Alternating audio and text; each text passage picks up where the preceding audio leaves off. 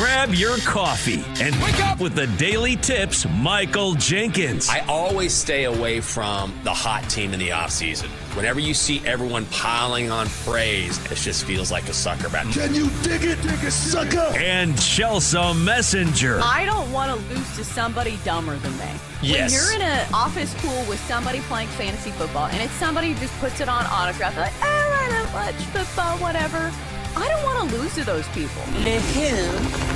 The her. For the best wagertainment here on the BetMGM network. Hey, Dad, don't forget about me, the dogster. Sponsored by BetMGM. Make it Legend? Wait for it. Dairy. Download the app today. Please gamble responsibly. Wake up, people. We have so much to talk about on a Tuesday, November 11th, here on the Daily Tip presented by BetMGM. I'm Chelsea Messenger, PJ Glasser, and for Jenks today. First, we'll dive into the defensive clinic we saw last night between the Eagles and the Packers. Was this more a testament to both defenses, or are there real concerns on both of these offenses? At 6:20, we'll get into the state of New York teams in the NFL. Let me simplify it for you. It's not great.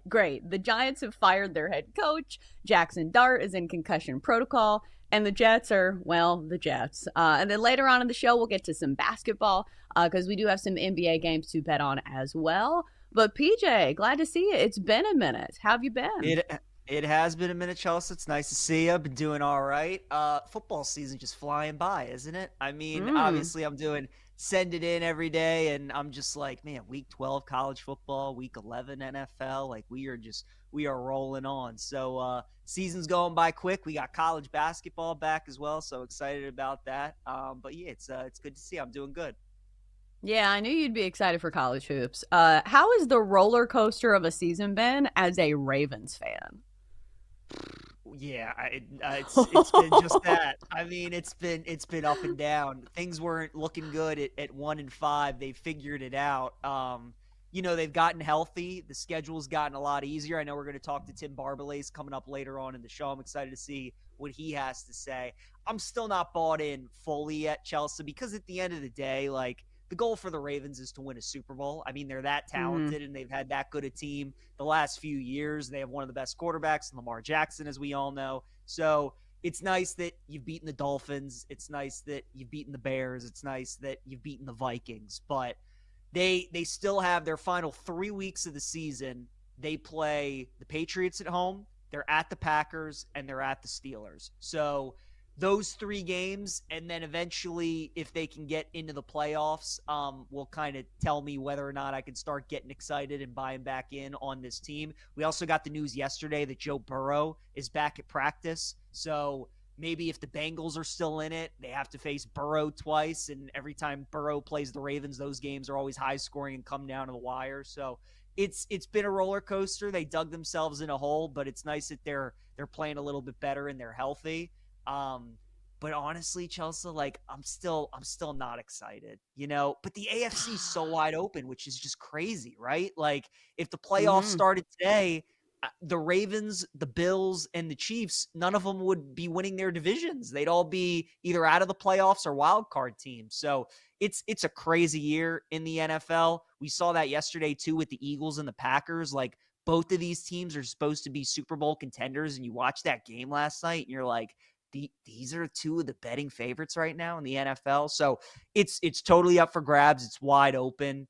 I can't fully, I know people are starting to buy back in with the Ravens. I can't do it yet until we see them against some of the elite teams in the NFL. This feels like the most like NFL year ever, where it just feels like there's a lot of parity and there's been a lot of swings. Like we talk about a roller coaster of emotions for Ravens fans. I feel like it's been that way for almost every team. Where week to week, and me and my husband were watching some of the like national talk shows on Fox yesterday because ESPN is still sticking their feet in the mud. But you watch these shows and week to week, it's crazy the amount of reactions and overreactions to teams where it's like, oh, well, now the Bills are trash. And like earlier in the season, it was the Chiefs that were trash. And the Eagles, if you look at their stats, they're terrible. And so week to week, you see all these big overreactions when in fact, it just feels like this year, there's so much parity in the league, kind of like you alluded to. So I think as a prognosticator, this is what makes our job tough. Unless you look further down the board and you're like, okay, since it's wide open, maybe you take a big swing on some of these value teams because you look at the top and it just feels like it's anybody's game. 100%. And I think it makes it really fun this year, Chelsea, betting the NFL week to week. We talk about that, how the NFL is a week to week league. But to your point, like it truly is this year. But it makes it tough in the futures market, right? Because you just like 1 week, your team can maybe that you're invested in can look great. And the next week they can look terrible. So we've seen some big upsets here the last 2-3 weeks or so. And some of these teams, especially like a team like the Bills, who, they beat Kansas City at home. We all think, oh, okay, the Bills they found something and they turn around and they get smoked by the Dolphins. So you just don't know. It makes it a lot of fun in the NFL because, if teams constantly are having big wins and then are having letdown losses, like they're either getting inflated or undervalued in the market. So it's fun to bet week to week, but really makes it tough in the futures market to know which of these teams you can trust long-term and then which of these teams are going to figure it out going into January. So like you said, it makes it tough on us trying to figure out which of these teams you can trust to try and win the AFC or NFC. Right. And now I think those questions extend to the Green Bay Packers, who lost in a defensive clinic last night on Monday Night Football to the Eagles 10-7. And I think we have different takeaways from this game, PJ, because I know you kind of expressed some, hesitancy to say that this was a good game, or at least that's what I'm taking away from your tone. But I do think as I was watching this, there were so many good defensive playmakers on both sides of the ball where you have to look at it through the defensive viewpoint where you're like, hey, this is a pitcher's duel. The defense is going to be great. And albeit there were some big penalties, when the Eagles needed something, there was a penalty. When the Packers needed to go for it on 4th and 1, there was like a false start and then they had to back up 5 yards and then eventually punt it. But when you listen for the names, like it was still big names. It was Nolan Smith making big plays for the Eagles. It was Jalen Carter. It was Jalen Phillips, the Eagles' shiny new addition from the Dolphins, who was making big plays on the defense. So for me, I really didn't have the takeaway that I think a lot of people had from this game. When you look at the final score and you see 10-7, you're like, ugh, what was this? The Raiders and the Jaguars. I felt like it was actually a pretty entertaining game. Yeah, the Eagles, I think your takeaway is that they just need to find ways to win games, and that's what good teams do. Mm-hmm. They're the defending Super Bowl champions, and I think a lot of us, especially early on in the season, we compared them to the Chiefs, where they weren't necessarily passing the eye test. They weren't looking very impressive. They weren't blowing out teams, but they were just finding ways to win games. And that's what they did again last night. So I'm not necessarily concerned with the Eagles. To your point, both teams, two really good defenses. The Packers defense has been terrific at Lambeau this season. So you probably, it was maybe shocking that there was only 2 touchdowns scored in the game. But maybe not shocking that it was a defensive struggle on both sides.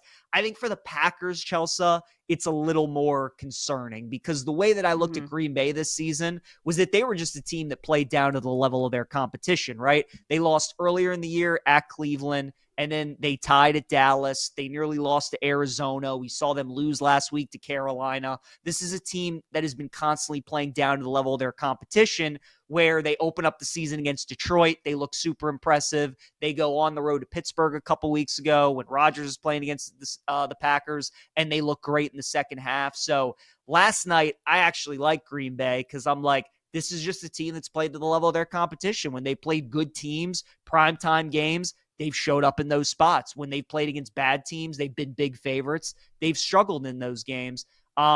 So for them to struggle last night, Jordan Love hasn't played well at all the second week in a row. This Giants game this upcoming week is going to be super, super interesting. I know we're going to talk about the Dable news at some point during the show, but again, the Packers are going on the road as a touchdown favorite in the type of game that they have struggled so far this season. And we'll see if it ends up being Dart or Russell Wilson for the Giants. But with them firing Dable, I mean, we know most teams tend to get that bump off the firing of a head coach, so you would expect the Giants to play pretty decent. I'm excited to see what the Packers look like this upcoming week, but I'm starting to get concerned about Green Bay for sure. And last night, even though their defense showed up, watching their offense really struggle again at home, I think if you're a Packers fan, it has to be super concerning.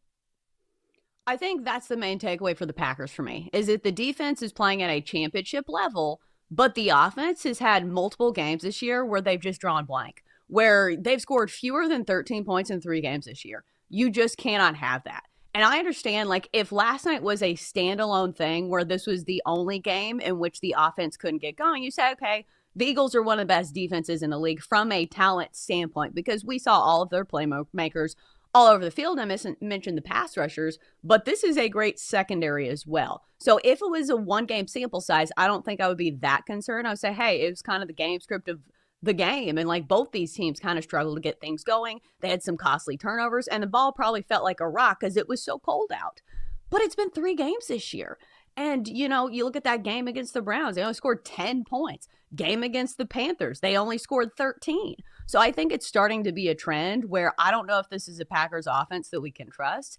And we kind of knew that going in, it's not going to be at full strength, because I think like 6 of their 7 receivers were either on the injury report or on a snap count last night. Tucker Kraft, somebody who was like trending towards being their best player other than Jordan Love, you know, out for the season with the torn ACL. So I think that's my big takeaway for the Packers, is that I'm just not sure if this is an offense we can trust, especially when they go against good defenses in the postseason. Yeah, Kraft was a big injury for that offense, Chelsea. He's the only guy this year for Green Bay who's had over 100 receiving yards in any single game. Dobbs got banged up last night in the game.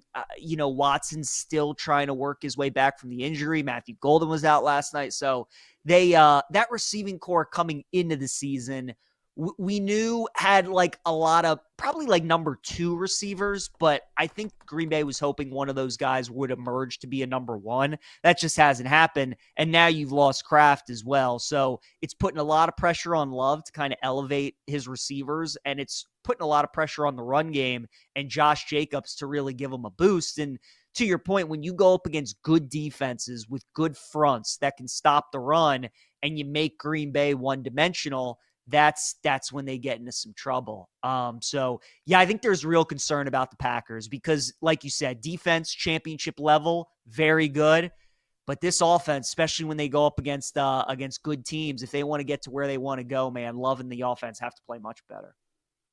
I mean, and if you want to talk about the Eagles in that regard, like I wouldn't talk you off it as well, because it wasn't like the Eagles had some offensive clinic either. They had a great drive in the first quarter that took like 8 minutes off the clock, and then Jalen Hurts fumbled, deep in their own territory, and it kind of took that, big productive drive off the board. But other than that, it was a bunch of nothing for the Eagles offense as well, with the exception of the fourth quarter when there were a couple of big plays that kind of broke this game open. There was a big Saquon Barkley run on 3rd down where I think he ran for like 40 yards.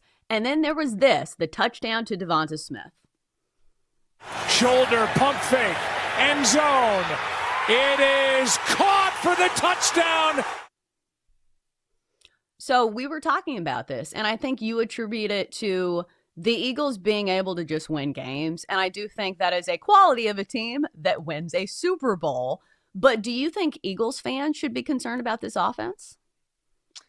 They should be concerned for sure, because they just, especially from like all the analytics and the underlying metrics and, all the things that the numbers guys use, they have struggled, and yards per play isn't good. Barkley's having nowhere near the season he did last year. Offense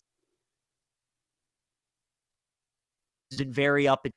The offense has struggled, and they're still 7-2. So I think that's where you're an Eagles fan. Like, we haven't played our best football really for the last month and a half, it feels like, but we're still finding ways to win games. And they can just hope that, when they get to the playoffs and this team has made it to the Super Bowl the last couple of years, that they can just kind of figure it out, especially when there's no like dominant team in the NFC. Seattle right now is playing out of their mind. The Rams are playing really, really good. The team that they're going to face this week, the Lions, obviously have a ton of talent. So there's some really good teams, but there's nobody who's really emerging as the clear favorite in the NFC. So I think if you're Philly, just stay healthy, get to the postseason, and I think they feel good about where they are because they have the pedigree. And, there probably isn't a team you trust more in the league, maybe outside of Kansas City, where you're in a playoff game. It's close with 5 minutes to go. And if you were to trust anybody in the league, Philly would have to be at the top of that list.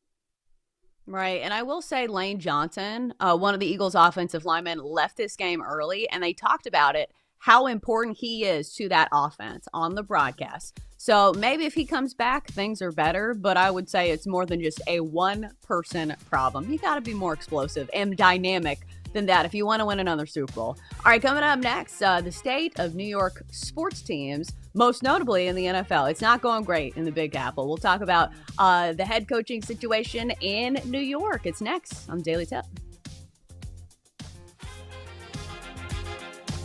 Chelsea and Jenks will be right back on the Daily Tip on the BetMGM network. Make it legendary. Download the app today. Please gamble responsibly.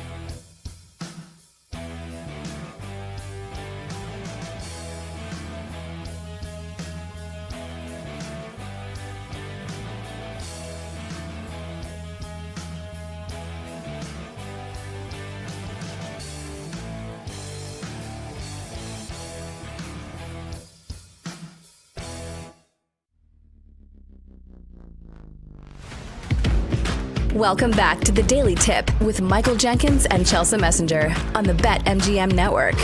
Make it legendary. Download the app today. Please gamble responsibly. All right, we're back on a Tuesday.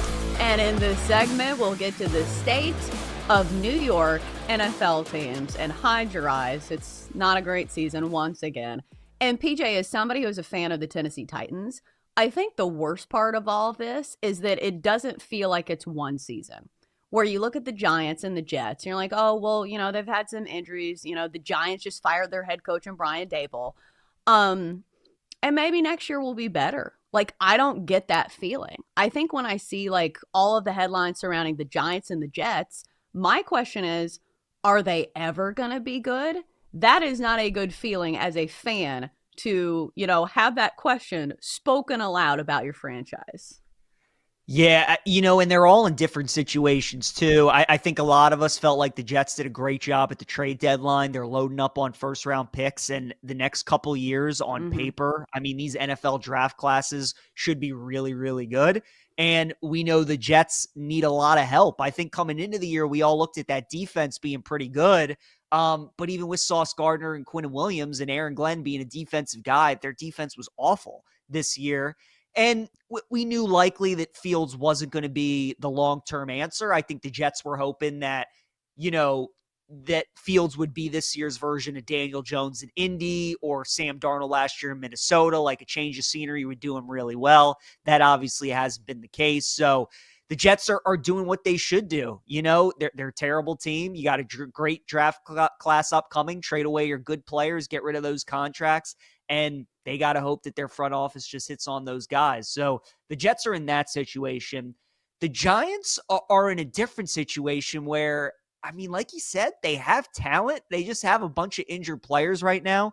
I think we all agree Malik Neighbors is a number one receiver. He's out for the season. Scatterbo is looking like a really good running back. And with that leg injury he suffered, you hope that maybe he comes back at some point next year, but who knows if that's going to happen. And then Jackson Dart's the interesting one because the Giants they're not going to draft a quarterback with one of the top picks for this next upcoming year. But Chelsea, what are your thoughts on Dart? Because there is potential there, definitely. The offense has been much better since he's been there.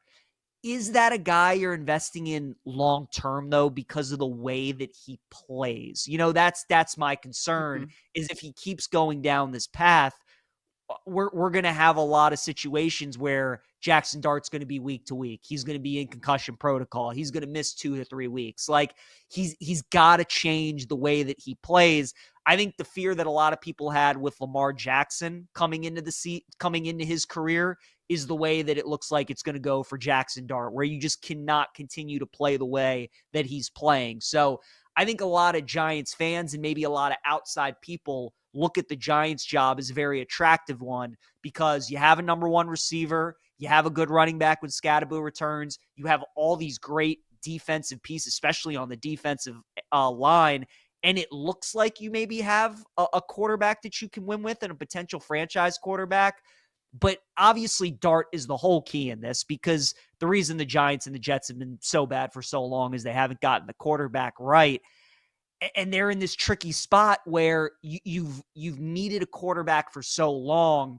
You can see it with Dart. I mean, you can see flashes of it.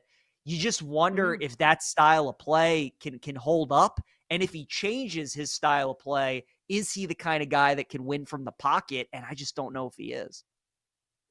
Well, I think some of it depends on the coaches and what plays they're calling, because I had heard that they were calling all these designed runs for Jackson Dart, and I get it. You're trying to save your job as a head coach, and Brian Dable, now fired, did not save his job, and now Jackson Dart is in concussion protocol.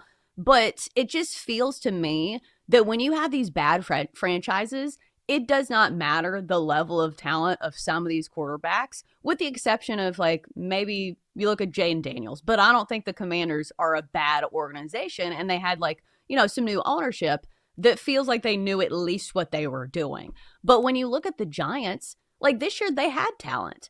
And I don't know if it's sustainable, because especially building a franchise on a running back, Cam Scatterbo, I love him. But if you're talking about somebody who is looking for contact, Cam Scattaboo is looking for contact. So I don't know how long his career is going to be. And then you look at Jackson Dart, and I just wonder how much he will develop in that franchise. Because I think Tom Brady was talking about this on Colin Cowherd's show, saying you can be a really talented young quarterback, but if you don't have the infrastructure around you to go over film and show you all the rights from wrong. And I will say the Ravens organization did a great job of transferring Lamar Jackson from a running quarterback to somebody who is a very skilled passer. Like some of Lamar Jackson's passing stats over the last few years are on par with like Aaron Rodgers and like pure pocket passers. So I don't know if it's in there for Jackson Dart, but it just feels like one of these things where these bad organizations, it's like handing somebody who's never owned a horse 5 champion thoroughbreds. Yeah, they're great thoroughbreds, but they don't know what to do with them. They've never had a horse. So it just feels like I don't have a lot of faith in either of these teams to develop whatever talent they have. No, I mean, look, it's so true. To your point with Lamar, when he first came into the league, Chelsea, the Ravens invested in offensive line and tight ends. You know, they really weren't about getting like a number one receiver. They knew Lamar was still a project passing, so they wanted to build the most dominant running game in the NFL, and they did that early on in his career. And now that he's turned into this great passer from the pocket, they've obviously been able to use some draft capital on receivers. They've tried to find some more of those guys. But like, yeah, you look at some of these young quarterbacks, you know, New England and Drake May, like it's been the same thing. They obviously made a big effort to upgrade their offensive line this year. They got Travion Henderson to help them in the running game. They went out and got Stephon Diggs. So like you said, and that's a part of this, right? They got rid of Dable, which I think a lot of Giants fans are very happy about, but they're keeping Joe Shane, Chelsea, the GM. And it's like, you saw this with Miami too a couple weeks ago. After that Thursday night game against the Ravens, we're like, all right, this feels like the kind of game where the Dolphins are going to make changes. And they got rid of the GM, Chris Greer, but they kept the head coach in Mike McDaniel. And I still think they end up getting rid of him at the end of the year. It's like if you're these teams, though, and you've had these coaches and these GMs for 3-4 seasons, and it's just clearly not working out, and there's really no like direction or there's no improvement, especially from a win-loss record with these teams, like you just got to tear it all down. So that's another part of this too with the Giants. It's like, yeah, you obviously want to find that next great coach. You hope that Jackson Dart can turn into that franchise quarterback, but I mean, are we really going to keep the same GM? Are we really going to keep the same guy that's helping to build these terrible teams that you have year after year? So it sounds like he's going to stay with them long term, and they're going to find a new head coach. And if that's the case with the Giants, I mean, I think that's a big mistake, right? Like, do it the way the Jets did it, where if you're going to tear it down, like tear it down. Do it the way your Titans did it. And I know it hasn't worked out, but get rid of the GM, get rid of the coach. So if we'll see if the Giants end up doing that at the end of the season, but it doesn't sound like they're going to. And not only do I think that's a major mistake, but I also think that's going to limit some of the head coaching candidates that they're potentially going to have, where guys are going to see that they're keeping that same GM. And it's like, well, if I'm in a great situation as a coordinator, why would I leave to go coach that dumpster fire if I'm going to have the same general manager that Dable did?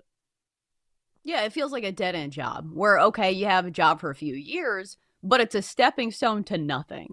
So I think sometimes, like, here's the talk here in Tennessee is that a lot of people don't love the owner of the Titans. Mm-hmm. And I don't know the nuts and bolts to it. I haven't really gotten to the weeds, but I do think if, like, ownership is not the best, because I know people have had these concerns about Woody Johnson, the owner of the Jets.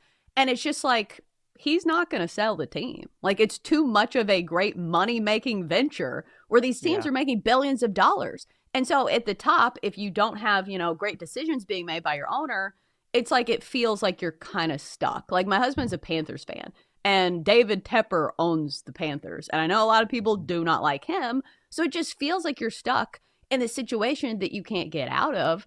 But I will say at least the Jets have all these first-round picks. But as a cynic, here's what I thought. Okay, but you just traded away like these lottery tickets that you got with first round picks. It's like you can only hope to get somebody that's like Sauce Gardner with one of these first round picks that you have over the next few years. So even though you have all these picks, can you trust the organization to hit on these? Because like if it's my Titans, The answer is no. Yeah, exactly. So that's, I mean, like you said, in theory, it's great what the Jets did, and it's great that they get all these first-round picks. But at the end of the day, you have to execute, and it's the same thing with Giants fans. Like, I know they were sick of Dable. I know they wanted to move on. I know they're happy that he got fired, but the grass isn't always greener, you know? I mean, people wanted Saleh gone with New York, and now they probably have the worst head coach currently in the league in Aaron Glenn. So, I mean, this is what bad organizations do. You know, they have coaches that don't work out, and then sometimes they bring in new ones that are even worse than the old one. The Giants do have some interesting pieces, though. Again, we alluded to the talent. We alluded to all the injuries that they have this season. So if they can get a good coach that can kind of make it all work, then there is something there. I just think at the end of the day, Chelsea, like most jobs in the NFL, it's obviously going to come down to the quarterback. And we have seen flashes of success with Jackson Dart, and it feels like he is kind of injecting some excitement into the city and the organization. But like you said, the play calling's got to change, and they got to develop him as a passer, and they got to help improve and build him up, because if they continue to call plays like they have been so far earlier in his career, I mean, he's not going to be healthy enough to play games for the Giants consistently.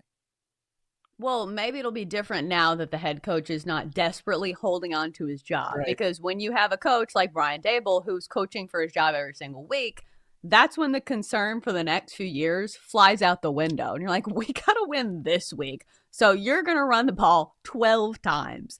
So I do think what I've landed on is I do think your angle on the quarterback situation feels like the best predictor of success. Like if I'm picking like which franchise I think is going to be more successful over the next few years, maybe it's the Giants simply because of Jackson Dart. And it does feel like they hit on him.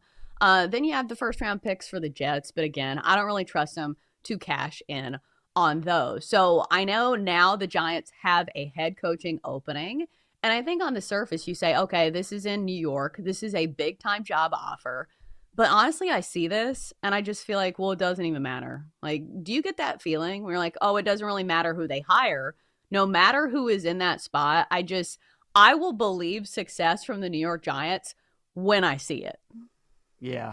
I agree with you. And I also, am not really like taken back by this job. It's not one of these jobs that open up and you're like, oh, wow, that's going to attract a lot of high level people. Like that's the kind of job that people would maybe leave their current job in a good situation for, right?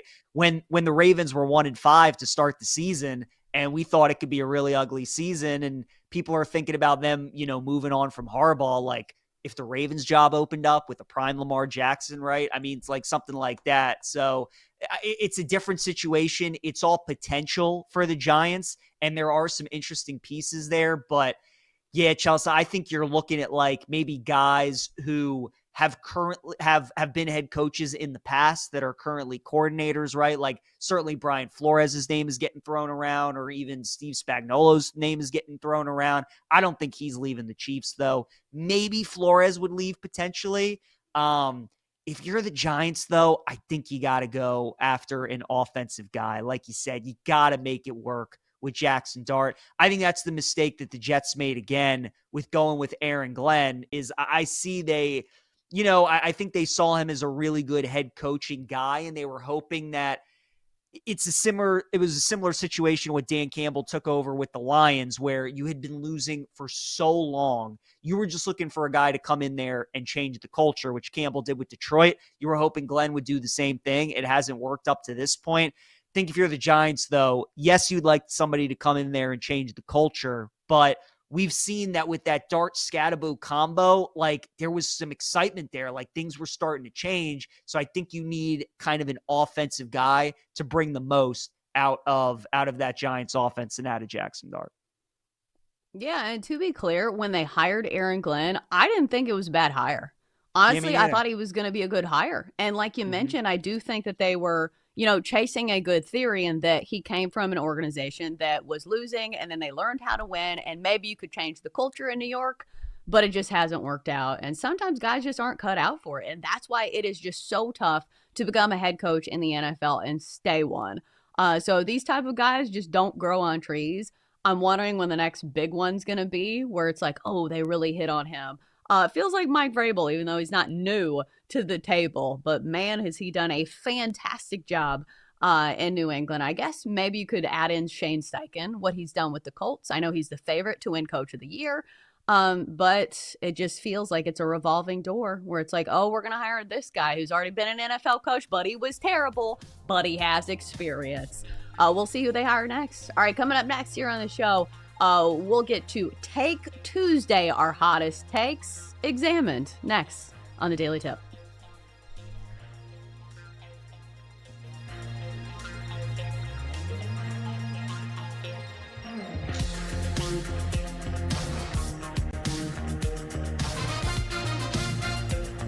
Chelsea and Jenks will be right back on the Daily Tip on the BetMGM network. Make it legendary. Download the app today. Please gamble responsibly.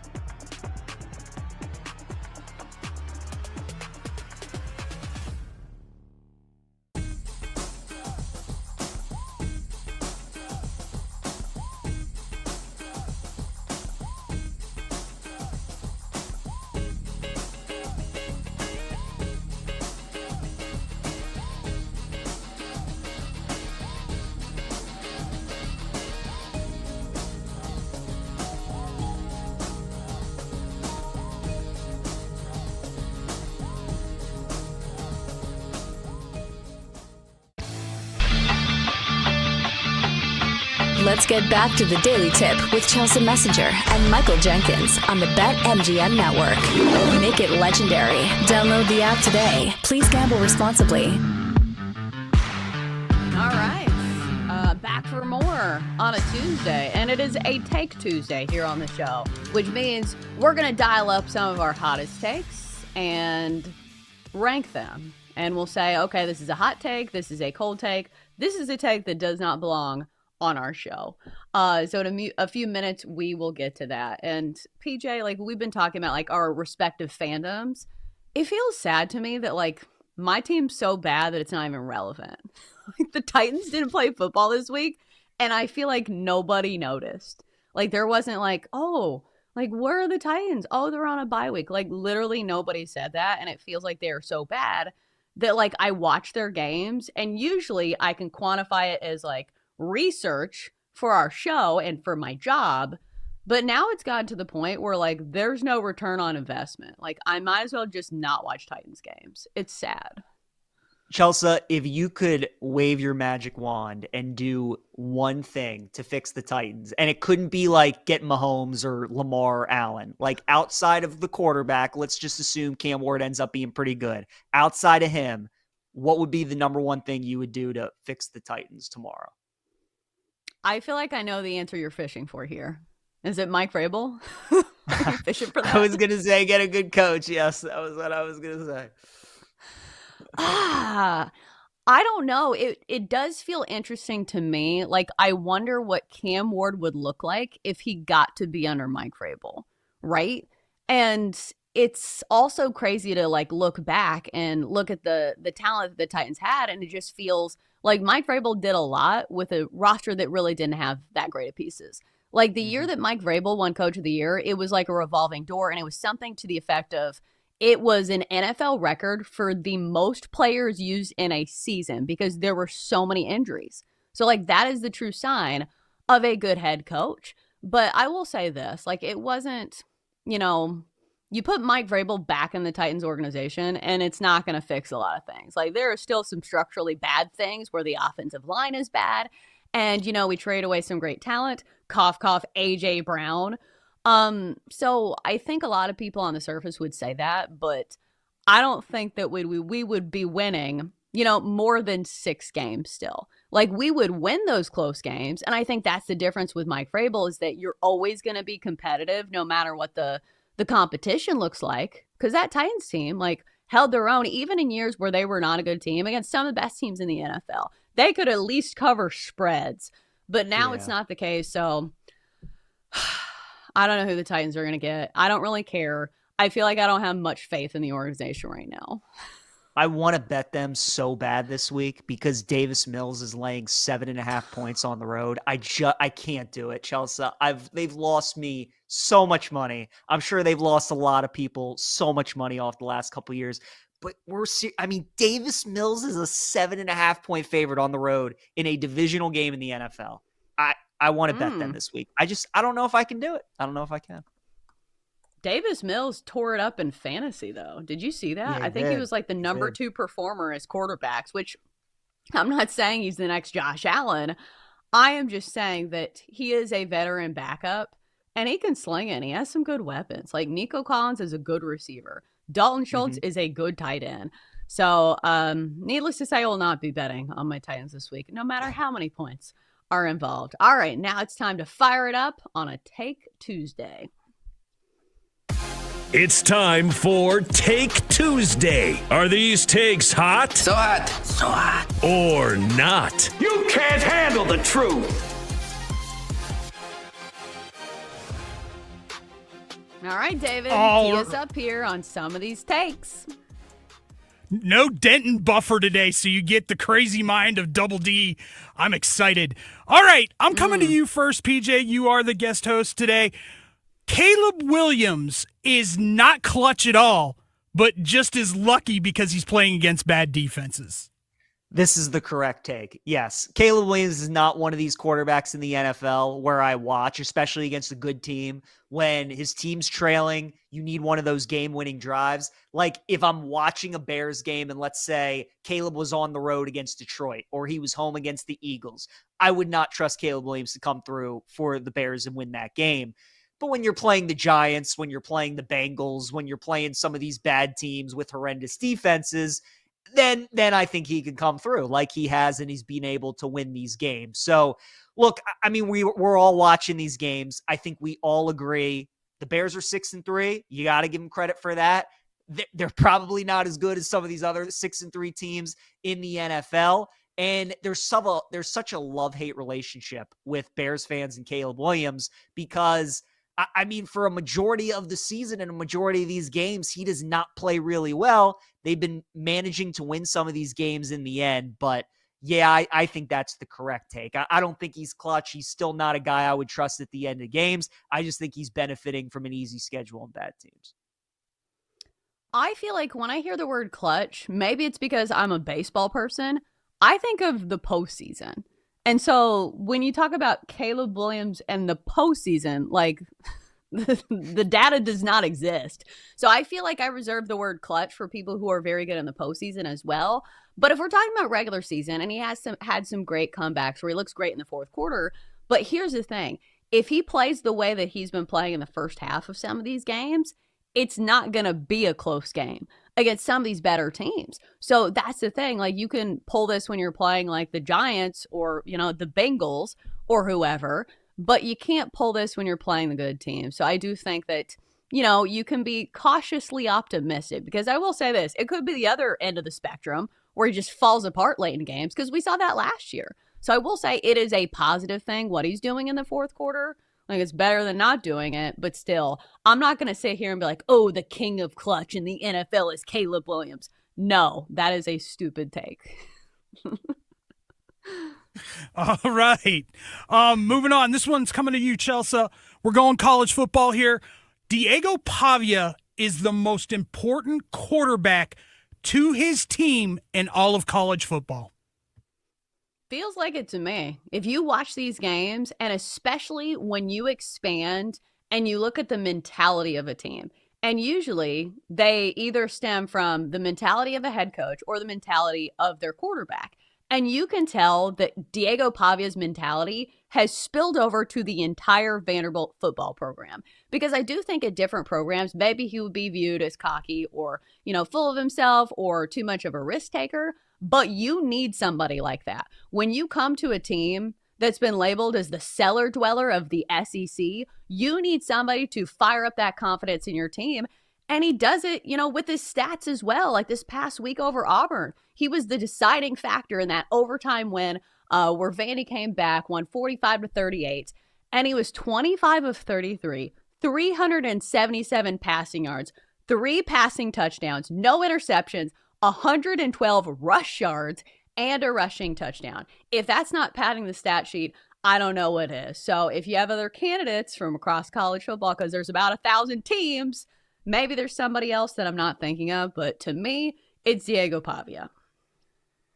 You know, this is a great question, and I never thought about this, but I agree with Chelsea. He is the most important quarterback in college football, and I think there's 2 big reasons for it. The first one is anybody that bets college football knows that there's nobody better against the spread as an underdog than Diego Pavia, and I think that speaks to how important he is as a quarterback, that when his team's a dog, when they're not expected to win, he elevates his team around him, and they're able to do that, and they're able to pull off upsets. And then the other reason is he's so important to his team because not only is he successful for the offense, but he helps out his defense too. Vanderbilt's the kind of team that wants to go on 8-minute drives, and they're able to do that, and they're able to help their defense and keep them fresh and keep them on the sideline because Pavia is so good in the run game. He makes such good decisions. He's so hard to tackle, and he's just a gamer, man, you know? And look, all these top teams would obviously not be as good if their starting quarterback went down. Vandy would be nothing though without Pavia. So I think he is the most important quarterback. I agree. All right, we're going to head back to the NFL real quick. If Bills offensive coordinator Joe Brady leaves for a head coaching job, Brian Daboll will be the offensive coordinator for the Buffalo Bills next season. What do you think, PJ? I mean, it's definitely a possibility because they had a lot of success, and that's the reason he got the Giants job, was because of how great he was with Josh Allen. Like, I'm going to be honest with you guys. Before he got the OC job with the Bills, Daboll was at Alabama as the OC. And me and a lot of my friends were like, when he took the Bills job, we're like, really? Like, the Bills are hiring Daboll? Like, I mean, he's good, but I don't think he's that great of a coach. And then he got to Buffalo, and we see the improvements that Allen made, and we're like, wow, like Daboll is pretty. And the Giants' tenure got off to a nice start too. So that's where kind of Daboll's coaching career took off. And obviously Josh Allen helped him land the Giants job. But I think it would make sense for both parties. So I don't know if it's definitely going to happen, but I think it makes sense, and I could see it happening. I think it makes logical sense, but I think we're seeing this in the NFL that great quarterbacks can make people a lot of money around him. And we've seen this. We've seen this trend of teams who hire these head coaches who were like tagged with helping out these great quarterbacks. Like Nathaniel Hackett, they're like, oh, he's the one that made Aaron Rodgers. He did not make Aaron Rodgers. Aaron Rodgers made Nathaniel Hackett. And then like here, I know I keep talking about the Titans and people are like, Chelsea, don't talk about the Titans. But you look at Brian Callahan, and the selling point on him was that, oh, he developed Joe Burrow. No. Now we see that it was all Joe Burrow, and it was not really Brian Callahan that was responsible for that offense. It was simply a good quarterback. So I think that when you're talking about an offense based around Josh Allen, it's going to make that job a lot easier. Like, obviously, you still have to pull the strings and draw the plays. But I'm just saying, a word of caution, if you're going to put it all on the coordinator or the head coach, a lot of times it's simply the quarterback. What do we think? Yeah, PJ. It's a good take. The Callahan comparison is a really good one. And look, I mean, Daboll, all he can do at the end of the day is call plays. So Josh Allen is a big part of why Josh Allen is who he is. Mm-hmm. I definitely think Daboll had some help in that, but I mean, Callahan that's a really good point bringing that up. So yeah, we'll see what the Bills decide to do. I honestly don't think it really matters, just because, I mean, Josh Allen's really good. He'll make a lot of people look good. All right, hour 2 after the break here on the Daily Tip. We'll be back for more. It's next.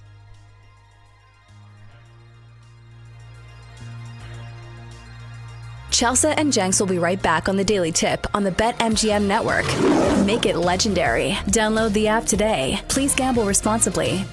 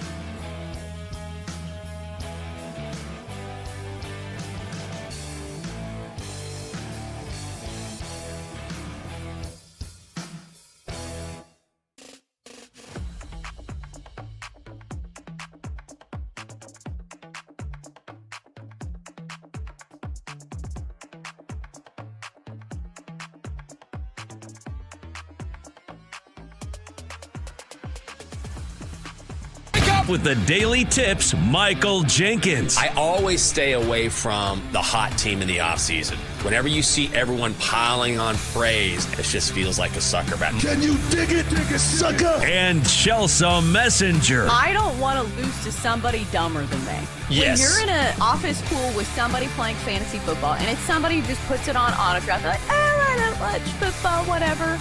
I don't want to lose to those people. Le who?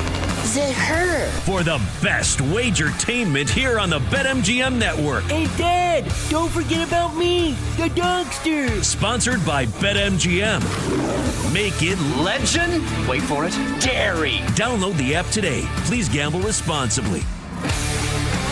Top of the hour here on a Tuesday. I'm Chelsea Messenger. PJ Glasser in for Jenks today. Over the next hour, we'll start with, of course, a big helping of football. We play Market Manager as we look at the current odds in the futures market and see if we can find some discrepancies where you can find some value, especially in a year where it feels like there is a ton of parity in the National Football League. At 7:20, we go on to the college basketball slate. I know PJ is super jazzed for some of the big top 25 matchups that we've got going on today. So it's going to be a fun hour if you want to stick with us. All right, PJ, so we're going to get to futures, and I wanted to get your take here because as somebody who's been in the betting space for like quite some time, I feel like the futures market is almost like a level harder than like betting on a single game. Like most people I know who are good at betting on futures, they are very experienced bettors. Do you get what I'm saying? To where like I feel like this is not a beginner market. And I understand like especially for casual bettors, it's not something that's super attractive either because it just sits, you know, in your bets for a long time. You have to wait and wait and wait. And especially for some of these favorites, like to bet the Chiefs to win the AFC, they're plus 275. Honestly, I feel like it is a better deal to just look at a game and be like, okay, who's going to score a touchdown in this game that has a good shot at, you know, odds of over 2-1. So sometimes I go back and forth on the futures market if I really like betting on futures. I'm not a huge futures bettor, that point being said, just because I feel like it's tricky, especially in a week-to-week league that we see in the NFL. So like my only takeaway is that I only look for the value teams. Like I'm not trying to buy a stock when it's at its absolute peak. So like the only strategy I would have is like look further down the board. But I think it's one of those things that sounds like a good idea until you find yourself making all these futures bets throughout the season. You're like, all right, so we've lost a lot of these. So buyer beware when it comes to betting on futures. 100%. And to your point, I think the biggest discrepancy between like recreational bettors or people that are getting new into the space or experienced bettors, especially when it's with futures, is it's all about price. It's all about what number. You avoid recency bias and, you know, you don't buy into like the hot team, right? So right now, everybody's that's betting like the Rams to win the Super Bowl or Seattle to win the Super Bowl. Like you missed the boat at this point. You know, the time to bet the Seahawks to win the Super Bowl was at the beginning of the season, or it was in the early parts of the season when we didn't realize Seattle was this version of themselves. Or it's the same thing with the Rams, you know, like after that Thursday night game when they lost to San Francisco. Like the entire part of the futures market is to try and predict the market. It's to try and beat the market to those prices. So that's why the NFL it's so tough this year, but it's also such an interesting year to buy futures. So Chelsea, I mean, the game that we had last night, like right now would be a good time to invest in the Green Bay Packers in the futures market. If you were a believer in Green Bay and you think that defense is going to continue to play at a championship level, you trust Matt LaFleur, you trust Jordan Love to figure it out, like the Packers right now are the kind of team that you buy in on to win the Super Bowl. So those are the kind of things you look for in the futures market, right? When everybody's talking about the same team, when the price has been all the way, you know, if a team was like 60-1 and now they're like 20-1, like those are the kind of things you don't want to bet. You want to, it's like the stock market, right? You want to buy low. I mean, that's really all it is in futures betting. So like if we were to talk about the NFL and we were to talk about the Super Bowl market, I'm not betting Green Bay, but again, it's like that line of thinking. It would be a team like that, a team that people are so down on right now, a team that just played in prime time, that we all saw their offense look terrible.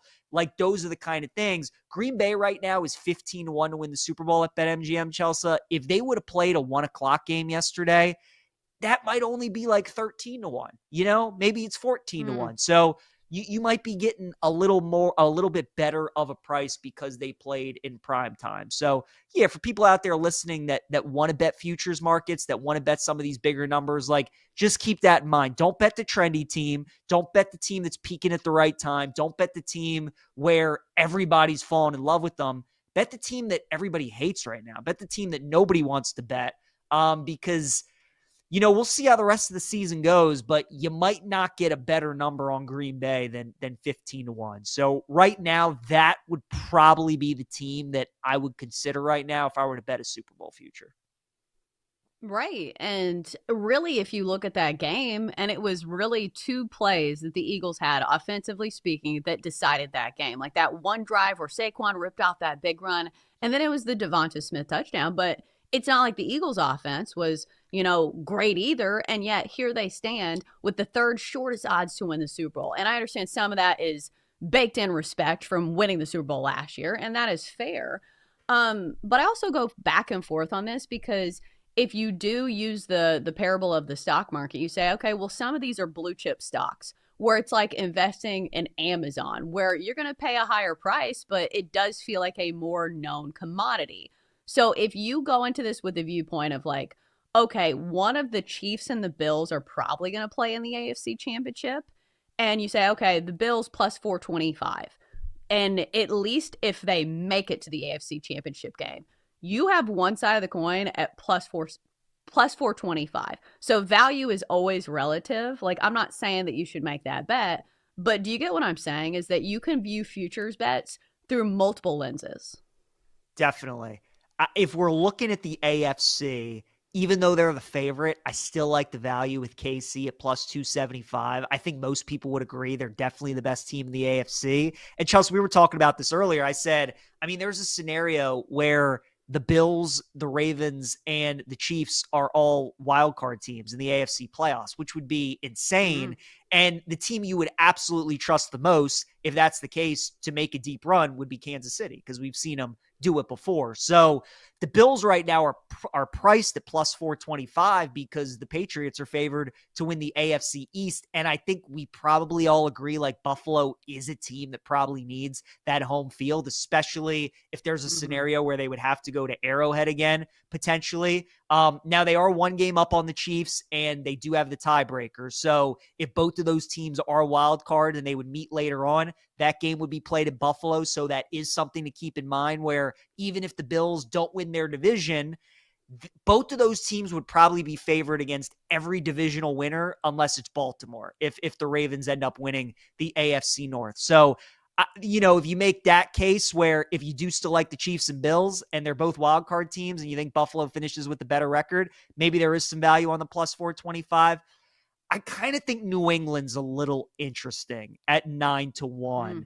And a lot of people would like the Patriots because of Drake May, and there's a lot of reason to like Drake May. Right now he's one of the betting favorites to win MVP, but I think it's because of Vrabel. And Chelsea, you saw this all the time when you were in Tennessee.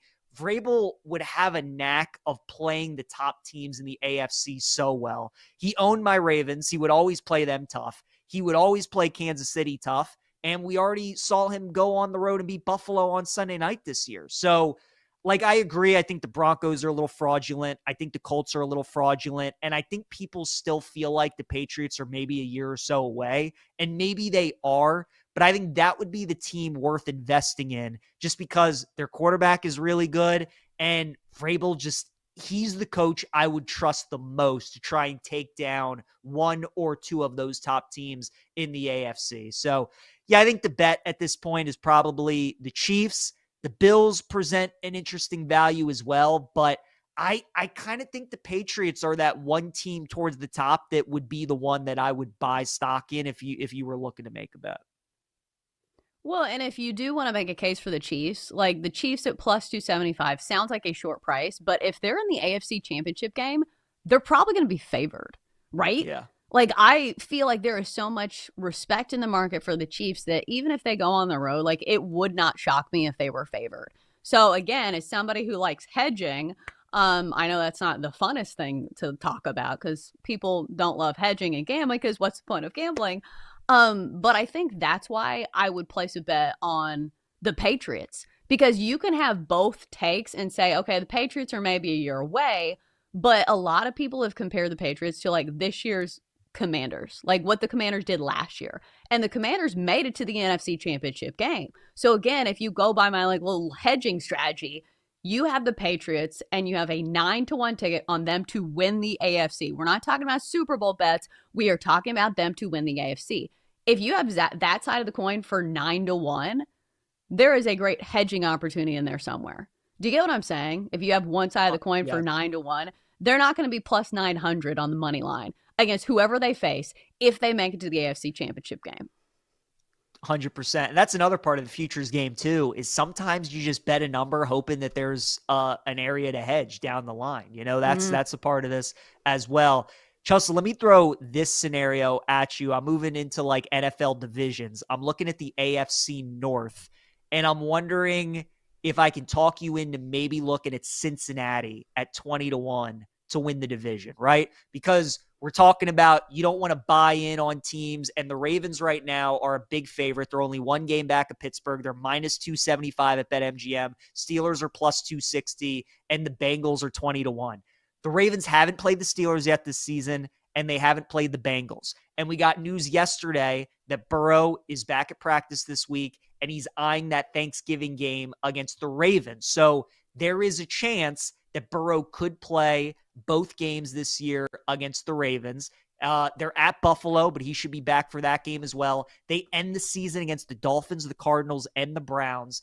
Now, their next two games without Burrow are going to be tough. They're at the Steelers this week, and they're home against the Patriots. The reason I think the 20-1 is so interesting, if the Bengals win this week and they get to 4-6 on the season, and they beat the Steelers, who would drop to 5-5, even if the Ravens beat the Browns, the Ravens would also be 5-5. So if the Bengals pull the upset this week, they're one game back of Pittsburgh, and they'd have the tiebreaker because they beat them both times.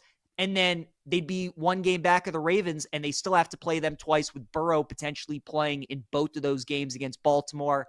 The defense is atrocious, and I understand, and that's why the price is 20-1.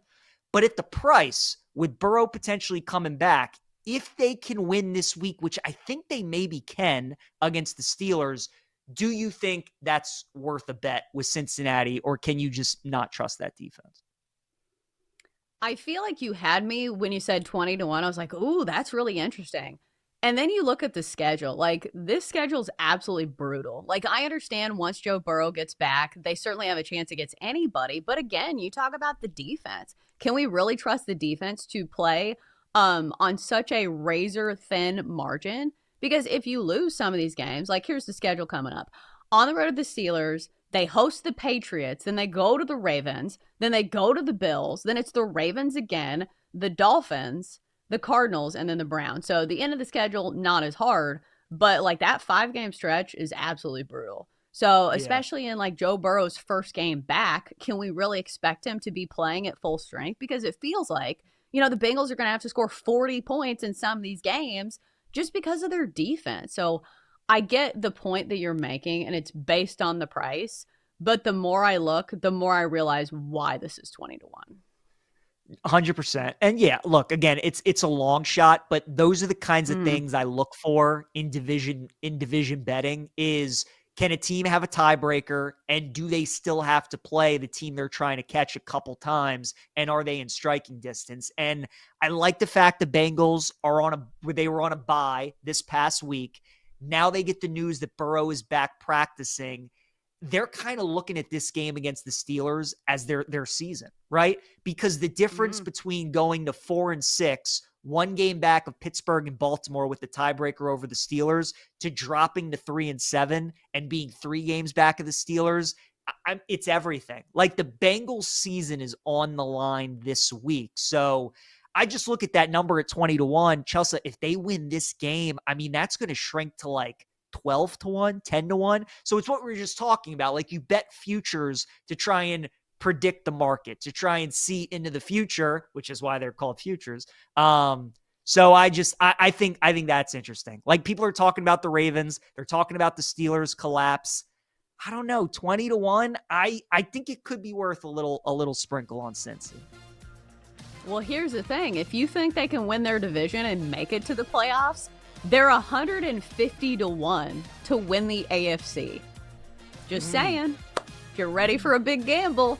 If not, that's fine too. All right, coming up next, we switch gears. Time to talk some college hoops. PJ's favorite. It's next in the Daily Tip.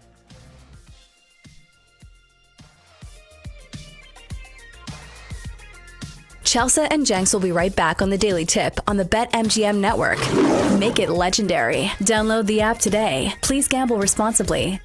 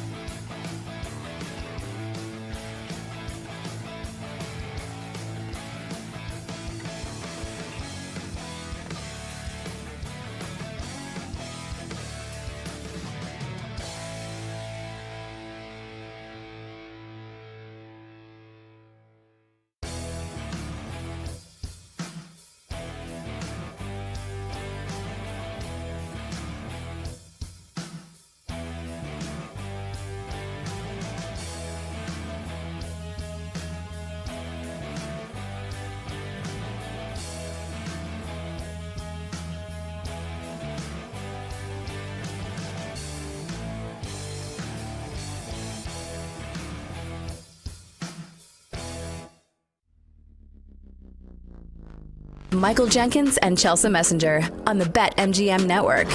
Make it legendary. Download the app today. Please gamble responsibly. Welcome back. It is Tuesday, November 11th, and before you know it, it's going to be full swing into college hoops season. In fact, we're already there even though I know a lot of us are still knee deep in college football and the NFL, but it's going to be that time to turn the calendar over. So you best get prepared. And who better to have on the show today than PJ Glasser filling in for Jinx to talk some college hoops. So PJ, I know you are very ready for the college basketball season. And I'm glad you're here because I have not been paying a ton of attention to college basketball just yet.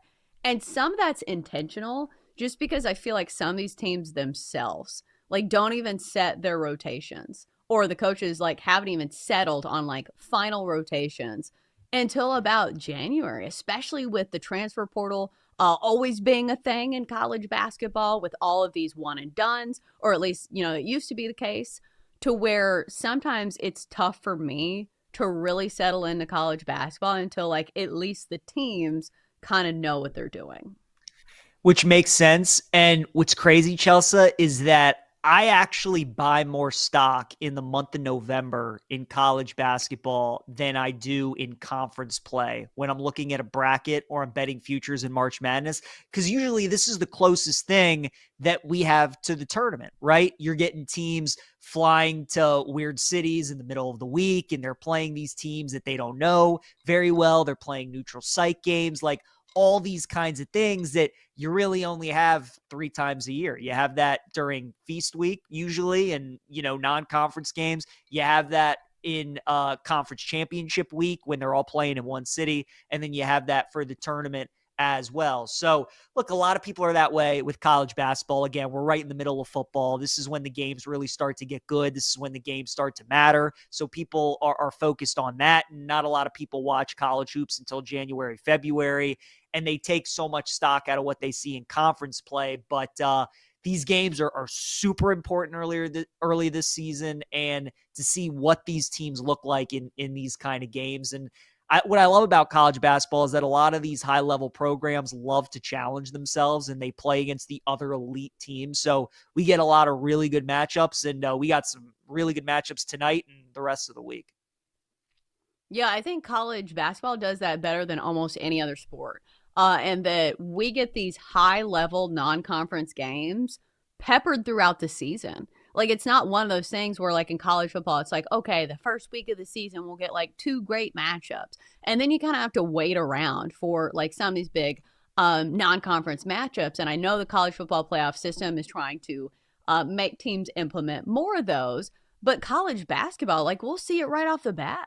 And it feels like it could be, like, a random week in December, and it's just like, oh, we've got a monster matchup between 2 of the best teams in college basketball. So I do think college basketball does that really well. All right, so to set the table, here's the current AP top 25, if you were wondering and you haven't been paying attention to basketball at all. So number 1 in the AP top 25 is Houston, followed by Purdue, UConn, Duke, Arizona, and Michigan. The coaches poll is a little different. The coaches have Purdue with 21 first place votes. Houston only 7 at number 2. UConn, Duke, Michigan, Arizona. Let me ask you about that off the top, PJ. What do you make of the discrepancy in the AP top 25 and the coaches poll? Like, I think this is the votes, what I'm looking at here. But is there anything to be read into like some of these polls when we're talking about the month of November? I don't think so. No, it's always interesting to see the discrepancies between both. I'm just always interested in what the betting market says and what the futures market says. And, it's funny that there's a difference between who's 1 and who's 2 in those 2 polls. And after 1 week of basketball, we've already gotten a change where Purdue was the favorite coming into the season. And now after 1 week, Houston is the favorite. And one of Purdue's best players, Trey Kaufman-Renn, hasn't even played a game yet this season. So I think this is what it should have been to start the season. I think Houston should have been the favorite. They should have been 8-1. And I don't think they'll be probably this high of a price the rest of the season. They're loaded. They made it to the national title game last year. They easily could have won that game against Florida. They returned 3 of their top players from that team. They have 5-star recruits. They had a couple guys transfer in. They're always going to be one of the top defensive teams under Kelvin Sampson. So Houston's going to be really, really, really good. And they can challenge themselves against just about anybody. Purdue's also going to be really, really good, and they have 4 of their 5 starters returning from last year's team. They probably have the best player in the country in Braden Smith. So those 2 teams should be the favorite. I think Houston's a little bit better. So I agree with the move. I think they should have been the favorite all along, but I don't take too much stock into, if there are any changes in the top 6 or top 25 between the 2 different polls. Obviously all those teams that are in the top 25 are going to make it to the tournament. I just kind of look at what does the betting market say? And then also the other sites like KenPom, Bartovic, or those kinds of things. Like what are the changes obviously between those sites and those metrics, and what do those teams look like?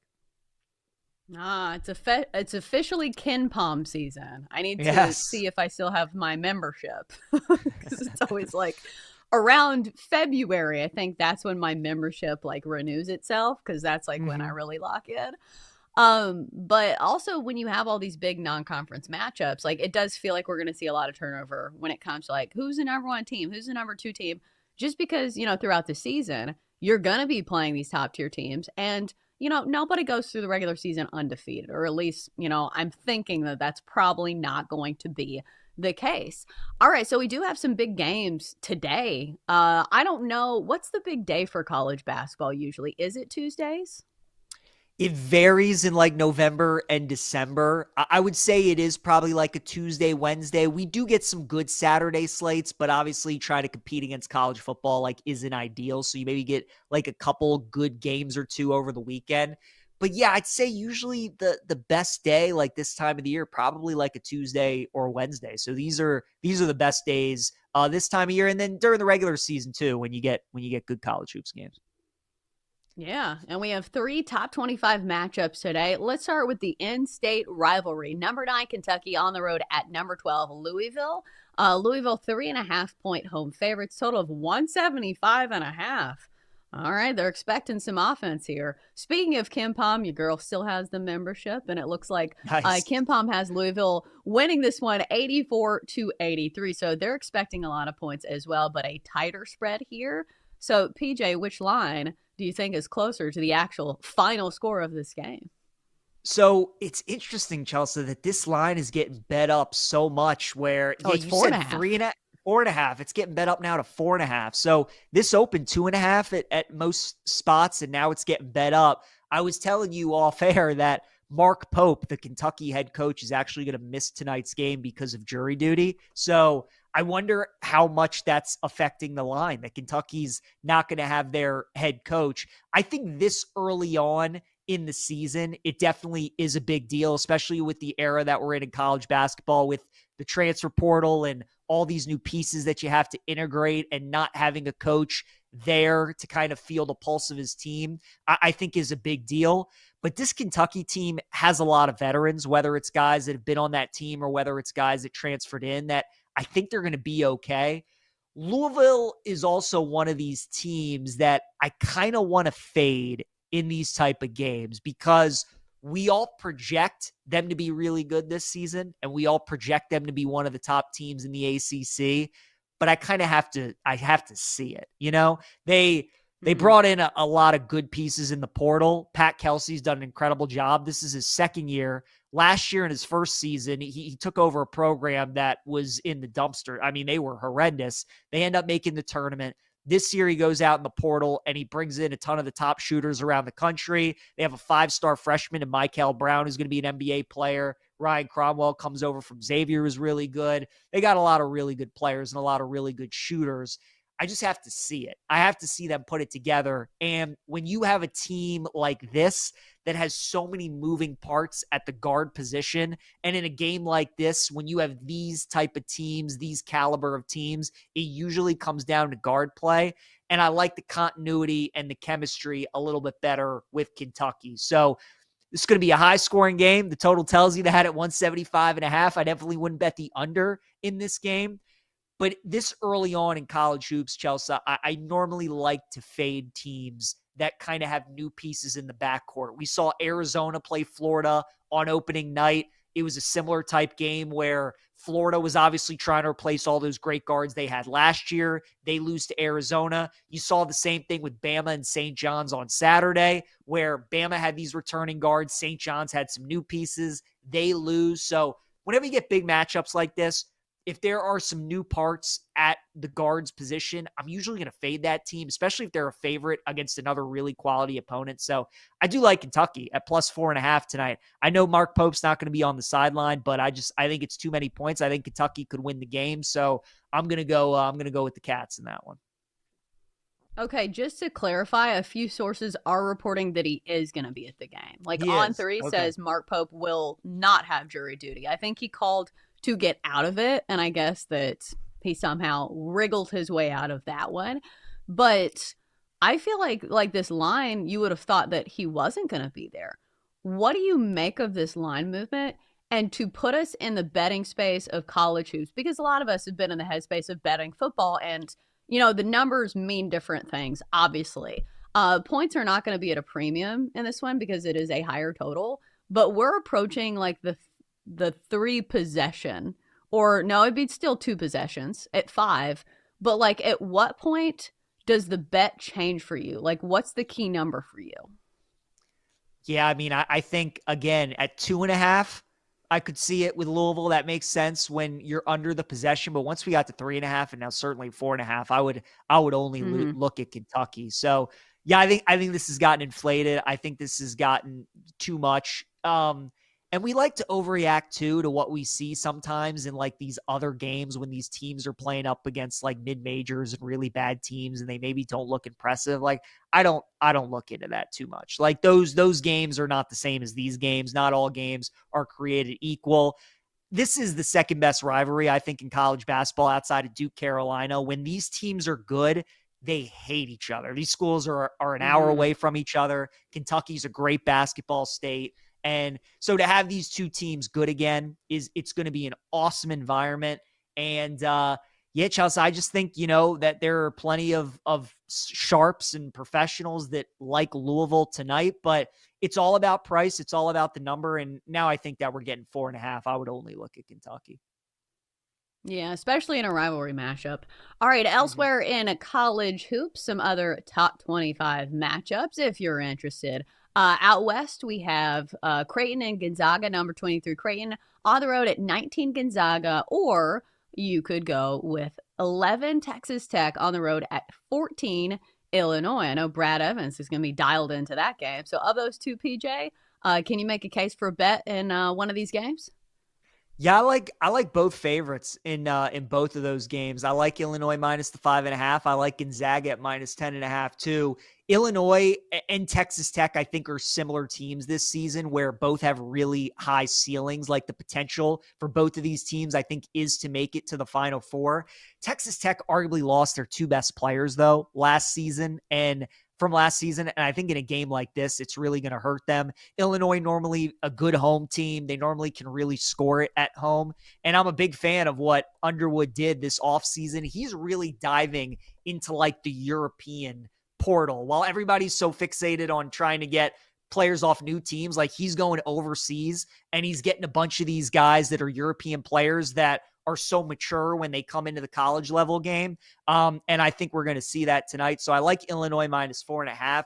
And I also like Gonzaga. I'm kind of down on this Creighton team this season. And as crazy as it is to say, like Gonzaga's underrated this year for the first time in a while. Like I think Mark Few's got a really good team. He's got one of the top front courts in the country. Graham Ike is still at Gonzaga, who's a really good player.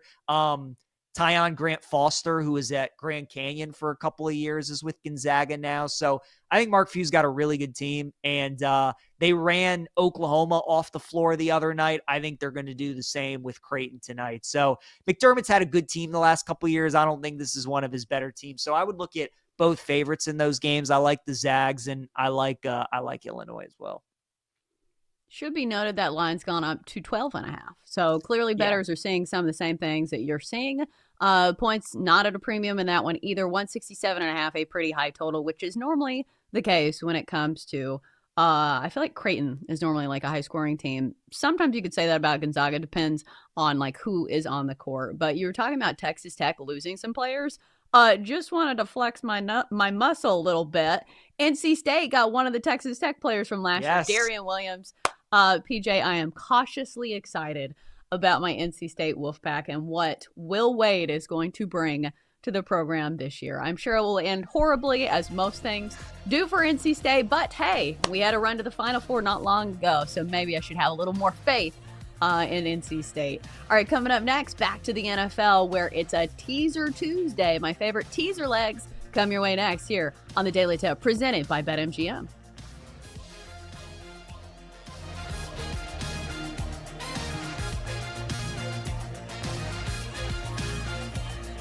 Chelsea and Jenks will be right back on the Daily Tip on the BetMGM network.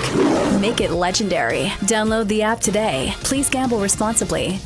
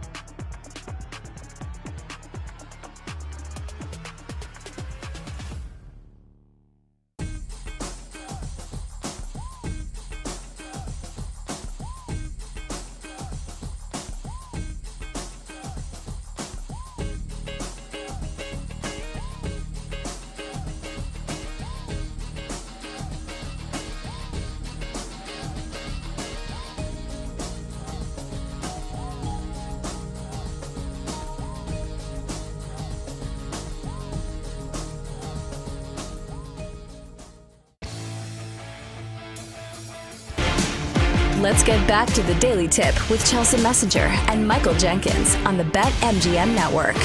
Make it legendary. Download the app today. Please gamble responsibly.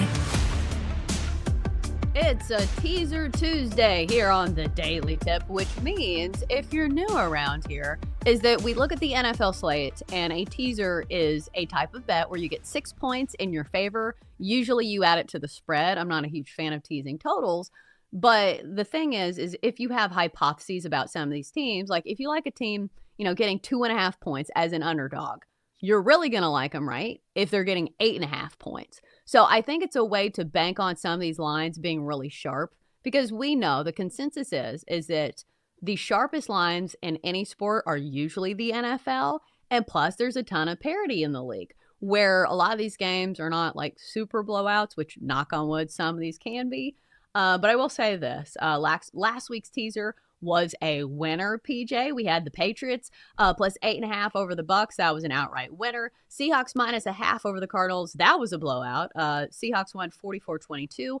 And then the Lions minus 2.5 over the Commanders. Same score, another blowout in that one, but I teased the favorites there, so that was nice. So PJ, as I get into my teaser options, do you find yourself ever playing teasers?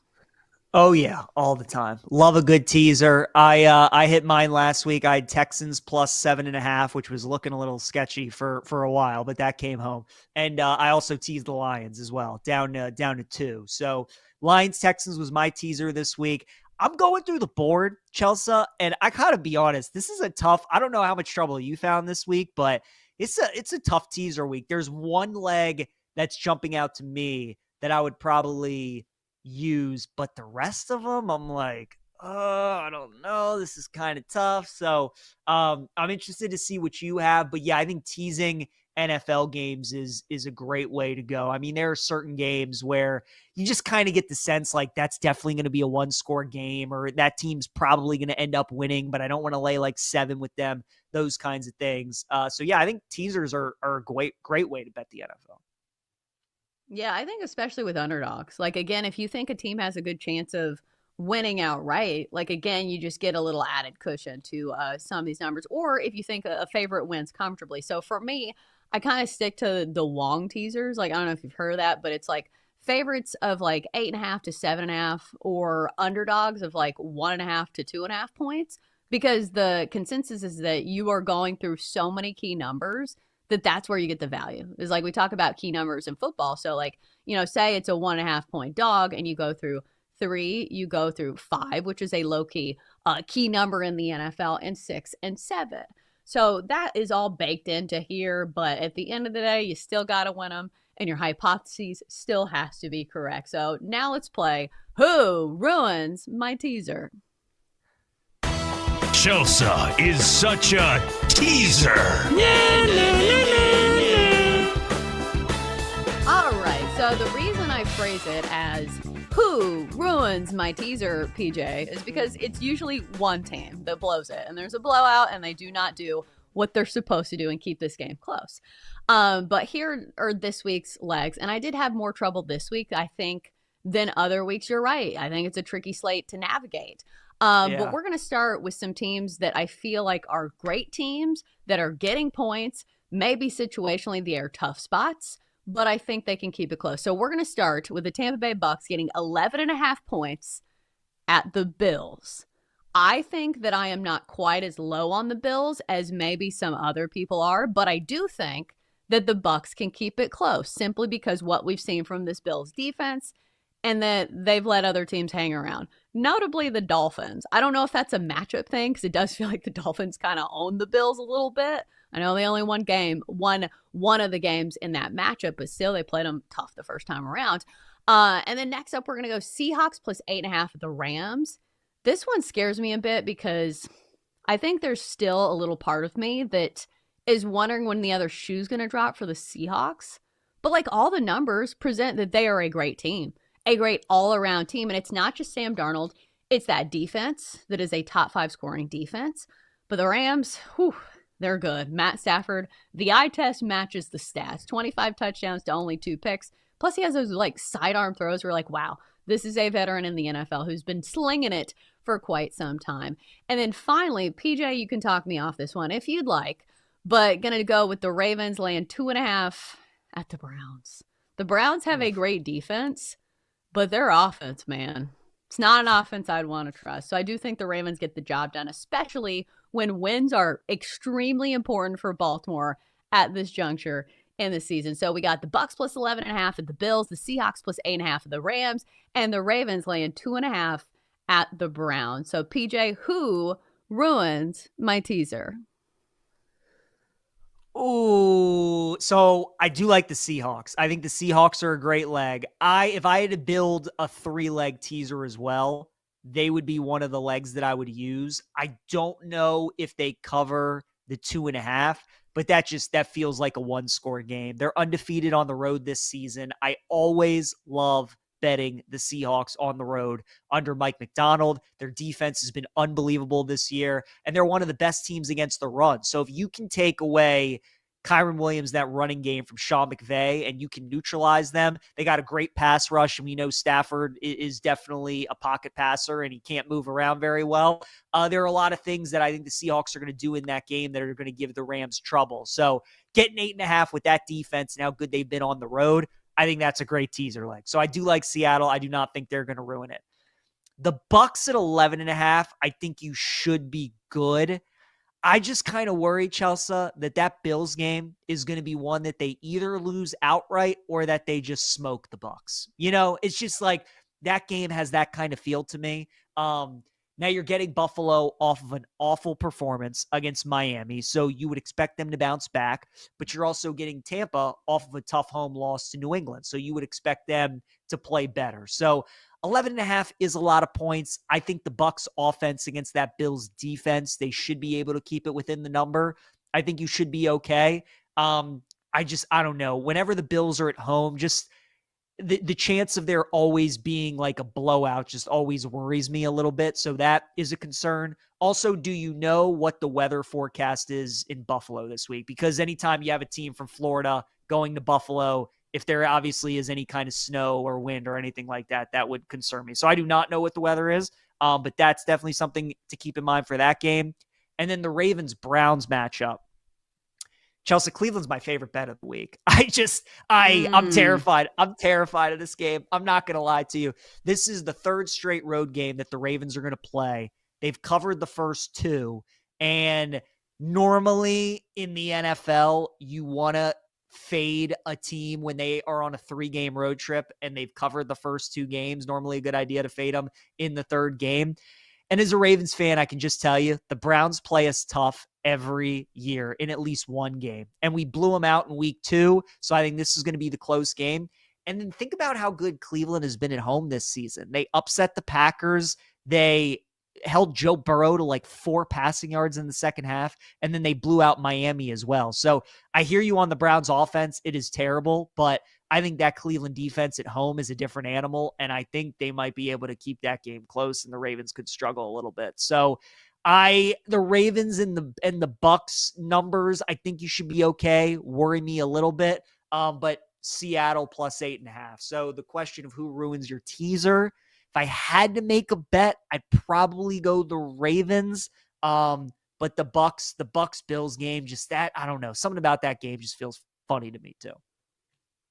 I think your point is well received on the Bills, just because I am not a huge fan of like teasing games where I feel like one side can score like 40 points. This is why I don't like go against the Lions, just because I feel like their offense is so potent that, you know, things can get sideways in a hurry if your defense is not on its A game, because, you know, if Josh Allen is just on his A game, you know they're going to score a lot of points. And sometimes it doesn't matter what the defense does. All right, so normally what we do is that you're allowed to kick one team out of the teaser and replace it with somebody. So I do have a candidate lined up. So PJ, instead of this teaser, you can kick one team out and replace it with the Lions getting 7.5 on the road at the Eagles. Will you make the change? Yeah, I think I will. I think I'd bump the Lions for the Ravens if I were you, actually. I think I would do that. That feels like a one-score game to me. The Eagles have been playing everybody close. They probably find a way to win that game, but I think Detroit keeps it within one score. That's a primetime game. That Dan Campbell's going to have his guys ready, and that's going to be one of the top offenses that they face all season. So the Eagles, at home this season, they've been a little funny, right? They lost to Denver. They should have lost to the Rams. The Cowboys played them tough on opening night. So I think the Lions can keep it close. So yeah, Chelsea, I'd probably go Bucks, Seahawks, and Lions. I'd probably take all those dogs and I'd bump them up. Yeah, I almost did. I think that's the Sunday night game. Like, that's maybe the only reason I didn't do it, because, like, I hate having, like, the standalone window games deciding, like, a teaser or a parlay. But I do think the Lions can certainly keep it close, especially with that offense. Like, it's going to be a challenge for the Eagles defense that we just saw last night. That Eagles defense is certainly something else. But Jared Goff is a veteran quarterback, and they have a ton of weapons at their disposal. Even though, let me ask you this. Isn't there a long-standing narrative about Jared Goff playing outdoors where people are like, oh, Jared Goff's not in a dome. Don't bet on the Lions. There is, and I've been a person that's been saying that a lot this season, but to Goff's credit, outside of the game at Lambeau, they won at the Ravens, they won at the Bengals, and they won last week at the Commanders. So he's been doing pretty good outdoors, so I think he's going to play pretty well in that game. Again, now the weather in all those games have been pretty decent. So again, whenever we're in November in some of these cities, you got to check what the weather is. But I think Goff and the Lions should be okay. Real quick, Chelsea, my teaser leg that probably is my favorite this week, I'm wondering if you thought about it, was I would have taken Arizona up to 8.5. I know they just got smoked by Seattle, but 5 of their 6 losses this season have been by 4 or fewer points. And I think those injuries are starting to catch up with the Niners, especially those defensive ones. So I don't know if they cover 2.5, but I think teasing up to 8.5. I think in a divisional game at home, I think they keep that one close. I think I thought about this when, because they just had a divisional matchup, the Cardinals and the Seahawks. I was like, oh, maybe the Cardinals keep it close. They did not keep it close. So I'm going to stay away from the Cardinals. You might be right, though, but I can't get burned again by the Cardinals. All right, coming up next, hour 3 of the show, our biggest takeaways from Sunday Night Football, Monday Night Football, next on the show. Chelsea and Jenks will be right back on the Daily Tip on the BetMGM network. Make it legendary. Download the app today. Please gamble responsibly.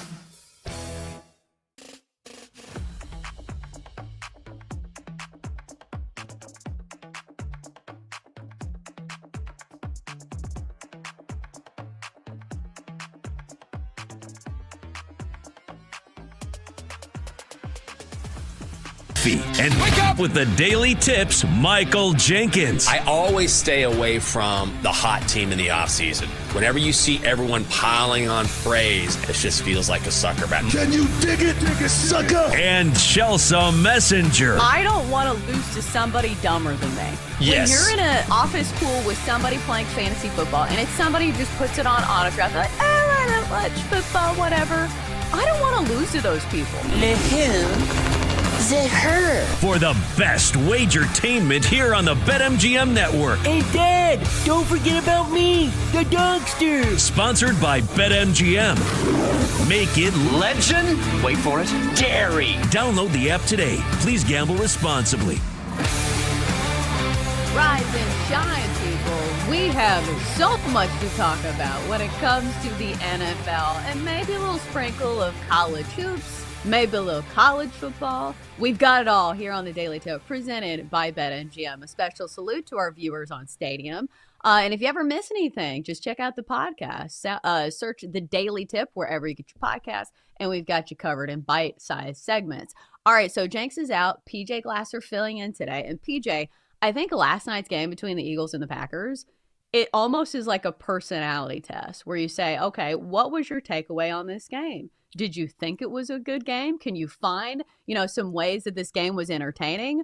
Or do you sit here and say, oh, it was 10-7. This was a terrible game. So it almost feels like a glass half full where you say, oh, well, it was a great defensive, showing from both defenses. And we have all these star players on both sides of the coin when you talk about defense.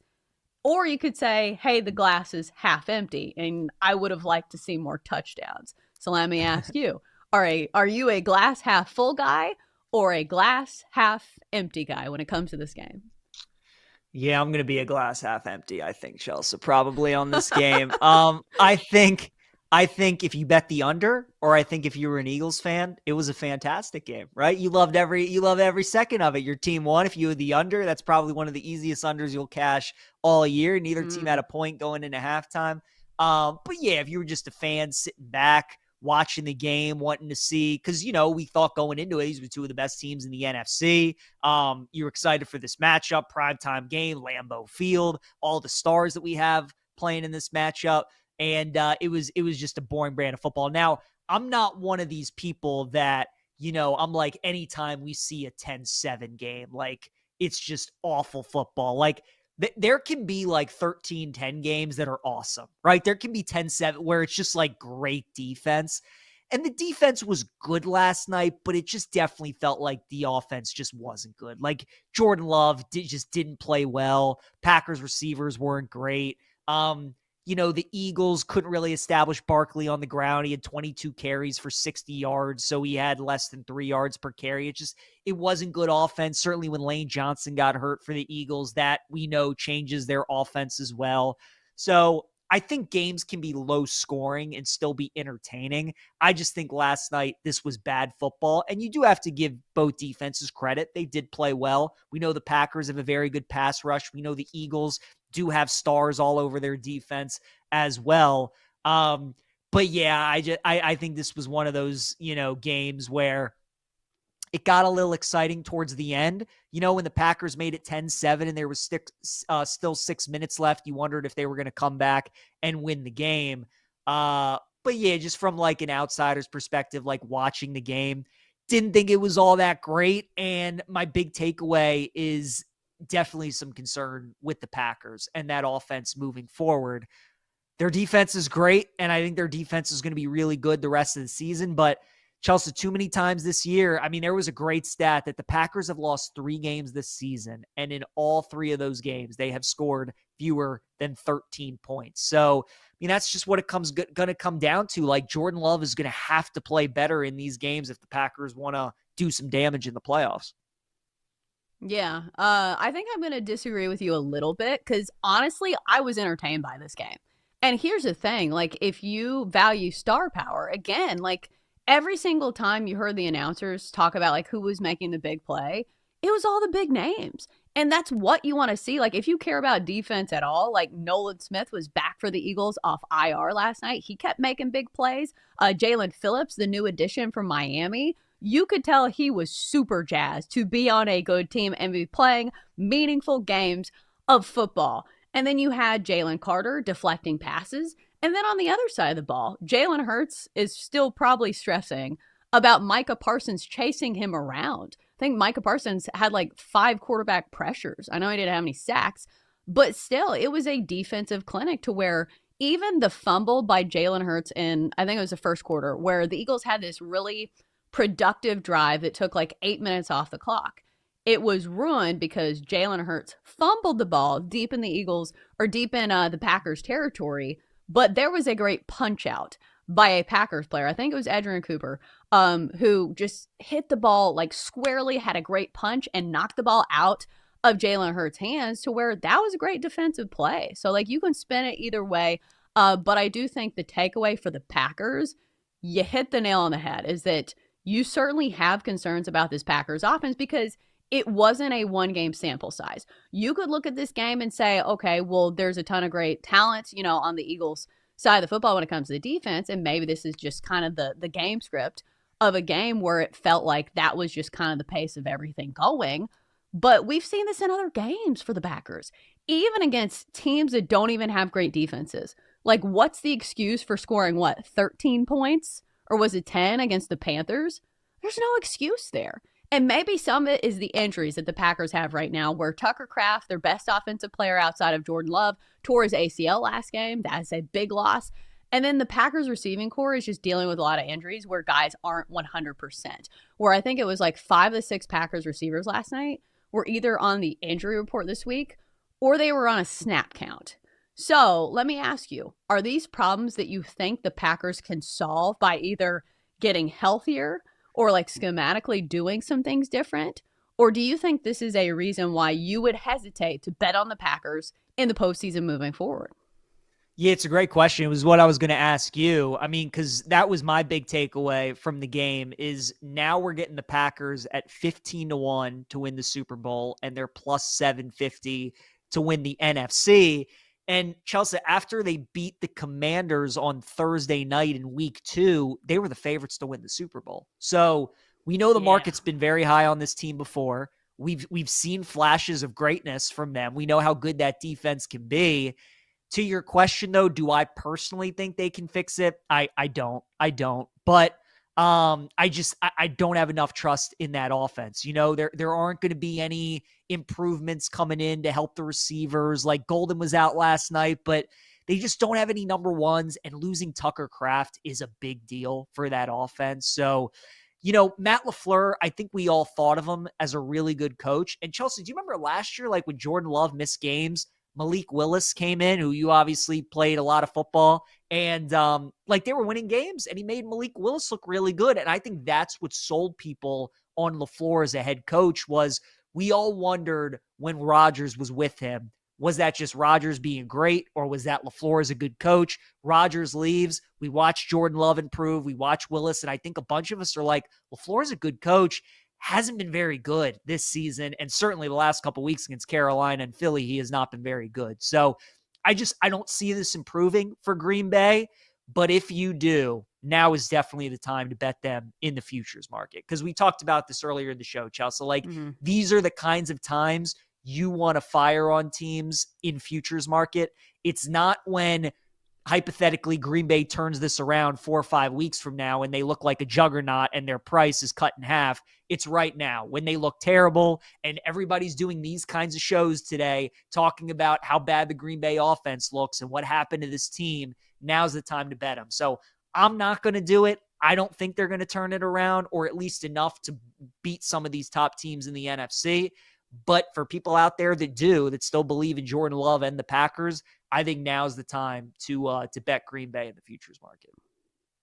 Yeah, I personally don't think I will be betting on that, just because it's also tough for the Packers because they play in a tough division, and because they play in the same division as the Lions. And I think, this is the problem with several top tier teams in the NFL this year, is that they're not even locked to win their own division. So it just makes the pathway that much tougher when you talk about some of these postseason bets. But just to prove your point, conversely, the Eagles, who really had two good plays on one drive that was the deciding factor in this game. They had like a Saquon Barkley breakout run for 40 yards and then a Devonta Smith touchdown. Now the Eagles are tied with the Rams as the favorites to win the NFC Championship. And I understand they weren't further down the board. Like, they were still one of the favorites. But still, like, it wasn't a great offensive showing by the Eagles either. And, like, sometimes you see this in sports where you learn more and you have more takeaways from a loss as opposed to a win. Because sometimes you're like, oh, it's a win. Who cares? There's nothing to take away here. But, like, there are some things that looked troublesome with the Eagles offense as well. Right. It definitely is. And, you know, you bring up the Eagles and the Rams and their odds and how they're both favored to win the NFC. I'm pulling up the Eagles' schedule now because they do have the tiebreaker over Los Angeles. And home field means so much more to the Eagles than it does to the Rams, because we know usually when the Rams are at home, a big contingency of road fans will come into SoFi and pack that stadium. So the Eagles have the Lions at home this week. They still have to play at the Chargers. They still have the Bills on the road at the end of the year as well. So they do have some tough games. They're at Dallas. They're home against the Bears, home against the Raiders. But that is interesting. If the Eagles can have the same record as the Rams, then there's a good chance one of those two teams, maybe Seattle, can creep in there as well, that the Eagles could have home field advantage in the NFC. So if you're looking between those two teams, right, if you're looking between the Eagles or the Rams and which one to bet, I'd probably bet Philadelphia. Even though Stafford and McVay have won a Super Bowl together, I just think home field means so much more to Philly. Even though they can go on the road, I think, with this team and win some games in the playoffs, I just think it's so much valuable for them. And the fact that they have the tiebreaker over LA, I think they should be a little bit of a bigger favorite. And I mean, like, Chelsea, if the Eagles beat the Lions this week, which could happen, they're favored to do so.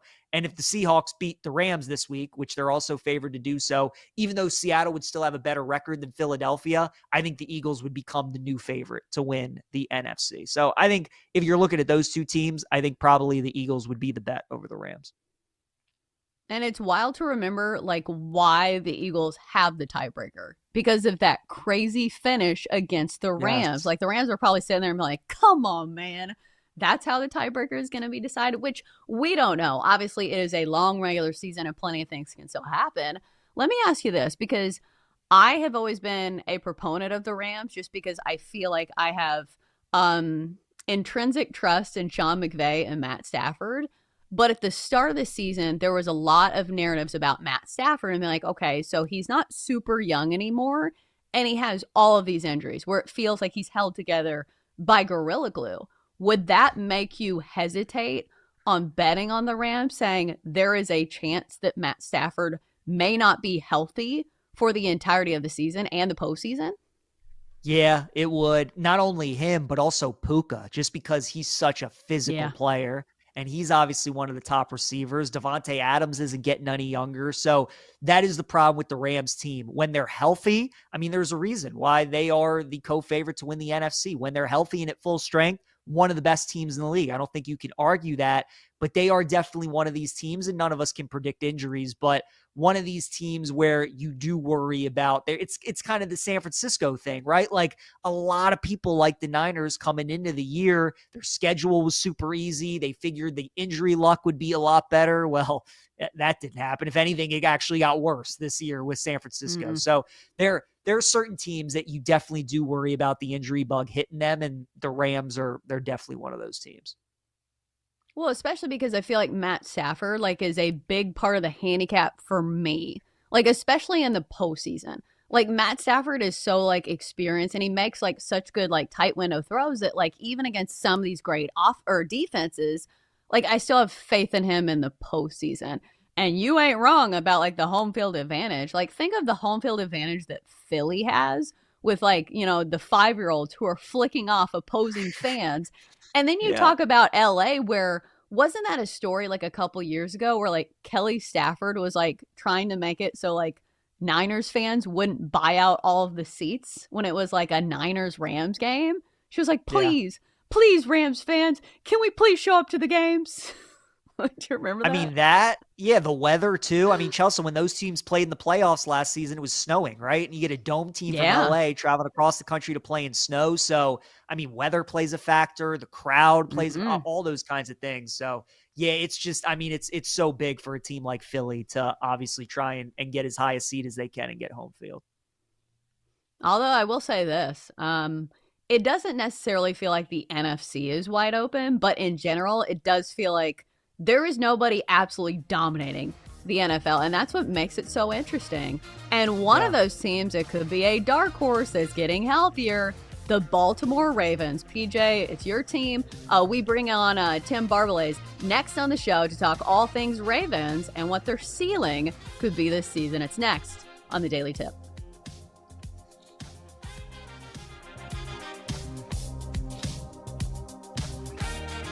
Chelsea and Jenks will be right back on the Daily Tip on the BetMGM network. Make it legendary. Download the app today. Please gamble responsibly.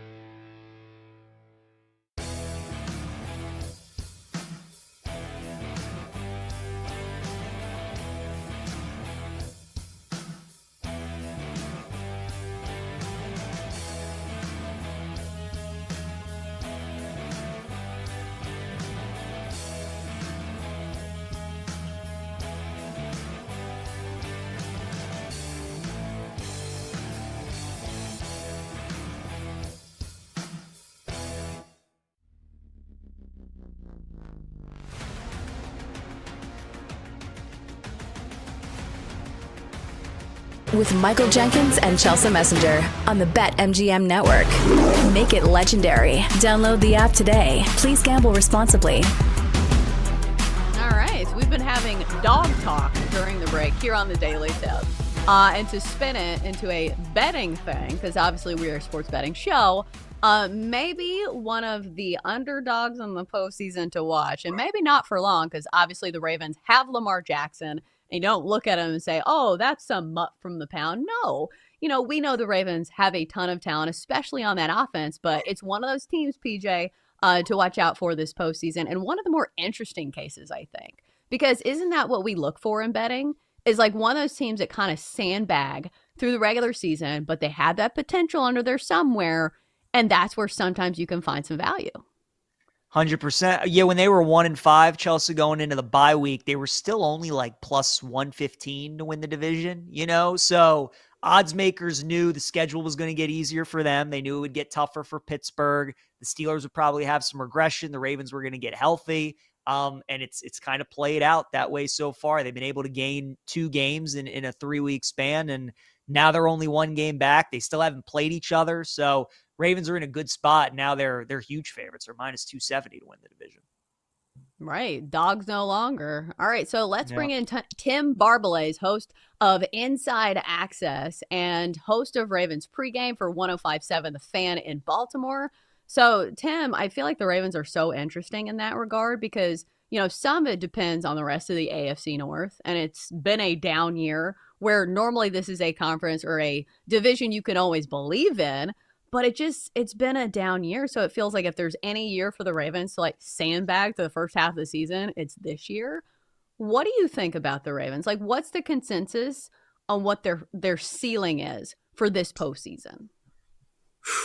Ceiling for the postseason, I still feel like I need to see more from them, but I will say I feel a heck of a lot better about the Ravens than I did a couple weeks ago when they were 1-5 entering the bye week, and the defense was completely in shambles. And it was even worse than the defense was last year through the first 10 weeks of the season because there really was nothing that this defense was doing well. They couldn't get after the quarterback. They couldn't defend the pass. They couldn't defend the run.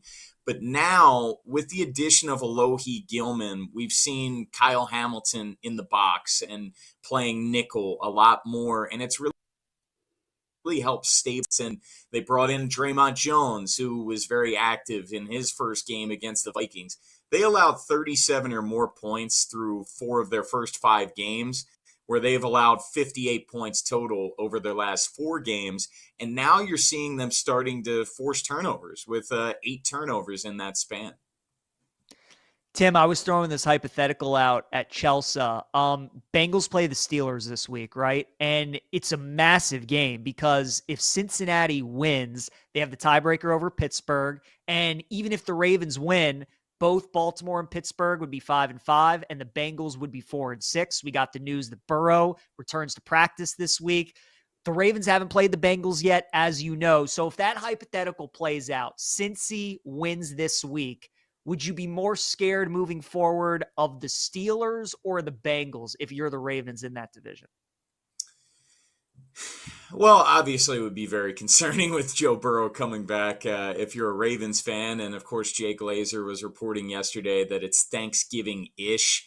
Look, I think it's very reasonable to expect some rust when it comes to Joe Burrow, where he hasn't played since the beginning of September. But kind of going back to what Chelsea was saying at the top, it's just not a good division, PJ, where the Bengals, their defense is dreadful. The Steelers' defense is really bad. Aaron Rodgers looked like he was even older than 41 Sunday night against the Chargers. And it seems like if they don't get turnovers, their offense can't score. So I probably would lean towards being more concerned about Cincinnati, especially considering the Steelers' remaining schedule, because it's really tough. They still got to go to Detroit and to Chicago, a couple of tough road games there, and obviously playing the Ravens twice still. I wanted to ask you about, I know we've already talked about like the ceiling in the postseason, but sometimes it feels almost matchup based, where if you can match up well against some of the other teams in the AFC, like you certainly have a chance. And in years past, like, it's just been the juggernauts, and like the Chiefs are still there. And the Bills, I don't think I'm super like as low on the Bills as maybe people are thinking after they lost to the Dolphins. But you look at some of these other teams in the AFC, and you look at the Colts, which I think it's fair to have questions about them maybe in the postseason. You know, like the Broncos, their offense is not consistent either. And so I feel like even though it's not a banner year for the Ravens, I do feel like when they go against some of those teams that they certainly stand a chance. Matchup wise, how do you think the Ravens sit against some of the top teams in the AFC when it comes to this year's iteration of the Ravens? Well, it definitely feels like a wide open year in the AFC for sure. Mm-hmm. But in terms of matchup wise, I can't tell you I feel good if they go up against the Bills or Chiefs just based on history. They just struggle Right. to beat both of those football teams. And I don't care if they're down. I don't care if they're what way. Ravens just went to Arrowhead recently, and at the beginning of the season, Lamar got hurt. They lost by 17 points. We know that fourth quarter collapse that they had in Buffalo. I don't feel good if they play either of those two teams. But in regards to the other teams, Denver and Indy and teams that don't have a ton of postseason experience in recent years, sure, I think you feel pretty good about the Ravens, but there's still a lot of issues that this Ravens team needs to work through, where we really haven't touched on the offense at all yet, and offensive line really concerns me. This is a much different offense than last year, things, but Derrick Henry hasn't been the same. The O-line, they're just getting no push. The Ravens are one of the worst offenses when it comes to short yardage situations. And I think you really saw it in the Vikings game where Lamar, in terms of quick passes, 2.5 seconds or less, it was the second highest rate of his career. They didn't trust that offensive line going up against that Brian Flores aggressive defense. So I think with this Ravens team, and this is where the schedule, it kind of bodes well for them, where they can try to work through some of these shortcomings, and they have a while until the postseason to kind of work out some things. But there's still a lot to work out before January. Tim, do you think there's a path for Lamar to win MVP at 25-1 with the fact that they were 1-5? If he can dig the Ravens out of the hole, if they win the division, and their final 3 games are home against New England, at the Packers, and then against Pittsburgh, right? All those games definitely could be in prime time. I mean, it feels like the narrative is potentially there, but do you think that there's a realistic shot that happens? At 25-1, you have to love that number. Do I think it's realistic that he will win MVP? You have the narrative possibility there, and Lamar, he will put up numbers. He had 4 touchdowns, and he was AFC Player of the Week in his first game back against. But I think missing those games, it'll be hard to overcome. You are right, though, PJ. Those final 3 games all have primetime possibilities. We know that they're going to play Thanksgiving night against the Bengals, and that defense stinks, so Lamar could definitely put up numbers there. I just think, gosh, man, if he didn't win it last year with those numbers that he put up, where he was by far and away the best player in football, here's Zoe, I think it's going to be hard for him to win having missed games. Ah, there she is, the real star of the show. Zoe making her, I think it's her multiple daily tip appearance where she looks like she is just having a great time on the bed. So She's, welcome, Zoe. Rolling on a bone. I wanted to ask you about Derrick Henry because I feel like it almost feels sacrilegious for me to say anything slightly negative about Derrick Henry because he's, you know, I'm a Titans fan and I will always love him as a person, but it feels like he's kind of lost a step this year. But you look at the numbers and I can't really justify it based on like some of these numbers. Like he's still averaging 4.8 yards per carry. So like, what is your perspective on like what Derrick Henry has brought to the offense this year? And do you think there's any cause for concern moving forward? I think it's really tough when you look at Derrick Henry because he was never going to duplicate what he did last year, rushing for over 1,900 yards, rushing for almost 6 yards per carry. I think the beginning of the year, especially where he started with 3 straight games with fumbles and in critical spots in the fourth quarter of games, like that was a big concern. And I think it was definitely in his head at that point, but we haven't seen him fumble since then. I think there's been a little tiptoeing in the backfield, maybe not hitting the hole with a ton of decisiveness at times, but I think a lot of it's the offensive line, Chelsea. The offensive line just, and it's 4 out of the 5 same starters as last year, but it's guys that have regressed. Roger Rosengarten's second-year tackle, he was better as a rookie. Lele's really struggled for them. Linderbaum, Ronnie Stanley's dealt with some injuries. I think it's kind of hand in hand. Do I think he's maybe lost a step, a half step? Probably, but I'm not going to put it all on him. It's just been a lot more feast or famine when it comes to Derrick Henry. He's either breaking off a 20 or 30-yard run or he's getting stopped at the line of scrimmage.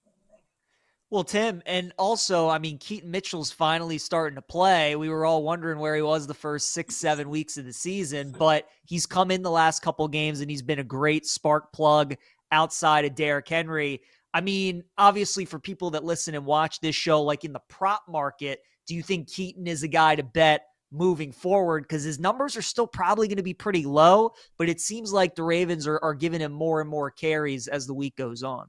I think especially within these next couple weeks, PJ, I think Keaton Mitchell really explore those props because we heard John Harbaugh in his press conference following the bye week, heading into that Bears game, saying we need to get Keaton Mitchell more touches. That was a big goal of theirs during the bye week, is to get Keaton Mitchell more touches. And this was a player that was a healthy scratch to start the year because John Harbaugh was saying he didn't do enough on special teams. But even after the Vikings game where he had a stretch there, I'd be willing to bet it was the first time of his career where he got 3 straight carries, finished that game with 4 carries, broke off a 22-yard run. And John Harbaugh yesterday during his press conference said they wanted to get him even more touches in that football game, but it didn't happen. And obviously, you give Keaton Mitchell more touches, it means less for Derrick Henry. But I'm telling you, especially within these next, get those Keaton Mitchell props because I think the Ravens are going to get him the football more. All right, so we have a couple minutes left here, and I want to ask you about this week's game. I know it's early in the week. It's only Tuesday, but the Ravens are 8-point favorites over the Browns in a road game with a total of 40.5. It feels like, just if you look at history, like AFC North matchups always feel like they're close games to me, but like this Browns offense is pretty damn bad. Do you have a side here that you're leaning on? Do you think that the Browns keep it close? It wouldn't shock me. I don't know if I would really touch this game, Chelsea. I think if I did, I probably would take the points with the Browns. I think this is a game the Ravens should win. I think Dylan Gabriel is not a good quarterback at all, and that offense, like you were saying, is dreadful. This Ravens defense is playing with a lot more confidence. They're forcing turnovers, but you go back to that first game in Baltimore where the Ravens blew them out, but that was closer than it really was. The score indicated the Ravens really pulled away in that one in the fourth quarter, but it was a game going into the second half. The Ravens haven't swept the Browns since 2020. He's always getting anxious. They haven't swept the Browns since 2020. So weird things happen when they go to Cleveland. Mm-hmm. So I don't know if I love all those points in the Ravens' favor. Yeah, especially when the total's 40.5. Like, points are clearly going to be at a premium. I think you hope for like bad weather, and then you take the under, and you say, okay, this is going to be a muck it up game between two AFC North rivals. So maybe I won't bet on that one at all. But great insight today from Tim Barbalace. He is host of Inside Access and host of Ravens pregame for 105.7 The Fan. Go get Zoe a treat. She's a good girl. Thanks for joining us. I'm going to take her on a walk right now. Ooh, she's ready to go. Yeah, she's ready to go. All right, thanks for coming on. We appreciate it. We know it's a busy time of year. So, PJ, are any of your questions answered about the Ravens, or do you still feel like a plastic bag floating through the wind when it comes to your team? No, I agree with a lot of what Tim said. This game against Cleveland really worries me. This Browns defense has been so good at home so far this season, and I think it's going to be a tough game. The first half under is something that I would look at. It's just tough when it's your team, Chelsea. You know, like I look at the Ravens so differently than a lot of other people do, and I've just been burned so many times. I just cannot ever fully trust them. But look, I get it. I mean, they're healthy, and on paper, I mean, they're a really, really good team. So we'll see how it goes moving forward. But I'm not fully sold yet that they're all the way back. I feel that. All right, coming up next, what do we have faith in? Our best bets come your way in mere minutes here on the Daily Tip, presented by BetMGM.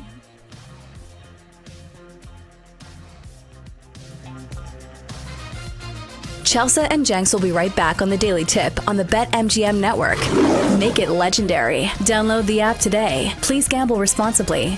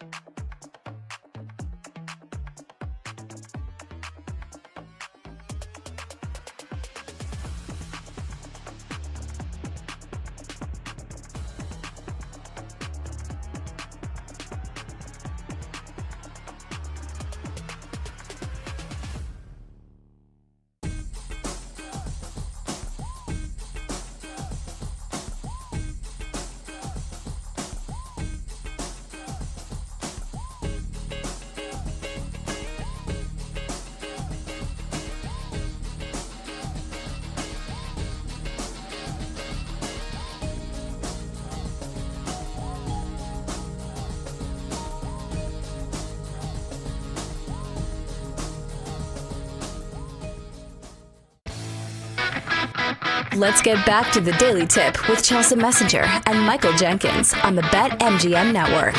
Make it legendary. Download the app today. Please gamble responsibly. We are back, and it's time to land the plane here on the Daily Tip. Final segment as we get you ready for a day in betting. We'll have our best bets coming up in mere moments. Coming up next, it's Bet Sweats. I'm sure they will be reacting to last night's Monday Night Football matchup between the Packers and the Eagles. And it's funny, PJ, I was just talking about this. As somebody who I really enjoy like following the industry and like, you know, the nuts and bolts of like what our job entails. So like after the show, I'll watch like Good Morning Football. I'll tune into whatever like Fox show because right now I don't have ESPN. And I like to see like what their main takeaways are and see if like we hit the same ones or if we're a little different. And I'm wondering what the like main takeaway from last night's game will be. Do you think it will be more negative on the Packers or do you think it'll be more positive on the Eagles?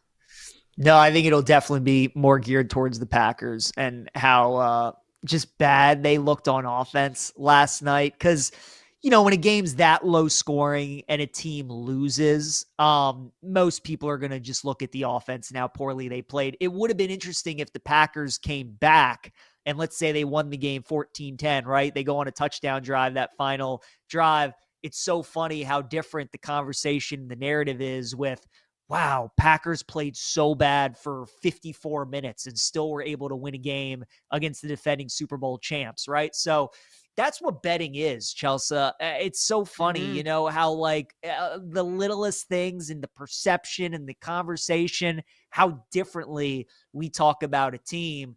So I'm glad you brought that up because it's important. But because it was 10-7 and because the Packers didn't come through and they couldn't tie the game and they ended up losing, I think it's definitely going to be more negative towards Green Bay and just especially this coming off the heels of the Panthers loss, right? And how they lost that game and how they looked.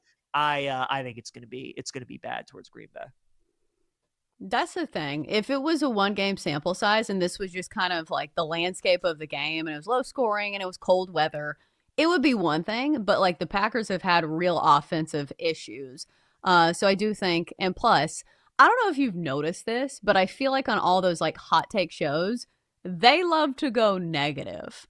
Like they're not huge fans of like being super positive unless it like used to be the Cowboys, but now it's like the Cowboys are terrible. So like they can't harp on that. So it does feel like if there's ever a negative storyline, like that takes precedent over like whatever like positive storyline came about. Of course, you want something people can react to, right? I mean, you want takes right. That people, because you know, if you start talking bad, especially with a fan base as good as Green Bay, people are gonna defend their team. Maybe not after last night. Maybe they're like, I agree with you. I hate this team. I hate Jordan Love. Offense stinks. All those kinds of things. But yeah, if they can definitely stir the pot, most of the time they're gonna try and do that. I wonder if their fans saw this coming. Because it's funny, as I was doing my research for yesterday's game, I read a bunch of articles, and I saw one where it was, I think it was the newspaper in Green Bay, where they asked all of their staff writers who cover the Packers to predict the score. Every single one of them picked the Eagles to win. That is not a good sign. That is interesting. And we obviously saw a bunch of line movement towards the game last night. I mean, just about through the whole week, it was 2.5. And then you get to Friday, it's down to 1, and then it closes a pick 'em. So felt like a lot of people like the Eagles. The market was certainly agreeing that the Eagles were the right side, and they ended up all being right with Philadelphia winning the game. Again, I think it's just recency bias too, though, Chelsea, right? Especially with the Packers reporters and them all watching that Panthers game last week and how bad that was. And you got the Eagles coming in off a bye and Barkley was playing and A.J. Brown was playing. And they probably just figured that with the Packers team they saw against Carolina, they would see something similar, and they were right. So again, the Giants game, so fascinating because 2 straight losses for the Packers going on the road. These are the kind of games that they have struggled with so far this year. Giants just fired Dable. We'll see if it ends up being Dart or if it ends up being Russell Wilson. If it ends up being Jackson Dart, Chelsea. The Packers, they might have to be a little bit worried about that. If it's Russell Wilson, should be okay. Boy, could you imagine if they lose that game though and Russ ends up playing? Oh my God, sky's gonna be falling in Packerland. Right, especially for a fan base that we know like lives and dies with their team. And especially because like we talked about this earlier, at the start of the season, the Packers were the favorites to win the Super Bowl. Like, remember when they beat the Lions and everyone's like, whoa, look at the Packers with Micah Parsons. And then they've had these games where they just like, it like glitches and they like turn into a bad team. Like, I remember very vividly, like, bettors don't forget. I had them, I think, in a teaser, and all I needed them is -1 over the Cowboys. That game ends in a tie. I lose my teaser. And I will never forget. What are you doing, Packers?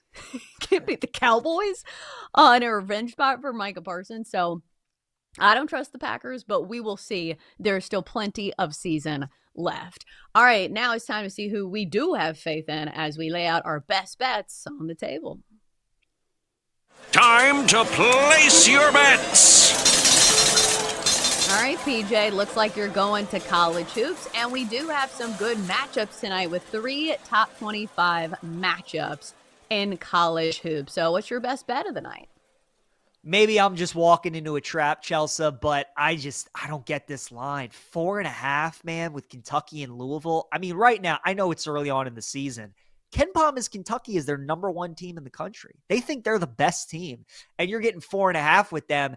And I talked about it earlier. These early season matchups, I always look for, in these big games, do we have a team that has a lot of guards that are kind of transfers that are still trying to figure it out versus a team that does have some returners and some experienced players?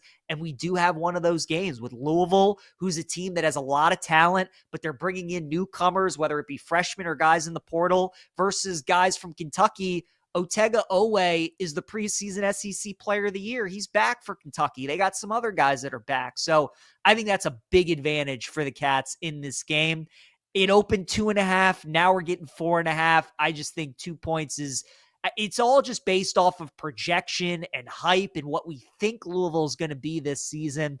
I'm willing to fade that. So game of the night, college hoops, great environment, great rivalry, 2 great teams. And with a total, that's 175.5. So if you didn't enjoy the football game last night, 10-7, you should enjoy this one tonight where it's probably going to be a race to 90. I like Kentucky though, plus the 4.5.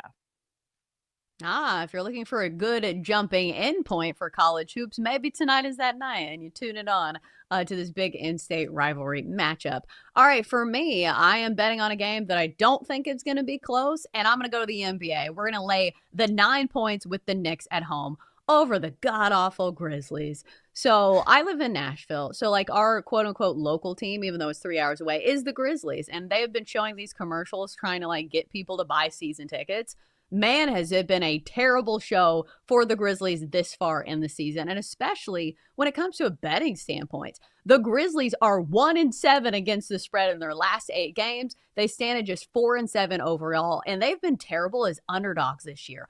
0-6 as underdogs, and even if you look at this recent stretch, like in their last 8 games, the only time they've covered is when they've been favorites. So when they've been underdog, not only are they losing, they're also not covering in some of these games. And some of these have been big spreads, like 10.5 point dogs to Oklahoma City. Lost that one, did not cover. Meanwhile, you look at the Knicks, and they have been an absolute wagon. In the smaller sample size, 4 straight wins, 4 straight covers. Some of those is big favorites, 13-point favorites against the Wizards, who, yes, are bad, but cover that number nicely. And plus, the offense has been humming. When you lay 9 points with a team, you need an offense that can score a lot of points. And New York has scored at least 128 points in 3 of their last 4, and at least 119 in 6 straight games. So this offense off to a great start, 6-0 at home, and they've been great as favorites this year. So I think the Knicks roll here over a bad Memphis team. Let's lay the 9 with the Knicks tonight against the lowly Grizzlies. I will not be attending any Grizzlies games this year, PJ. Yeah, it's crazy how fast the Grizzlies have fallen. Chelsea, I mean, they were a 2 seed not too long ago. Ja Morant looked like one of the bright young stars in the league. Obviously, he's been dealing with some stuff off the court, and they haven't been able to figure it out. So it's one of those teams on paper, they should be a lot better than they are. But they can't get it going. So I think you're on the right side there. Continue, don't overthink it. Continue to fade Memphis. Knicks are at home. They should take care of business. Yeah, and it does stink because low-key Memphis is a great basketball city. Like, I know people like across the country probably don't realize that, but like, Memphis, the Memphis Tigers, like in college basketball, they have a good history of like being a good college team. The high school basketball in Memphis is really good. So it is a city that is certainly craving good basketball, but the Grizzlies, they're just not delivering it right now. And it's wild. Like, even a few years ago, like I remember that sit-down interview that like, was it Ja Morant or was it, who was it? Desmond Bain or somebody that was like, yeah, we're not worried about anybody in the West. Yeah. We're only worried about the Celtics. I do remember that. Yeah, that did not age well. And then they got rid of Desmond Bain this offseason, so I mean, maybe they could see this type of season coming and they're just continuing to try and build towards the future, but it's bad. I don't feel too bad for him though, because I'm a Wizards fan, Chelsea. So I don't know what good NBA basketball looks like. Yeah, it's tough. Yeah, it's a tough road. Yeah. But yeah, for a while there, it felt like they were developing into like the villains of the NBA. Because was it Dylan Brooks? They had Dylan Brooks. Yep. They had Ja Morant, and they loved to like terrorize the Warriors. So it felt like one of those things like, ooh, this is going to be really entertaining in the West for years to come. Narrator read, it was not entertaining for years to come. And who would have thought that like the team that has a bunch of older guys is actually the team that had more staying power when it came to the future. I will say one thing. I don't know if you saw Jimmy Butler's latest haircut. Do yourself a favor and look. Oh my goodness. Like he does these like wild haircuts that like, he's looking for attention and that's fine. But it's like this like bob where he looks like a 1950s secretary. Oh my gosh, it's so funny. You have to look it up. All right, that's it for us here on the Daily Tip. Another great edition. For me, for PJ Glasser, we will see you guys bright and early tomorrow morning. Best of luck on all your bets. Have a great Tuesday.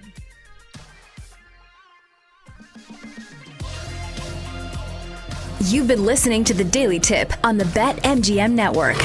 Make it legendary. Download the app today. Please gamble responsibly. If you missed any of the show, listen back anytime on the new and improved Odyssey app.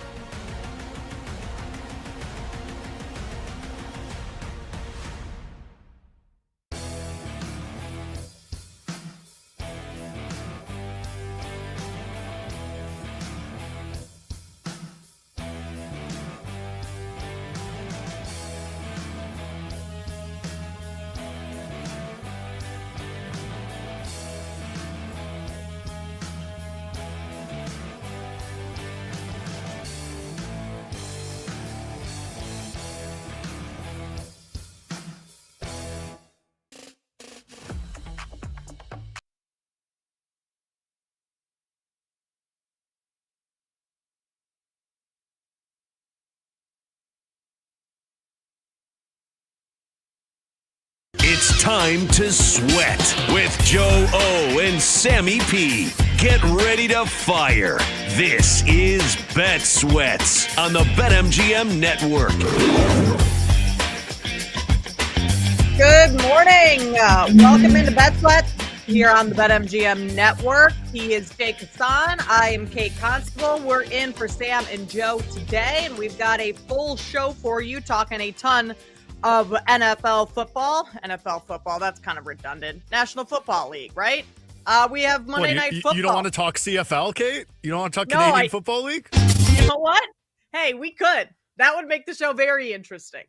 But we have Monday Night Football. It wasn't the most interesting game in the world, but we're going to talk about it. We also have a full Week 11 slate coming up, some college football, Heisman talk, all that. Yeah, I mean, Jake, I can't lie. I'm not a big Is XFL still going on? Honestly, I don't know. You're asking the wrong person.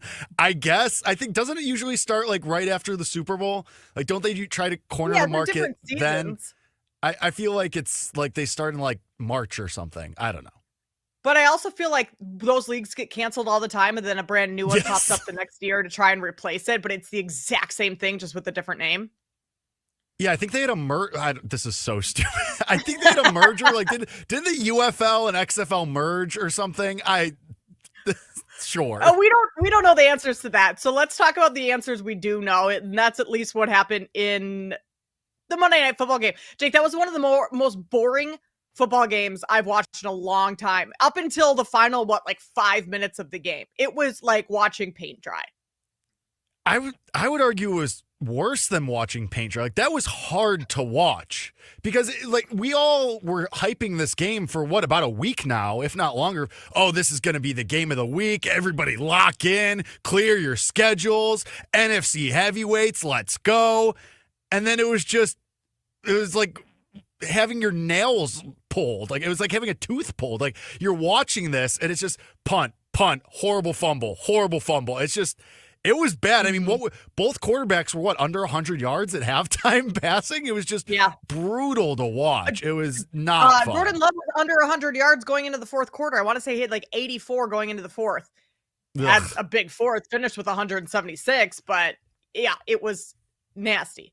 If you love defense, then you probably loved that game last night. The defenses showed up. Oh, your dad and your uncle and your dad's weird friend who you don't try to have one-on-one conversations with, they all loved what happened. Like, yeah, we're back to old school football. This is what the NFL was built on. It was just brutal. And after that Thursday night game, brutal national standalone games for the NFL this week between Thursday night and Monday Night Football. Like, those sandwich spots, not great. Not what you wanted. Yeah, not at all. Saquon Barkley, 22 carries, only 60 yards after a big game last week where he had over 100 rushing yards. I don't want to say necessarily, well, yeah, he did continue to struggle. 2.7 yards per carry. That's not very good, as long as 15 yards. I mean, I think you credit a lot of that to Green Bay's run defense as well. Devonta Smith, he had the lone touchdown in this game. Nope, scratch that. Josh Jacobs scored for the Packers late. But the lone touchdown for the Eagles, a pretty nice 36-yard touchdown pass. That was great. A.J. Brown, are we going to get another cryptid tweet today? He had 2 catches, 3 targets, 13 yards. How do you not get A.J. Brown going a little bit more than that? Like the Bears, Roma Odunze didn't have a catch in the previous game in week 9. Roma Odunze's dad takes to the internet. I don't think that influenced Ben Johnson by any means. But then the very first pass of the Bears game, they go to Rome, get him going a little bit. Why can't you do something like that with A.J. Brown? Is it because they don't need to? Like, is it because, I mean, I guess, granted, after last night, maybe you would argue that they do need to. But do you chalk it up because the Eagles have so many weapons and that you really don't need to feed A.J. Brown as much as, say, like a Bears team would need to, a Bears team that needs that superstar? I don't know. I don't know the answer to that. I'm sure we're getting something insane from A.J. Brown. I hope it's during the show. That would be amazing. I hope he rolls over, gets out of bed, and just hits send. At this point, I feel like A.J. Brown just has, in his drafts, I feel like he just has a bunch of drafted tweets that he just saves, and he just picks one whenever he wants to be, a little salty, and he just hits send. I don't think these are coming off the dome anymore. That's actually a great idea. His content calendar. I mean, that's what brands do all the time. Get those tweets out in the drafts and ready to go. Tweets. Yeah. I think the biggest thing that we have to talk about from this game, and not just kind of the implications of the Packers losing this, but also what in the world was Sirianni doing going for it on 4th and 6 when the Packers' only chance of really tying the game was kicking a field goal, and basically you set them up in fairly good field goal position, sir. Thankfully, like, they didn't quite get enough for that kick to be close, but that was an extremely questionable call. I also feel like this is the yearly, what is Nick Sirianni doing? Like, I feel like we're at this point every year where Eagles fans start to turn on him. Us, the quote unquote, the proverbial us in the media, start to be like, is this guy really that good of a head coach? Like, yes, he's been to a couple Super Bowls, he's won one, but is he really that good of a coach? And it's moments like that where you feel like if the Eagles are going to make a deep playoff run and they're going to maybe make a run to the NFC Championship or the Super Bowl, like they kind of got lucky. I don't want to say lucky, but is what it is. Like, I already said it twice, so I guess we're in this boat now. Like, they kind of got lucky in that they were so much better than everybody last year where they just blitzed teams. And Sirianni didn't have to make a lot of tough calls or, knife edge calls, as we like to call them, in tough spots where I feel like time after time, it feels like he's really not that great at making those calls, even though he does have a championship, even though he does have a really good team. The record speaks for itself. But I feel like at the end of the day, when it comes to crunch time, 9 times out of 10, he's going to make a call that makes you go, what? Are we sure this is the right move? But, I mean, it works out. They're getting away with it. I mean, he's lucky McManus didn't quite have the leg in the practice kick that he got, which then essentially told Matt LaFleur that they needed to go for it in other manners. But, like, had the Packers tied the game and possibly gone on to win in overtime, like, that is all anyone would be talking about in this game. Not the way the defense played, not the way Jalen Hurts played down the stretch. Like, it would only be that. Why even put yourself in that situation? I don't understand that, especially when your defense all game gave up 7 points, and that was late in the fourth quarter. Like, kick the ball, kick it, and trust your defense to not even allow the Packers to get anywhere close to field goal range. Nick Sirianni's getting that itch to take his kids up to the podium after, use them as a vest, as a barrier between him and the media. He's got that itch. He's like, my kids haven't been seen on camera in a while. Let's do something stupid so I can bring them up to the post game and use them so people feel bad for me and don't ask me too many hard questions. I don't know. I don't know what the exact answer is. And the thing is too, Kate, like, it was really cold last night, obviously in Lambeau, like, not great kicking conditions. If that kick happens 3 months ago, probably nails it, right? Like, warmer conditions, softer football, like, probably makes that kick as opposed to a weird November where it's horribly cold out. Oh, for sure. Yeah, it was chilly last night. That didn't look fun. The Packers 3 losses. I'll tell you that right now. Yeah, I'm not. Well, I do have to go outside today. Yesterday, I didn't have to, thankfully. Packers 3 losses this season. They've given up 13, 16, and 10 points. Though that's brutal. When you give up that few of points, your defense plays that well, but your offense can't get going. And I feel like that's something that we've seen around the league for a couple teams, is just like the offenses this year aren't quite as potent, as dominant as we have in last year. But, like, if you're the Packers and you're giving up less than or just over 2 touchdowns a game, you're expecting to win those games. So is this concerning for the Packers, or more of a good sign that their defense is still playing well? It's just the offense needs to catch up. Like, how do you even make sense of that?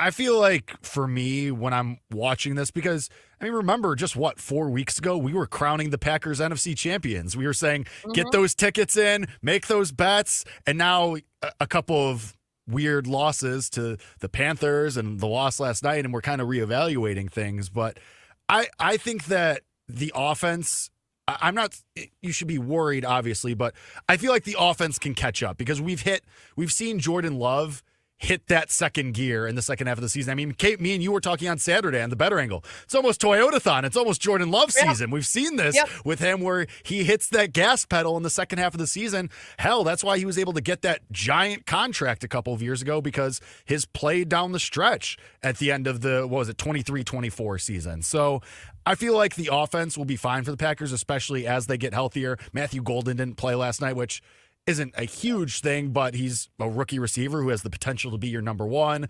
You know, you always have Christian Watson in and out, and he played last night and played pretty well. But Tucker Kraft I feel like last night, I think, was really big too.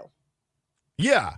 Yes, exactly. And I feel like that is what the Packers are they're in the fallout stage almost of like, they're figuring out what this is without Tucker Kraft, because let's be honest, he was your number one. He was your number one receiver. He was Jordan Love's favorite target. So now I feel like they're still kind of piecing it together, but at least you know you have the defense, and the defense can do things like that, where I know they lost the game, but you hold the Philadelphia Eagles to 10 points. It's a moral victory. I know there's no real moral victories in the NFL, but you know, in November right now, you kind of take that, especially because the Packers are still very much in contention, especially for the division. Super Bowl odds right now reshuffled after last night. Eagles 7-1, third shortest odds. They're sitting behind the Kansas City Chiefs and the Rams. Packers way down the board. I'm not even seeing. Packers right now are 15-1. If you go over to the divisions, the Eagles have essentially run away with that division. They're minus 4,000. No one is betting that right now. At least I hope you're not. The NFC North division race. Yeah, it's still the Lions and the Packers, right? The Bears are plus 750. Vikings aren't even in the race. Lions minus 125, Packers plus 175. I just am not sure I'm comfortable even like at this price. It's nothing phenomenal, but the Packers are still like squarely in this race. They've only played one division game, so they still have 5 more to go, which I think is a good sign for the Packers. And they beat the Lions in their lone game first week of the season. And that's when we all jumped on the Packers being like, this is a Super Bowl caliber team because their defense, Micah Parsons, blah, blah, blah. I still think this is the Lions division to lose. I'm not going to bet into that at minus 125, but I have a lot more faith in the Lions right now than I do in the Packers. How many people, Kate, are going to open up the odds board today and look at the standings and see that the Bears are tied for the NFC North lead with the Packers and with the Lions, and the Packers just, a half game behind because of the tie, and they're going to look at the odds and see the huge discrepancy? Like, how many people on hashtag gambling Twitter are going to give out the Bears today? It's going to be more than one. It's like there's going to definitely be hashtag value. Gotta get it. Price is wrong. Meanwhile, the Bears have played 2 division games. They still have to play the Lions again. They still have to play the Vikings again. They still have to play the Packers twice. It's not great. Oh, by the way, the Bears still have to play the 49ers and the Eagles. Yeah, the Bears schedule gets increasingly difficult not awesome. over the second half of the season. But I will say the Packers is not all that easy as well. Sure, they have the Giants next week in New York, but then you go division Minnesota, Detroit, Chicago. You have a break in division games, but you go to Denver and take on the 8-2 Broncos. I don't love Bo Nix this year. I think a lot of people are probably in that boat, but that's still a very good football team. Division game against the Bears. Then you go Baltimore, Minnesota. Like, it is going to be tough sledding for the Green Bay Packers. So that and that's also why I'm not even going to look at them for the division right now, because if you don't have an offense, you're not beating a lot of those teams. You're not beating the Ravens, who are going to put up a boatload of points, or even the Lions. Like, yeah, that Broncos offense isn't great as well, but that's going to be a deep slugfest. Whereas I think the Lions schedule a little bit easier. They have the Giants, they have Dallas, they have Pittsburgh. Sure, you have a Rams team mixed in there, a couple of divisions, but like those 3 that I just named are very winnable for Detroit. Are we saying there's hashtag value on the Lions at a minus price to win the NFC North? I'm genuinely asking. Like, that might not be wrong. Like, I know it's a minus price, but you could argue that it should be even longer. Yeah. I mean, now that we talk through that and talk through the schedules, something to think about. Kate, really fast before we go to break, I know we only have a minute, but the Room last night, 4-1. The Room smashed last night. And we've said this before, like, every now and then the room finds one. And granted, it took till the end basically, but Devonta Smith over, Christian Watson over, Josh Jacobs over receiving yards, Saquon Barkley over receptions. The room had a nice little night. And so you know what that means, though. That means they're going to go over. Yep, and that means we clean up on the sharp quote side. Because we get all the insights here over at BetMGM and we share them with you. So if you listen to the show, you're probably going to make some money. Coming up on the other side, Brian Daboll not making any more money from the Giants, at least going forward. He got fired. What is next for that New York team and who could be potentially taken over next season? We'll talk through that next here on Bet Sweats with Kate Constable and Jake Hassan.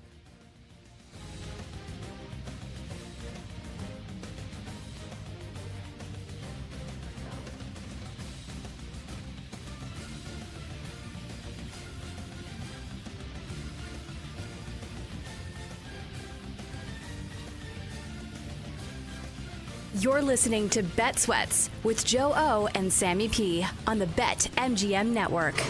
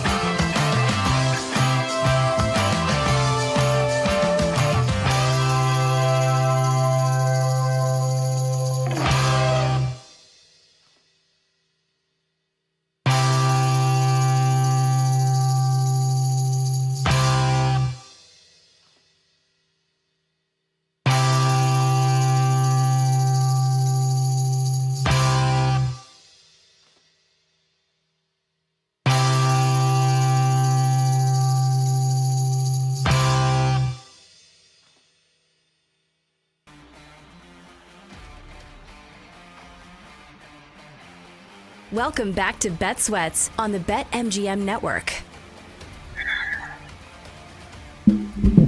Jake Hassan, Kate Constable here with you on Bet Sweats today. Sam and Joe have the morning off, but they will be back here tomorrow with you for the remainder of the week. So you get to put up with me and Jake for a couple hours here. We're going to talk about the Giants firing Brian Daboll. We'll get into some college football talk later on in the show, some Heisman looks, and then of course a early look at week 11, some lines that we think you might want to jump on early before those shift later in the week. Jake, I don't think it came as a massive surprise to anyone that follows the NFL that Brian Daboll, one, was on the hot seat from the jump. I mean, he was on the hot seat going back to last season. Some people wondered if he'd even be the head coach starting this year. But two, that he was on the hot seat pretty much after every game this year. And after you lose your fourth straight in the manner that they did against the Bears on Sunday, blowing a fourth quarter lead, Jackson Dart leaves with a concussion. Brian Daboll officially out in New York. I was told Jackson Dart was going to save Brian Daboll's job. What do you mean, Kate? I was told that Jackson Dart was the savior of New York football. Well, he is when he's on the field. I was told that this Giants team was plucky and they'd be fun and you'd be able to bet on them. No, it's not Jackson Dart's fault. Obviously, he leaves the game with a concussion. Kate, I don't know what your viewing experience was for the Bears on Sunday. I was at a friend's house. He had people over, had like a mini tailgate, but we were watching the game, a bunch of us. And the second that, like, you could feel the nervous energy in the room. Like, a bunch of Bears fans, we expect disappointment. And we're sitting there, and Jackson Dart leaves the game. The second that Russell Wilson came in the game, there was like a collective exhale from the room. And I go, oh, the Bears just win now. Like, the Bears just win. And that's exactly what happened. It's not Jackson Dart's fault that he got concussed for the fourth time he's been evaluated for a concussion this year. By the way, didn't even start until a couple of weeks into the season. So I hope he's okay. Obviously, you wish the best for him. But, yeah, I mean, Daboll was always on the hot seat, like you said. Like, coming into the year, this was very shaky ground that he was already standing on. Giants fans were upset that he didn't get fired at the end of last year. They gave him one last go. But for me, Kate, the biggest story is they're really going to let Joe Schoen do this again? Like, they're going to let him lead this search again? Sure, I guess. This is famously the guy who was on camera having his child, his young son, say, hey, Dad, you should draft Jaden Daniels. And then he didn't. So I know Giants fans are upset about that. Obviously, being the board op for also You Better You Bet, which famously is hosted by mega Giants fan Nick Costos. You can imagine how that went yesterday to open the show. But I think he was right. Like, Joe Schoen has kind of screwed this up every step of the way. And now they're going to say, hey, no, you know what? Have another crack at it. And you know what this is going to lead to, because we've seen this in Chicago how many times. It's going to be an extension for Joe Schoen at the end of the season, because they're going to want to align the GM and the coach and Jackson Dart in year 2. Okay, best of luck. I think that just resets the Giants up for the same type of failure that they've had over and over and over again. If you're going to make a move for the head coach to be gone, and maybe, I mean, that probably was the right move. Daboll's record, 21-14-1 as a head coach since 2022. You look at that and like, okay, yeah, that's a winning record, but he had one good season. He's won 2 games all year. Won 3 games last year. Like, it has not been a good run for Brian Kate, Daboll. ever since they won that playoff game, it's been downward trajectory. Exactly. Like, it started really good, and ever since it's just been. That was great sound effects. Thank you. So, I completely agree with you. Joe Schoen has to go. Like, you have to get rid of both. You have to basically clean house altogether, because otherwise you're letting the same person that's made these mistakes, that's resulted in poor coaching and poor decision-making on the field, poor X's and O's, which has resulted in, again, losing records, make the decisions to bring in the next head coach. Why do you trust Joe Schoen to make these types of decisions? That's what I don't understand, when he hasn't proven that he's made the right moves. And now I know there was talk like, okay, they like what he's done drafting with this young core, Jackson Dart, Cam Scadaboo. Sure, those are 2 great players. Abdul Carter. Great, right? Like Malik awesome. Neighbors. You're still not winning football games. So like something has to change there. It's like you go in to get a wart burned off and you only burn off half the wart. You still have part of the wart, right? A graphic, but like that's what this essentially is. I don't know if I needed that at 8:26 Central Time in the morning this morning, Kate. I wasn't expecting a wart reference, but sure. Like a way to explain it, and that's for some reason that's the only thing I came up with. Here's an easy one. You go in to get a haircut, you only get half your haircut. Half your head looks insane. Like, it's right there. That's an easy one. Okay. Wart talk. Easy. And it's what you get on Bet Sweats when you have Kate Constable, Jake Hassan. Wart analogies. It's what everybody wants, right? Well, hey, okay. So Brian Dable was half the wart. Joe Shane is the other half. You got to get rid of the full wart if you want to have your warts gone. I've always said that too when it comes to burning your warts off. You're right though. It's clearly I don't say that Joe Shea, because like you said, he's made some decent picks. Now, did some of them fall into his like? Obviously, you were going to take Abdul Carter in that spot at the top of the draft. Same thing with Malik Neighbors. Seems like you hit on Jackson Dart trading back into the first round for him in this past draft. Maybe that works out. We'll see.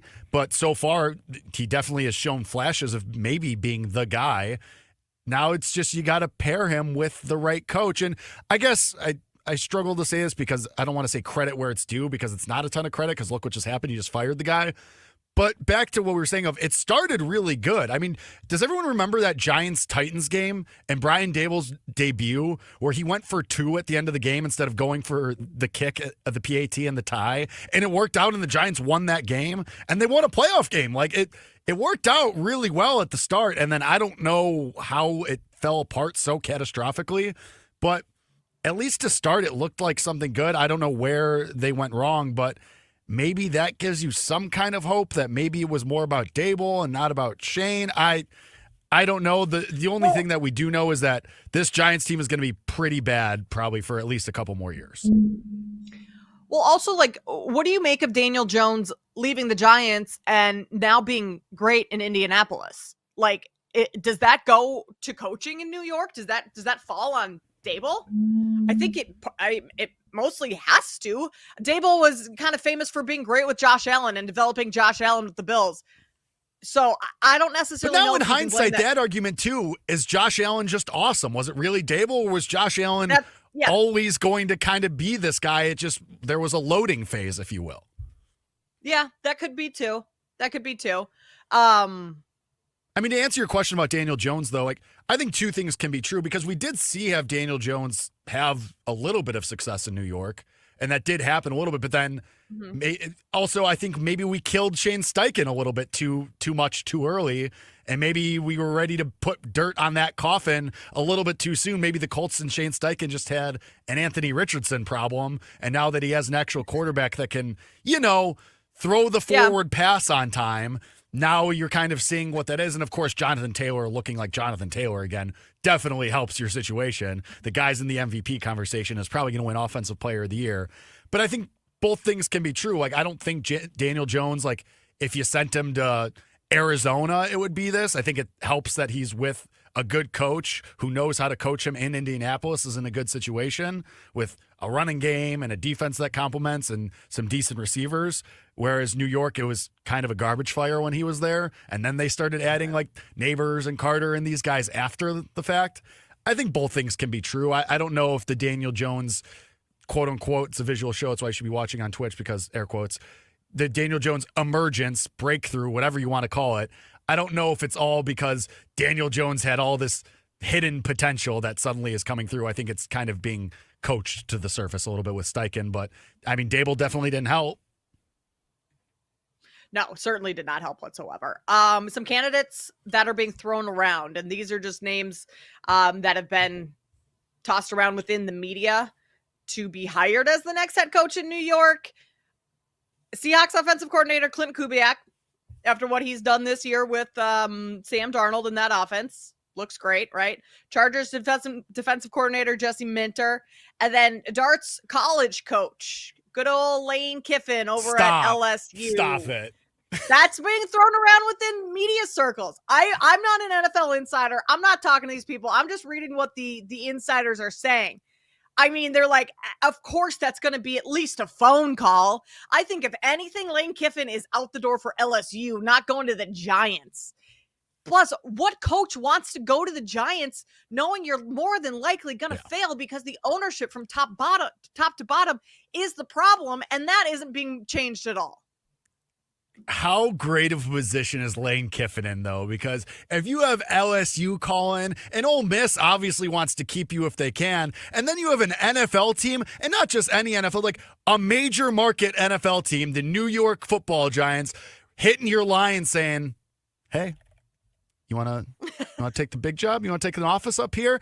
And now Lane can just go to LSU or Ole Miss and say, you see that phone number? That's John Mara calling me, offer me Boofoo bucks. Hey, let's go. I'll stay at Ole Miss or I'll go to LSU, or as Zach puts it, I'll go to Florida. But you better be ready to back up that Brinks truck, buddy, because otherwise I'll go to New York City, or I guess rather the Meadowlands, but you know what I'm saying. Same thing. Yeah, I would love to be in Lane Kiffin's position right now, having lots of people bid on me. Unfortunately, that's not the case for me right now. Yeah, same. Why? What happened? Yeah, is what it is. So we'll see. I've also heard Steve Spagnuolo, Lou Anarumo, those names thrown around. I don't know. There's a lot that the Giants have to sort out with their next head coach and making sure they get the right person in the building, because you do have a young quarterback that has shown that he can compete extremely well in this league and has a bright future ahead of him. So got to be conscientious of that. Going forward, being conscientious of next week. Giants they're at home. They welcome the Packers, a Packers team that's coming off of 2 straight losses, Jake. Packers are 7-point favorites. Can you lay it with the Packers on the road, or is this a coach-fired bump spot for the New York Giants? Well, here, let's play Jakey and Kate narratives here. Let's play the narratives. Well, on one side, you have the fired coach. Yeah, Jakey narratives. Oh, is that a bit that I'm not aware of? Yeah, we're a soft launch, apparently not well received. We'll kill it immediately. But the point being, like, you have the fired coach bounce on one hand for the Giants, but you also have the bounce back spot, the can't lose spot for the Packers. Which one do you go with, Kate? Do they cancel out? Is it like PEMDAS? I don't know. My initial lean, though, my hashtag lean, has to be the Packers, right? Like, you believe in the bounce back spot, the can't lose spot, Bell. But, like, you believe in that way more than you believe in the fired coach. Like, especially if this is Russell Wilson, does this number get to 10? That's the issue for the Giants. Like, yeah, coach fired bump, sure, whatever. But you still have Russell Wilson as your quarterback. I would feel more comfortable with Jameis Winston in there. Like, I would be more inclined to bet on the Giants with Jameis Winston than I would with Russell Wilson. Like, Russ came into that game against the Bears and was awful.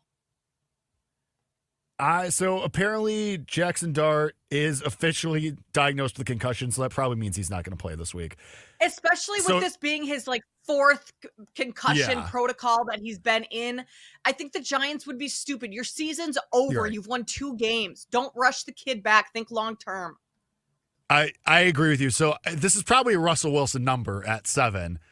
Is it long enough? Like, is 7 enough? Should it be 8, 9, 10? I'm looking at a 7.5. It's 7.5 right now over at BetMGM. So you're getting over that field goal. I mean, over that touchdown. I am dying for Jameis Winston to be announced as a starter, Kate, because the room will bet Jameis Winston at more than a touchdown immediately. And at that point, and maybe even some sharp people would bet Jameis Winston, because you're right, he is better than Russell Wilson. So if that number gets inside a 7 with Jameis Winston, I'm betting the hell out of the Packers immediately. Like, they probably win by double digits anyway. But if it's Jameis Winston, the room will be all over the Giants come Friday, and I'll be very excited. And even with Russell Wilson, the guy's got nothing. There's nothing in the tank, especially it'll be a cold, windy day in November in New York against that defense, against Micah Parsons. I definitely lean Packers. Maybe they're a teaser leg. You tease them down to 1 or 2, and you just go with that. Maybe that's just the easiest plan of attack here. Yeah, that actually is not a bad bad idea. I mean, regardless of who is quarterbacking for the Giants on Sunday, you don't have anyone to throw to. Like, really. Yes, it's also a problem. Darius Slayton, Wan'Dale Robinson, like, they've stepped up when they've had to, but, like, you don't have an offense. And I guess with the Packers' lack of offense last night, maybe they don't have one either. But I would certainly choose the Packers over the Giants any day of the week. It's just, can we get to that 7.5? We'll continue to talk through Week 11 early lines in the NFL. More games coming up on the other side. This is Bet Sweats on the BetMGM Network.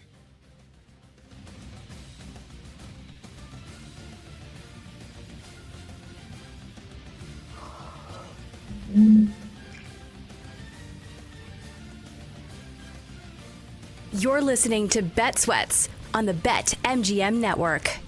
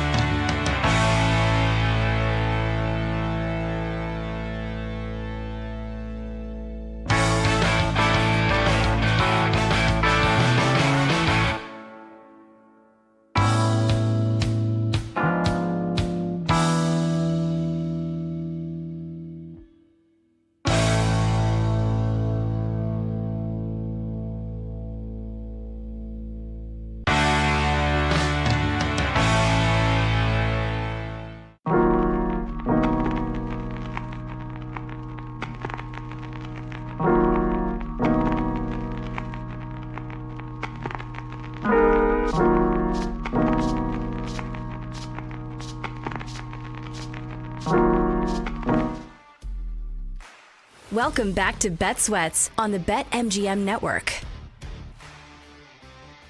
Week 11 in the NFL coming up.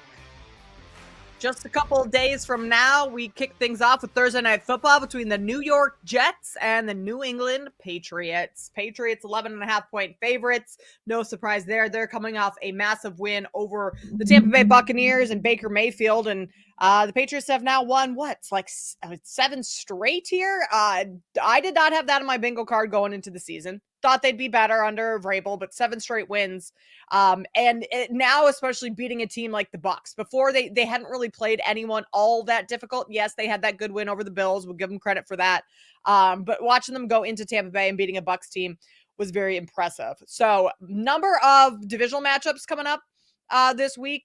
Chicago Bears are heading to Minneapolis to take on the Vikings. We have Steelers Bengals. Not that that's going to be like a must-see TV, although Joe Burrow clear your schedule for that one. Could be coming back at some point in the near future. He's been cleared to practice. That 21-day practice window now open. And then the Bucs and the Bills. I think that's going to be an awesome game. That's in the early slate right now. Bills 5.5-point favorites at home coming off that loss. So, Jake, where do you want to start in week 11? Anything catch your eye? I do want to start because you mentioned Joe Burrow. Did you see the viral tweet yesterday of the person who, after the announcement was made that Burrow was returning to practice, or that he was going to return to practice shortly, somebody quote tweeted the press release with, "Is now a good time to admit that I hired an Etsy witch to heal Joe Burrow's injury?" And with a video of the Etsy witch doing like her whole scenario, whatever ritual, I guess, with the candles and everything. Did you see that? It was crazy. I did not.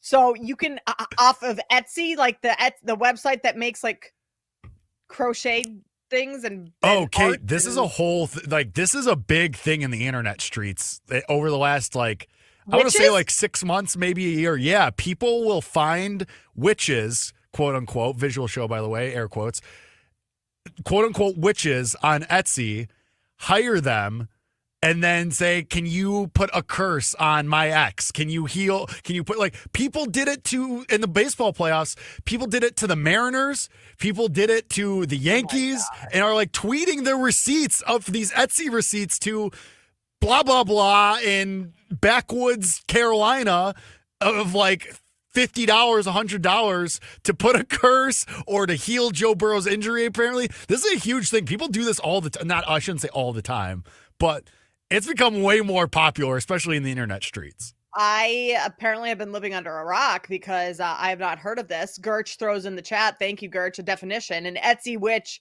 is a practitioner. Do you have a degree practitioner who sells spells and other metaphysical services through the online marketplace Etsy? My goodness, that's what the world is coming to. So have these spells worked? I suppose Mariners are out of the playoffs. The Yankees got bounced early. Maybe we got to start, Jake. Maybe we got to get ourselves an Etsy witch. Listen. You want to do some research and look into that for us? I'll fund. You do the legwork. Could think of a couple uses for an Etsy witch's curse lately, but no, I see people on Twitter say that they have their exes get cursed by an Etsy witch, or there was one girl who said she hired an Etsy witch to put a love spell on her crush and it worked, and it was wild. Now, of course, it's the internet. Don't believe everything you read. People could be very much making stuff up, but it's very funny. That stuff is just wild to me. Wild. All right. Well, we'll see if there's a curse to heal Joe Burrow if he comes back at any point this season. Can't rule it out. If he looks pretty good. The Bengals have an uphill climb to make the playoffs right now. So they could certainly use him back. But that's kind of the Bengals' MO the last couple of years is claw your way back in late in the season, see if you can get into the mix and ultimately fall a little short. So, And then Zach Taylor just keeps his job again because because he went to the Super Bowl that one time. Yeah. It's not his fault Joe Burrow gets that. It's the front office's fault for not building a better offensive line. Let's be real on whose fault that is, right? right? It's a fair point. I mean, I'm not sure Zach Taylor's a great head coach, but Yeah, it's a fair point. Fair counter. Yeah. Well, maybe there's a witch that's allowing Zach Taylor to keep his job. Zach Taylor's got a witch on retainer to not get fired. Dang, we should have tried that. Oh man. Okay. Bills Bucks. I'm not impressed with the Bills right now. Why? Because they got their asses handed to them by the Dolphins? Yeah. Like, yes, that is precisely one of the reasons. But like the Bills have not beaten any good teams this year.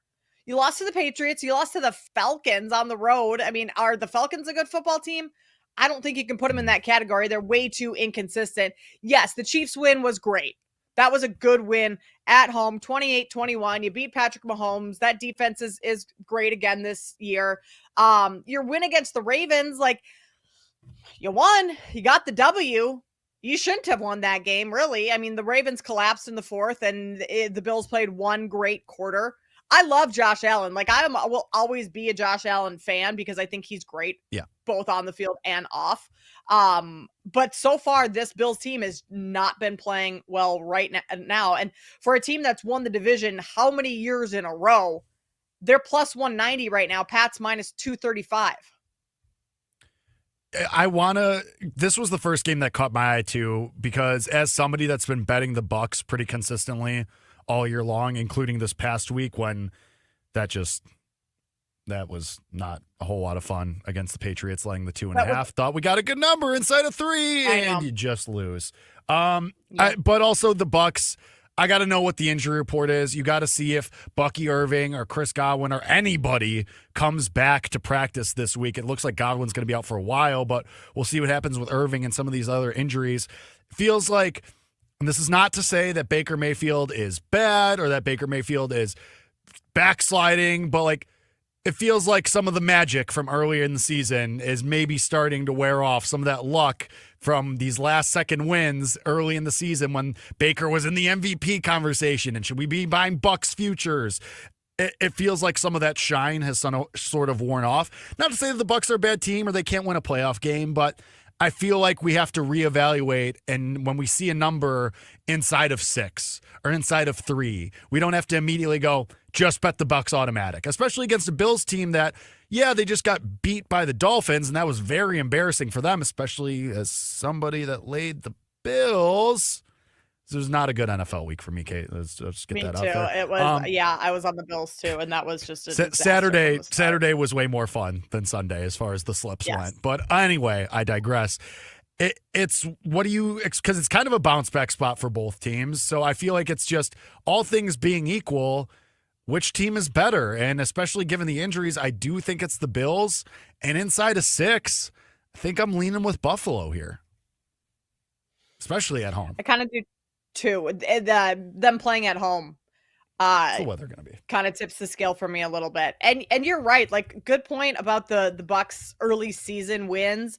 I mean, you had the first 3 games of the season, you were just sneaking by those teams, fourth quarter comebacks, even that game against the Seahawks in what was that, week 5.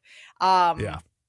Well, that felt like where things peaked. Like that Seahawks when everyone was like, this is it. The Bucks are real. And it's kind of been ever since then.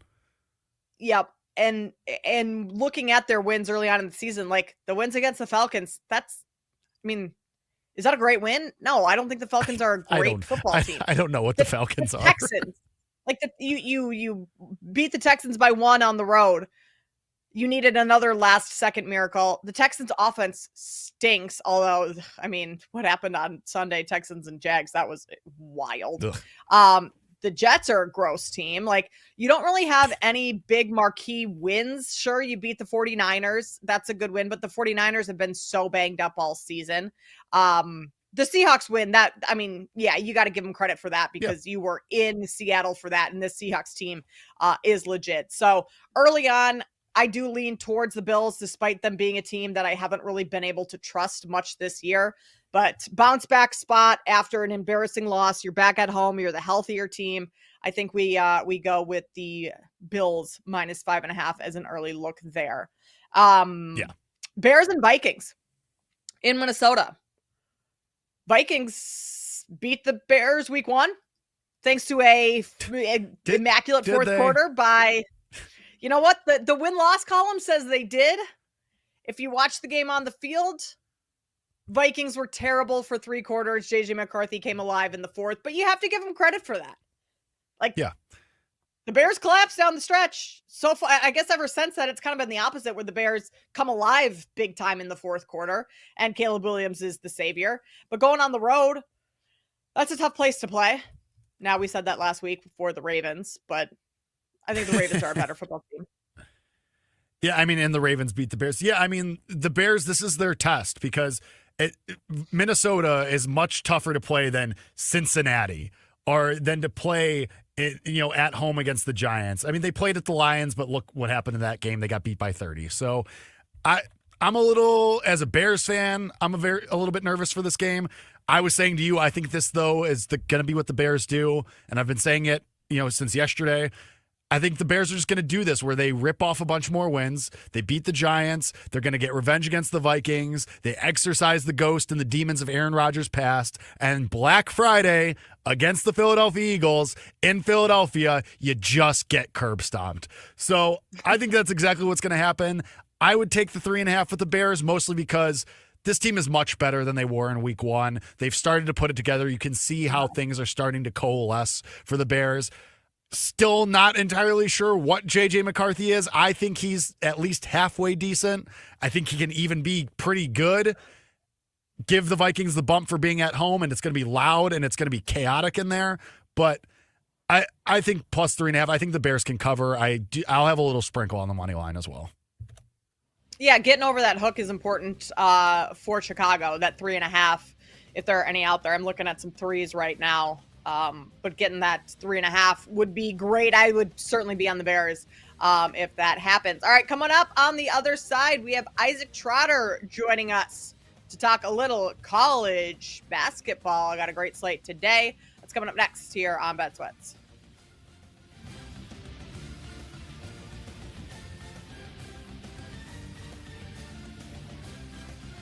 You're listening to Bet Sweats on the BetMGM network.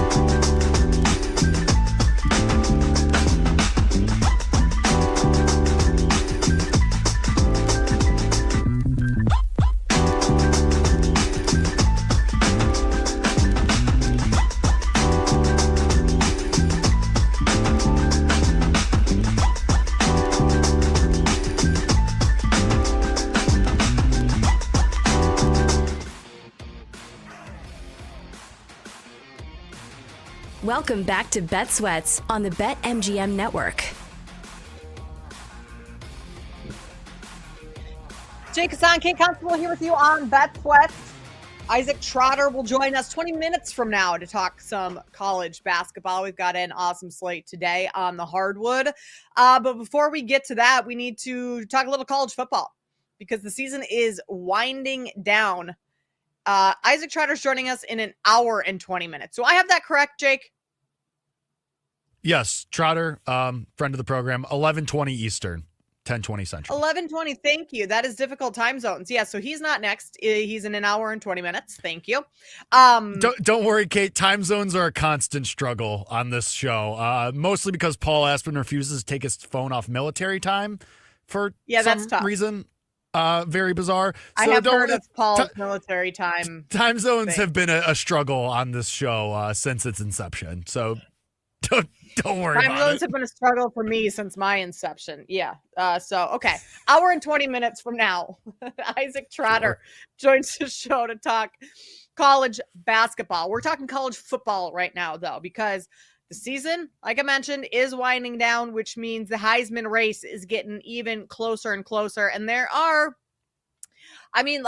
go ahead and say there are 4 viable candidates. Now, there are 2 that are up at the top. Maybe you could argue that this is a 2-man race as of now. Julian Sayin, the Heisman leader, the favorites, plus 160. Fernando Mendoza, Indiana's quarterback. So 2 Big Ten quarterbacks sitting at the top of the board, plus 170. You then go Ty Simpson over at Alabama, 5-1, and Marcel Reed at Texas A&M, plus 850. Diego Pavia of Vanderbilt is the next closest at 20-1. So we're just going to cut this at the top 4, unless, Jake, you have anyone further down the board that you think can make a run over these final, 3 weeks of the season and top either Sayin or Mendoza?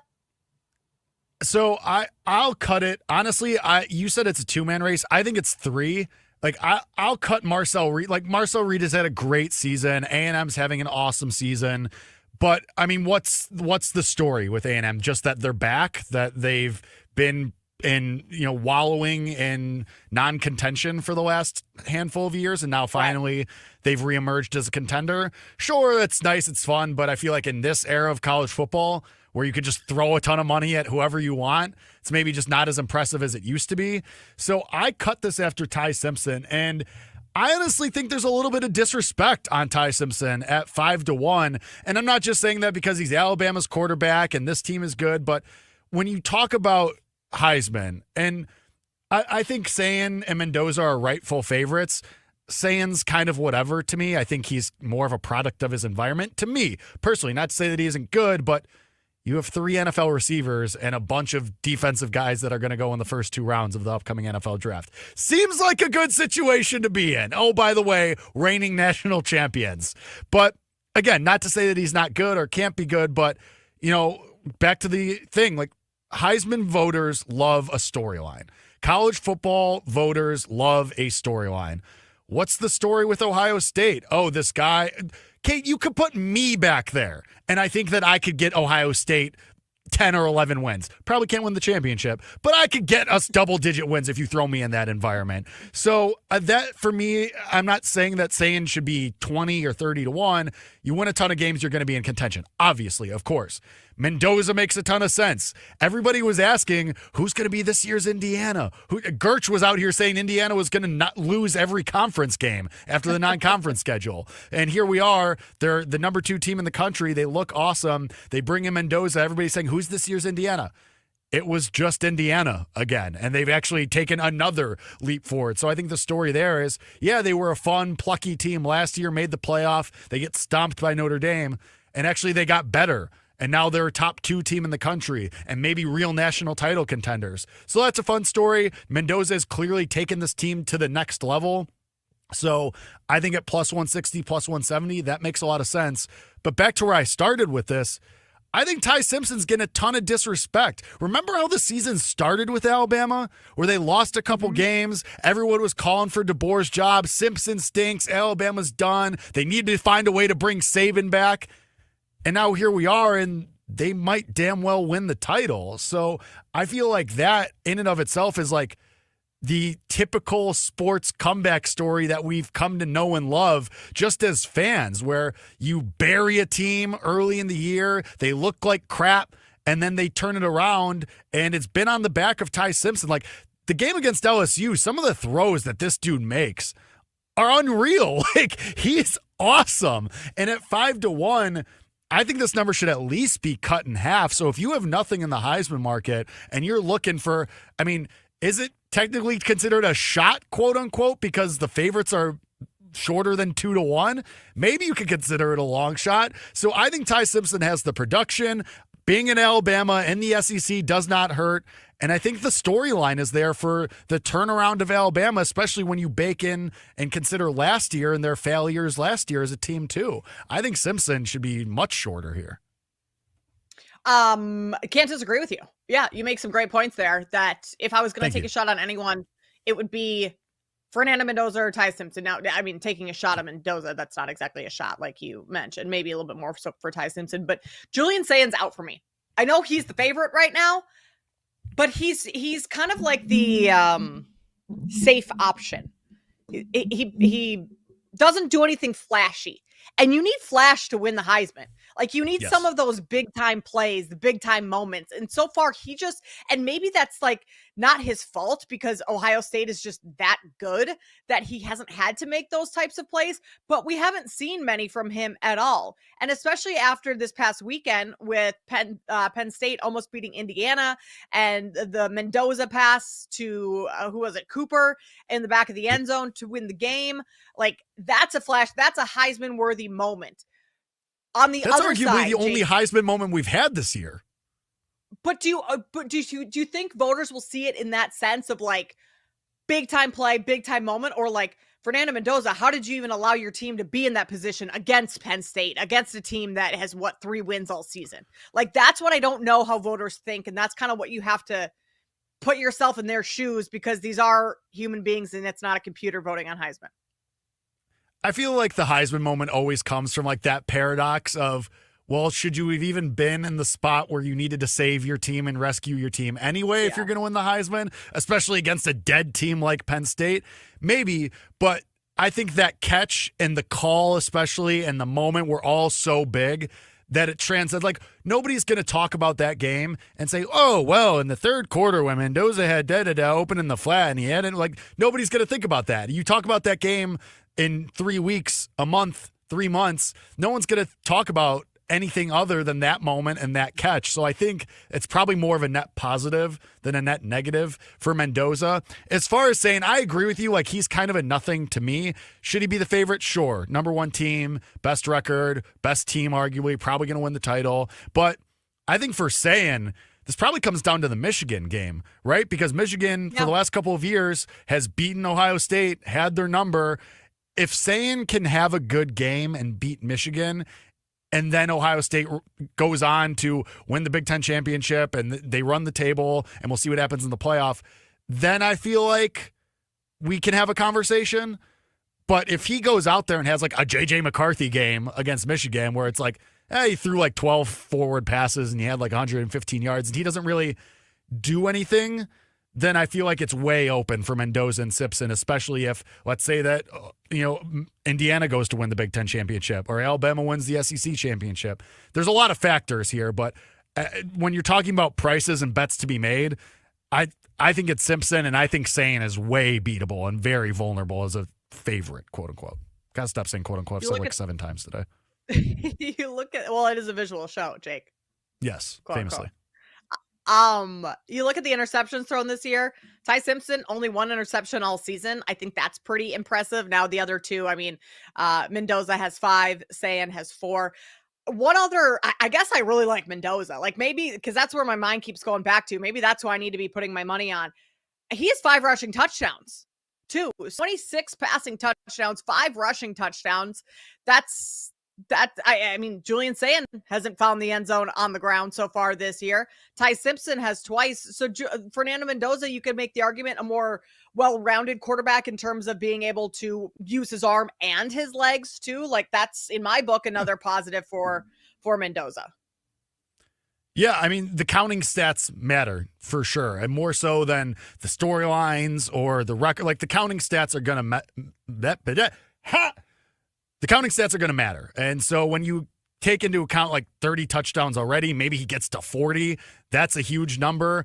And when you talk about the interceptions too, there's going to be voters who argue, well, does he only have one interception because he's not taking shots and he's not taking risks, and that's why Mendoza has. Like, we could do this all day. You could split hairs either way, and that's kind of what's fun about it, though, too, is when it is this close, and maybe if we are splitting hairs this much between Mendoza and Simpson, that goes back to my original point that maybe there is some hashtag value on Simpson at 5-1. And I know it's not 10 or 20. It's not a giant number that people like to see and, gets you excited, but it's still probably a wrong number, and you can do some stuff with that. And maybe even Mendoza at plus 170 is a wrong number. And I'm not saying go take out a second mortgage or, go sell grandma's heirloom so that you could get more down on plus 170.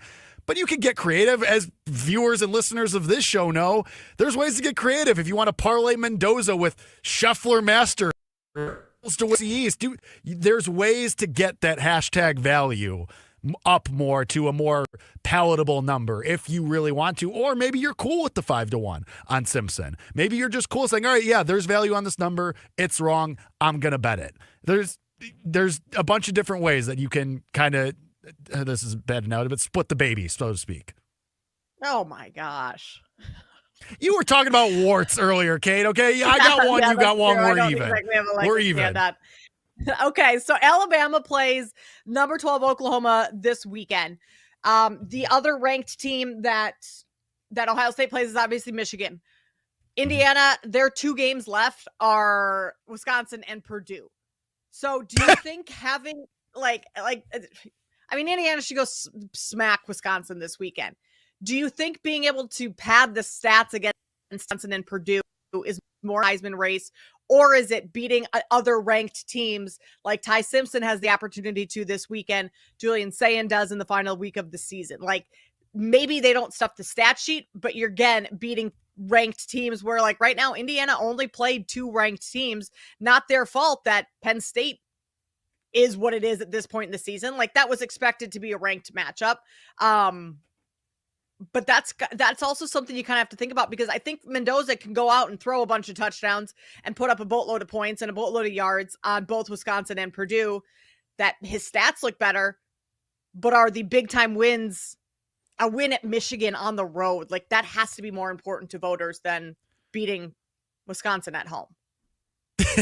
You would think beating Michigan in their own house is definitely going to matter more than Mendoza throwing for 400 yards against a Purdue team that is just looking for the offseason, doesn't even want to play football really anymore. It is kind of funny because you mentioned the schedule, like Indiana has Wisconsin and Purdue, the arguably 2 worst teams left in the Big Ten, and then Ohio State, here you go, UCLA and Rutgers, like before you have the Michigan game. What's Alabama have? Oh, home against number 11 Oklahoma. But then they get a break with, don't worry, everybody, Eastern Illinois in Tuscaloosa. That's so as annoying. a tune-up for the Iron Bowl. It's so annoying. I hate the way the SEC does that. Like, Ole Miss playing the Citadel, I think it's kind of funny. Won by a zillion. I guess that just gives us an opportunity to bet Alabama heavy or take unders on Eastern Illinois. I mean, that's how I'm going to be looking at that one. Yeah, I mean, well, yeah, just Eastern Illinois to not score, that could be something. But to answer your question, yeah, I think that the end game, like the win, should they win, Ohio State beating Michigan on the road will definitely matter more than putting up a gazillion on Purdue and Wisconsin. Beating Oklahoma and Auburn, because that game against Auburn, the Iron Bowl, that's going to be at Auburn too. So I think that'll matter more than holding Eastern Illinois scoreless. And again, like kind of like I said a couple minutes ago, you could sit here and we could split these hairs each different way a million times for any of these guys. That's why it's so tightly bunched on the odds board, proverbially, I guess 5-1 and 2-1, the $3 difference on Simpson, but however you land on that. But that's why they're all so tightly bunched, because you can make a case for any of these guys. And that's why I'm saying I think it's a 3-horse race, and this might come down to the final week of the season. This might come down to the Iron Bowl and Michigan and Ohio State. Thinking back to the past couple seasons, have we had a runaway favorite? Last year. No. I'm trying to even think of who won the Heisman last year. Time is a flat circle. Are we that stupid? It was Travis Hunter last year. That was history. And two-way player, et cetera, et cetera. Yeah. All right. I mean, but even Hunter, he wasn't a runaway. Like he wasn't. Pretty like Cam Ward made a push, and there were a lot of people banging the table for Genty too last year. So yeah, we haven't had a runaway. It's been pretty tightly bunched. Yeah. All right. Coming up on the other side, we're going to take our first look at NFL team futures after this past weekend and how those have shifted. We'll tell you where you can find some value in the futures market. Coming up next here on Bet Sweats.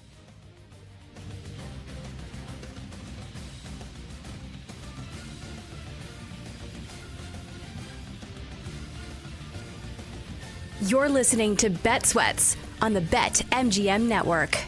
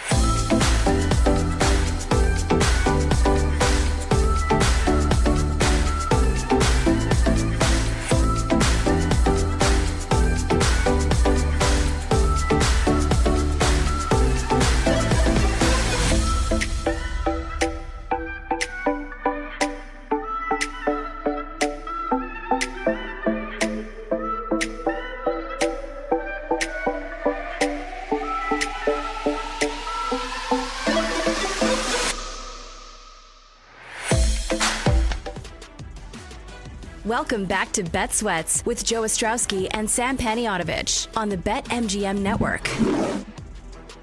Welcome back to Bet Sweats with Jake Hassan and Kate Constable. We're in for Sam and Joe today. They will be back tomorrow and for the rest of the week. But you get me and Jake for about another hour and 40 minutes. What could be better than that? Not a whole lot, Jake. Not a whole lot. We just talked a little Heisman candidates, Heisman odds with the college football season coming to a close. We're going to talk college basketball with Isaac Trotter later in the show. We'll get to a little bit more Week 11 NFL upcoming. But for now, Jake, NFL division odds or team futures, so to speak. Make miss playoffs, any division races that are close. The AFC North one that we had our eyes on last week with the Ravens and Steelers. Steelers lose to the Chargers. Ravens beat the Vikings. All of a sudden, that race isn't exactly much of a race anymore with the Ravens somewhat running away with it, but even after their terrible start to the season. They're minus 230 right now to win that division. There are quite a few divisions that are already, you could say, completely wrapped up. NFC East with the Eagles, they're minus 4,000. The NFC South with the Bucks, they're minus 650. Carolina losing this past weekend to the Saints kind of took them not completely out of the running, but they certainly have an uphill battle. I mean, but let's be honest, Jake, I don't think anyone really thought the Carolina Panthers were going to win that division coming into the season anyway. No, probably not. I want to circle back to what you said, like the first division you brought up. Are we sure the AFC North is done? Like, are we sure this is just the Ravens? Well, maybe not if Joe Burrow comes back. So is that your case? Listen, I'm marinating on this take, percolating, if you will.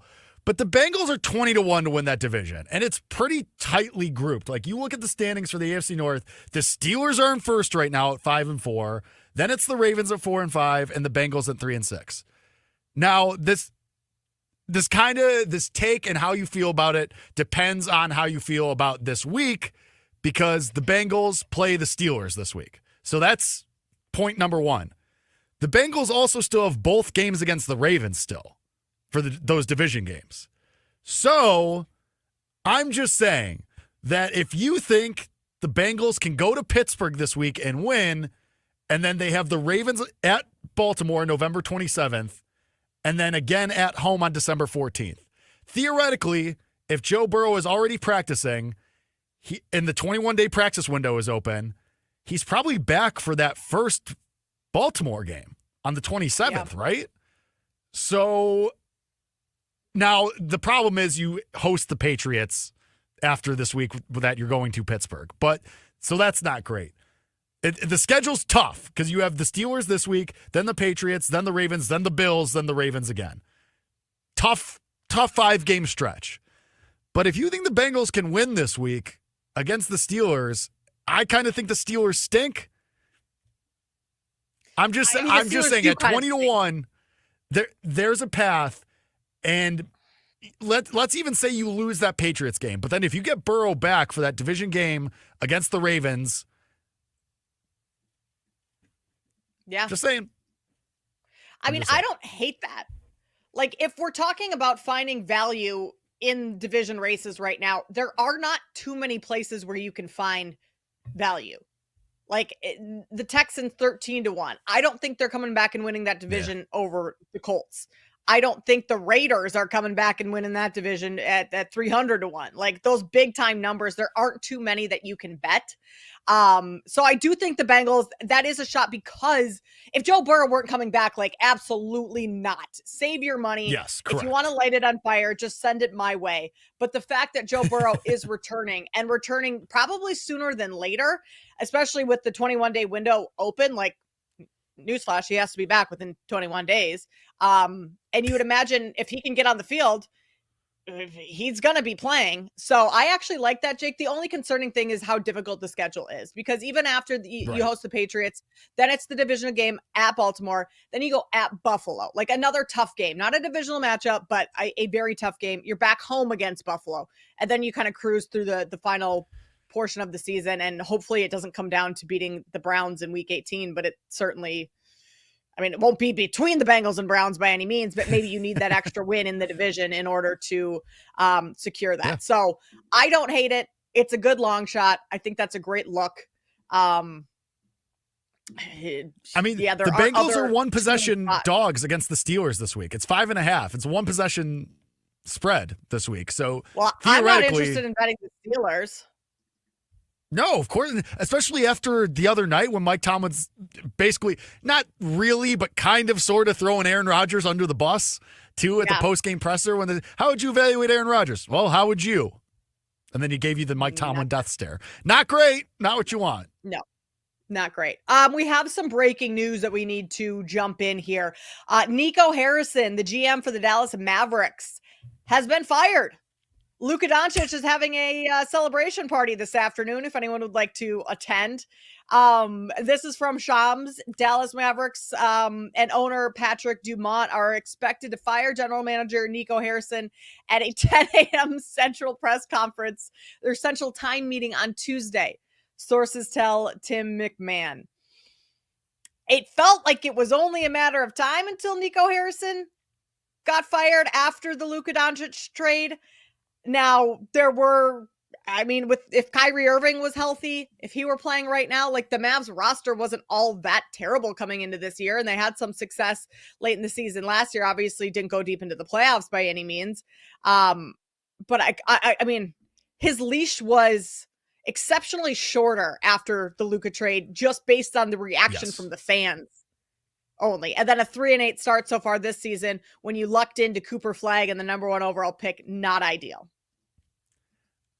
This is so funny to me because like when you have a coach with a short leash, like if this was Jason Kidd getting fired, then like, okay, you kind of understand, like you have the talent, you have the number 1 overall pick, you're doing nothing with it. But like the GM's so much different because if it was that much bad blood from the Luka trade and you knew the GM was going to be on a short leash, even though he's not out there drawing up the X's and O's, why even start the season with him? Like, if you knew this was on the table, that, okay, we start 3-8, we're done, we're out. Like, why even start the season with him? Like, it's only been about a month. Why let him make? Obviously, it was a slam dunk. There was nothing to do except pick Cooper Flagg number 1 overall. But why even let Nico Harrison go through that draft or go through free agency and the offseason? Like, does this make sense? Am I missing something here? Like, am I the one that's being insane? I don't know. No, if he's not good enough to finish out the season, why was he good enough to pick your roster to start this season? That's the question, essentially.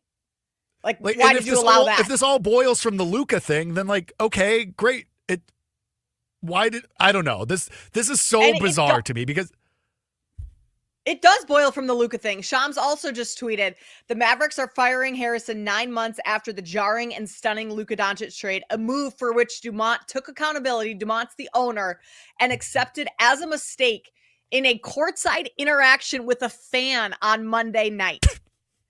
The owner is telling fans that trading Luka Doncic, your franchise player, a 26-year-old that is a top 3 player in the league, he's telling fans that was a mistake. And I almost want to say, like, good for Luka. Had Luka not gotten in shape this offseason, would Nico Harrison been fired? Like, that was part of the reason for trading Luka is like, he's fat. He can't get in shape. He can't move. He can't play defense. He doesn't care. All of a sudden, Luka goes and disappears for 3 months in Slovenia or wherever he was, comes back just chiseled, dropped 40 Not only pounds. comes back, Kate, comes back on the cover of Men's Health. Like, it's bam! Like, here we go. Like, in your eye hole. The only thing that I'm sad about now, because I looked, there's no Laker game tonight. I was so ready to bet Luka triple-double, alt overs. I'm going to do it tomorrow. Like, let's see. This is a bad job by me, filibustering as we pull this up. I mean, the Lakers at Thunder tomorrow. That is phenomenal. We may have to do some stuff. Yeah. That's going to be intense matchup, national television, and now the dance on Nico Harrison's grave. Oh, we're going to be betting some Luka props tomorrow. But I'll probably in the room, though, too. Anything yet. Yeah, but that might be a spot where the room is just right. The room just gets one. You just tip your cap. That's true. But that's so insane. Mean, like wild. That's going to go down with like Nico Harrison. Does he get another GM job after something like that? No way. I kind of doubt it. I kind of doubt it. But I mean, I guess maybe if you're a team that doesn't have a player quite like Luka, where like you can't mess it up.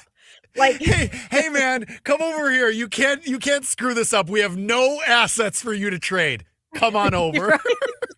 Like that would be go to the Hornets or something where like, hey, come to Washington. We got nothing. Yeah, you're not going to ruin this. But that is going to go down. Like Nico Harrison's legacy as a general manager in the NBA is going to go down as the worst trade of all time. Oh yeah. It's going to be infamous. Like it's going to be one of those things like on Twitter 20 years from now, we're going to be like, oh, today, 20 years ago, like one of those like sports history Twitter pages. Yeah. It's going to be like 20 years ago today at, 11:53 p.m. Central or whatever it was. The Dallas Mavericks traded their 26-year-old superstar to the Los Angeles Lakers. And we're all like, oh yeah. Like it's going to be trivia someday. Who was the general manager who traded Luka Doncic? And I would love nothing. I'm a Luka fan. So I would love nothing more than to see, he rules. See Luka go out and win a couple titles with the Lakers. Like, I don't necessarily want the Lakers to win the titles, but I would love for Luka to have that satisfaction of, you traded me. Not only did you get fired and won't get another job because it was such a boneheaded move, but I'm going to go on and have a ton of success with a franchise that you could have had me. Like, you could have had me. Yeah. I just also wonder, this press conference is at 10 a.m. Central. Expected to fire. What is going to be the reasoning? Will it be first and foremost, Luka? Or will it be, we don't like the way we've started this season. We didn't, roster construction in the off season. The trades we made aren't working type of thing. Like what's the reason going to be? Because usually isn't it usually when like a team stinks, they go after the head coach first and then the GM? Like Jason Kidd is safe. He's fine. Jason Kidd's not going anywhere. Yeah. And that's what I mean. Like that's what I was kind of getting at. Like the head coach is usually the fall guy in these situations, especially this early. So I feel like, I guess they could say roster construction or just, but based on what you said, that tweet of the owner courtside last night, less than, like 12 hours ago, basically saying, oh yeah, we made a mistake. Kind of makes me think that they're going to be honest and just say, listen, the fallout hasn't been worth it. And yeah, we lucked into the number one pick and we trust Jason Kidd because they usually wheel Jason Kidd out for these too. You figure he's going to be up there as well to answer questions about, oh, where does the team go from here? How do you keep the team together? Blah, blah, blah, blah, blah, blah, blah. Like, I feel like they might just say, yeah, it was because of Luka. I think they can't say that because they probably won't take that humiliation on the chin like that. But I bet you they'll dance around it without outright saying it. And I hope there's a reporter, and I'm sure there will be, that has the guts enough to say, is this directly related to the Luka trade? Yeah. And we'll see what they say. I'm interested to see what they say. I mean, for Patrick Dumont to tell a fan that that this was a mistake when he also accepted accountability for it, or when it happened, he had to sign off on it as well. Right. Now, the owner's not going to fire himself. He owns the team. Of course, he's not going to take accountability. But will he admit his part in that? I don't know. So we'll keep an eye on that. That's coming up at 10 Central. So just about 25 minutes from now. Zach put it in the chat. The Mavs plus 240 to make the playoffs. It's not like the West, especially the bottom of that playoff picture, is crazy good. The Suns are currently your 8 seed at 6-5. Warriors are your 7 seed, also at 6-5. It's early, 3-8. Yeah, it's not awesome for the Mavs, but we're 11 games into the season. There's 82 games. And once Kyrie Irving comes back and as Cooper Flagg starts to round into form, right, there might be a buy point coming for the Mavs. at the bottom with the Pelicans. They are not comparable in terms of talent. Those two. Mavs are significantly better. If I were going to bet anything, Mavs make or miss the playoffs, plus 240 to make the playoffs. They're better than the Blazers. They're better than the Grizzlies. Those two teams are sitting in the play-in right now. They're better than the Suns. Yeah. Like, they'll make the play-in, if anything. Like, that would be where I would take them right now, but I think they could win a play-in game and make the playoffs with the talent that they have. Plus, isn't Anthony Davis injured again right now? Doesn't he have some sort of eye deal? Or is he just wearing goggles? Some sort of eye deal? Sure. Well, I know he's got an eye situation. He's missed the last 5 games. All right. Okay. Hear me out. Once Davis and Irving are back, that might be a buy. Like, we don't do it now. We wait for the bottom to fall out a little bit more. That's a great point. All right, a look at this week's college football slate on the other side. This is Bet Sweats on the BetMGM Network. You're listening to Bet Sweats on the BetMGM Network.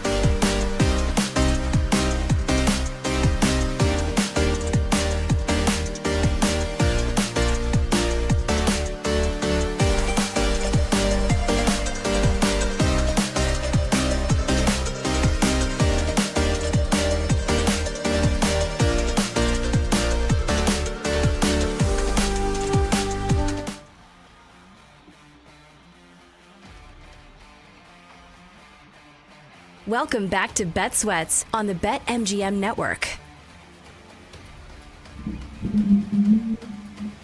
Jake Hassan, Kate Constable here with you on the BetMGM network. This is Bet Sweats. Sam and Joe are off today. They'll be back tomorrow. We just had breaking news in the last segment that the Mavs are expected to fire their GM, Nico Harrison. A press conference coming our way at 10 a.m. Central. We'll keep you posted on the what we hear and the findings from that. We are going to, Jake, now turn our attention to a little... I love expected to fire too. Like, I love expected to fire as if, like, something can change in the next 18 minutes where they bring everybody out and they go, actually, guys, never mind. We take it back. Yeah, we changed our Just mind. kidding. We changed our mind. Just say it's over. It's done. They're firing him. Yeah. No. He has, well, I guess he hasn't officially been fired.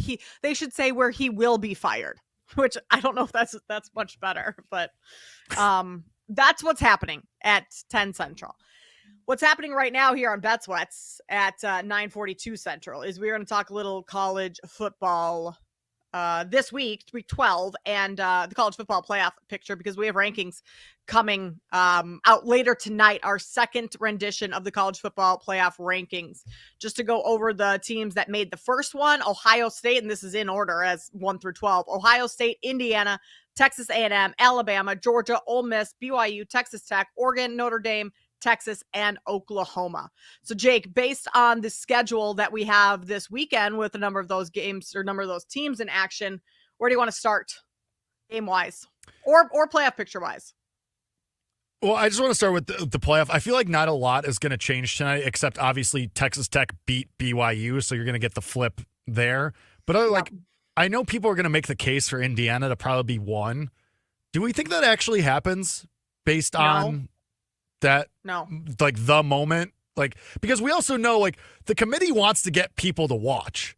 Gertz doesn't want Indiana to be 1 because because Gertz has been trying to reverse jinx Indiana all year long. So I love Gertz very much, but the tinfoil hat is on. I feel like just the committee, they want the viewership. I feel like they could maybe make Indiana 1 this week, and then they're just going to go back and forth for every rendition of these. I don't think you can make Indiana 1. You barely beat Penn State. Like, yes, you did beat Penn State, and a win is a win, but I don't think I still think there is a gap between Ohio State and Indiana, and I think the committee also sees that. Yeah, probably. Our Fighting Irish, Kate, remember we bet them against Navy. Yes, we did. Definitely took care of business there. I can't wait for Notre Dame to move up to like 8 and everyone just lose their minds.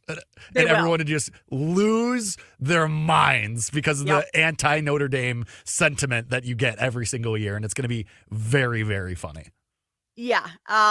You have to imagine they will, especially like Oregon barely squeaked by Iowa this past weekend. Oregon's 9, Notre Dame's 10. I think BYU dropped significantly. I think BYU, is there a shot that BYU is out of the playoff picture altogether after this past week, after losing to Texas A&M?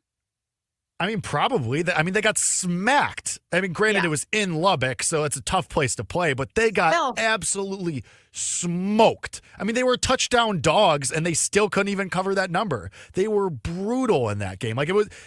We were on the better angle together, and I walked into the studio. I go, I wish they were all that easy. I wish every bet was as easy as Texas Tech was against BYU, because that was from kick until the end of the game. It was so easy.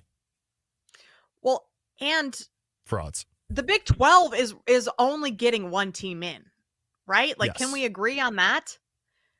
I guess hope so. I guess we can't unless Texas Tech loses in the Big 12 title game. I still think there's a path for Texas Tech to make the playoff even if they lose. That would be a 2-loss team, but a 2-loss with one of the losses coming in your conference championship with how dominant Texas Tech has been. I think that's the only path that we get 2 Big 12 teams into the playoff. Yeah, I mean that would have to be the only way. But, I mean, go ahead. I didn't. What you got? Never mind. No, I was going to say their path. They're going to win their next 2 games, but that's still so they'll enter the championship game with 1 loss, but that obviously still counts as a loss in the championship game. So it would be a 2-loss team. Yeah, I mean, I think this Texas Tech team has the juice. I think they can carry the proverbial weight of the conference on their shoulders enough. I mean, they're a top 10 team, for God's sake. And they've looked every bit of it all season long, and people are kicking and screaming. It's like, oh, all they did was buy all their players. Yeah, that's what college football is now, you buffoons. So I think Texas Tech has the juice. I can't wait to see who they end up getting in the first round of the playoff, because I'll be very much wanting to bet Texas Tech, depending on the draw there. Not saying that they're going to win the national title, but I like them as a team, and I think they could definitely win at least one game. But as far as this week goes, I mean, do we just start with the game of the week and we just work backwards from there with Texas and Georgia? Georgia hosting Texas, and we just work backwards from there, because I don't know if you heard, Kate, but Texas is back. Arch has the juice. He's figuring it out. Have you heard this? Have you seen this? I mean, I feel like after they beat Vanderbilt by 3 a couple weeks ago. Texas is not back in my mind. In some people's maybe, but Texas still has some stuff to show me. And that's not saying that they can't stick within this number. I think 6.5 is pretty generous. I'm looking at a first quarter play on Texas, because Georgia has started their games so slow all season long. It doesn't matter who their opponent is, whether it's a SEC ranked opponent, the bottom of the SEC, they don't come to play until the second half. And maybe that's where they then put Texas away or take a lead. But I think Texas early on in this game, especially going on the road, you're going to be juiced up going into Georgia. Georgia starts slow. They do not come ready to play. It takes them a little time to get warmed up. I would look at a Texas either to cover first quarter spread or first half spread. Honestly, that was going to be my look for this too. Texas first half was going to be my bet here, because you're right. This Georgia team, it just feels like they're incredibly sluggish just getting out of the gates. I mean, you beat Florida by 4. You beat Ole Miss by a possession, and really you could argue that Georgia should have lost that game. You only beat Auburn by 10, and then they end up firing their head coach. This Georgia, I'm not saying that Georgia's a bad team. I mean, they're 5th in the country for a reason. They're one of the top contenders at the top of the odds board and via the committee and et cetera, et cetera, et cetera. But it just, you watch this team and they just feel beatable, right? You just watch them and it's okay, they get it done, and Stockton does enough to win you these games. But it just doesn't feel like the Georgia teams of old, where they're just shoving you in a locker. So I think Texas is better than they were a few weeks ago. I do feel like they're getting incrementally better, but I think when push comes to shove, Georgia's the better team. They definitely have the better coach. So I think this could be a slow start. I think a first half under might be a good look as well, because we know Texas's struggles with offense in general. So, and against this Georgia team, I think that they could give Arch some fits a little bit. So I'll be on Texas first half, and I'll probably be on a first half under as well. Georgia has not dominated any team over the last 5-6 weeks, except maybe Mississippi State from last week. But if you look at the start to that game and Mississippi State, there's a big discrepancy in talent between a 5-5 Mississippi State team and a Arch Manning led Texas team. Let's just be real there. But sure, Georgia put up 21 in the second quarter, but it was 7-3 Mississippi State at the end of the first quarter. Just goes to show once again that Georgia will bring it late or in the second, but getting going has been very tough for Georgia. So I'm going first quarter Texas, Jake, and I like the first half under. I think that could be a play as well. Gertch is gonna love this one. I'm going Indiana to absolutely smoke Wisconsin this weekend, and I would maybe even look at a Wisconsin team total under. They're coming off a big win last week. Wisconsin's feeling good after beating Washington 13-10, little barn burner there. And I think after Indiana's near slip up against Penn State, that was a wake up call if they needed one at all, or maybe not a wake up call, but just a refocusing. Plus, we talked about the Heisman race earlier in the show, Jake. Fernando Mendoza, let's pad those stats. Let's get him a bunch of touchdowns. Let's get him a bunch of passing yards. Let's put up a massive number on this Wisconsin team that is extremely, extremely beatable. And you look at what Wisconsin, outside of putting up 13 points last week, 7 to Oregon, and they were shut out against Ohio State and Iowa. So they've scored under 3 touchdowns in their last 4 games. They're not scoring against Indiana. So disgusting. I love the narrative though. I love Wisconsin feeling themselves after the big upset at home. You know, those Wisconsin fans are looking at that Indiana Penn State game and saying, "Hey, Indiana vulnerable." And I think you're right. Indiana gets the scare against Penn State. They go, whoa, whoa, whoa, whoa, whoa, whoa, whoa, whoa. All right, we're going back home. Early morning game. 11 a.m. start, and then they just shove Wisconsin in the locker, slap back to reality, and you just go, okay, yeah, no, actually, we still stink. And don't worry, everybody, you're still bringing your head coach back next year at Camp Randall. Don't worry. Aren't you excited for that? Yeah, that's going to, I think he should go. I think Luke Fickell needs to go after this season. Yes. Sure, fine. What does it matter if you fire him now or if you fire him in 3 games? But I think Luke Fickell, I think he needs to go. It's been enough time there. Jake, real quick, any other games you have your eye on? We have Notre Dame Pitt. That's a big one. Notre Dame 11.5-point favorite. A little further down the board, other ranked matchups. Oh, Oklahoma, Alabama. That's going to be a great one. 2:30 and after the afternoon window. I still think Alabama -6.5 is the play there. They're just getting increasingly better as the season goes on. They are. I think I'm going to wait to bet that game live because I do believe in Oklahoma's defense. They have had a pretty staunch defense, stout, whatever. You know what I'm saying? They've had a pretty good defense all year long. So I think I might wait to bet that game live. And if Alabama starts slow and you could get a couple points, you get down to a 4 or God willing, even a 3.5, then I would be wanting to jump in on Alabama. Of course, you run the risk of Simpson and them just coming out hot and they just boat race Oklahoma, but I don't really think that's going to happen. So I'm going to wait and jump in live, but I'm galaxy braining it. I do think 6.5, 1 possession game, 1 touchdown. I do expect Alabama to be able to win by a possession. Galaxy braining it. That's a new one. I'm going to use that. You're learning a lot today, Kate. Etsy Witches, Galaxy Brain. So this is what we get when the Monster Bowl hosts with Jake Hassan. Yeah, there you go. All right, NFL Survivor, our first look at that coming up next. This is Bet Sweats.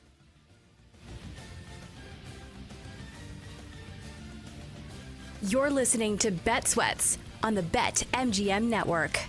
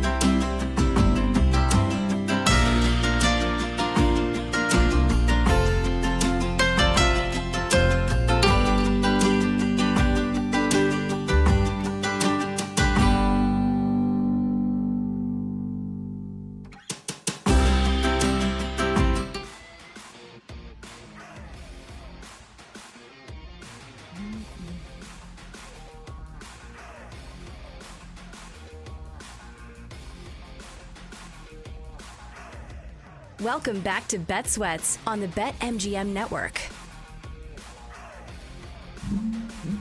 20 minutes from now, Isaac Trotter will join us to talk some college basketball. We've got an awesome slate tonight with some big-time matchups coming your way.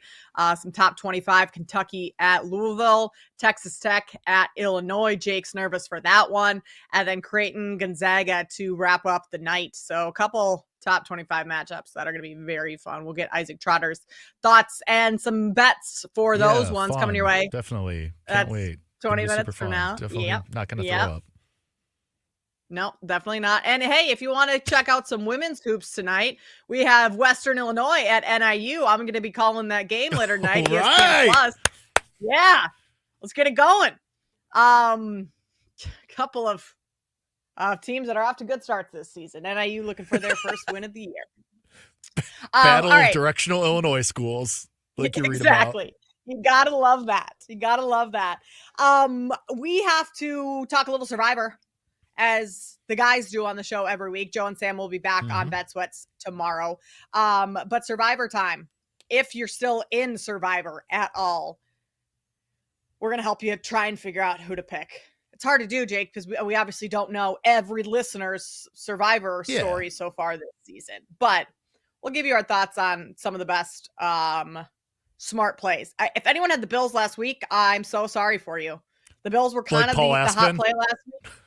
Oh, no, did he? Dang. Poor Paul. He made it. I mean, making it to week 10 is pretty good. Well, here's the problem, Kate. He didn't. It was Joe's buyback pool. So he lasted 1 week. Oh, that sucks. Unlucky. I don't blame him for putting it on the Bills, though. That was a spot that they should. I mean, the only advantage that Miami had in that game is that it was being played in Miami, like a home field advantage, which I don't think you can really say the Dolphins have like a scary home field advantage with the way their football team has performed. Like I doubt the fans there are all that rowdy. Plus it's Miami, better things to do than watch 3-7 Dolphins terrible football most weekends. Yeah. But yeah, that sucks for anyone who had Bills last week. The other, I mean, Panthers were maybe a play that some people had, being 5.5 point favorites at home. Saints win that game. Otherwise, I mean, the favorites smashed in the afternoon window. I got a gross one this week. Yeah. All right, let's hear it. What do you got? Week 11. Now, they're favorites. They are favorites, but it's still, I imagine most people have not used this team yet. And it's who we were just talking about. Dolphins at home against the Commanders and Marcus Mariota. Commanders who are 0-5 in their last 5. The Commanders in Spain. Oh, yeah. Ooh, so that makes it even grosser. In Madrid. Yeah. I don't hate it, Jake. I don't hate it. I thought about betting the Dolphins. I mean, this Commanders team in their last 5 games, like, all right, Jaden Daniels, the phantom fumble against the Bears, fine. But then you lose by 22 to the Cowboys, 21 to the Chiefs. You lose by 24 to the Seahawks and 22 to the Lions. Like, you just get blitzed in all of these games.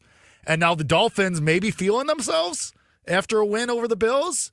Maybe things starting to turn around a little bit in Miami. Probably not, but this Commanders team just looks so brutal. Now Dan Quinn's taking over play calling on the defensive side of the ball. That always portends to good things when you got to change the play caller in, was it week 9, 10, wherever we're at? Seems like maybe a hashtag bad brew for the Commanders here in Spain. It also feels kind of like the Commanders, like, the wind has fully been taken out of the sails after that loss to the Lions. I mean, you saw it coming. I think most of us saw that coming. Spread was 8.5. You lose 5 straight in the manner that you have. You don't feel like you have a prayer at quarterback right now. A lot of your offensive position players or skill players are out or just not performing this year. Like Debo's been not good. You don't have Terry McLaurin. And the defense, there's a reason you're switching play callers on the defensive end because you haven't really been able to stop anyone. Whereas, because the defense sucks. I can't say too many good. At least maybe they have some confidence coming into this week. They said the locker room hasn't quit. Yeah. Oh, thank God.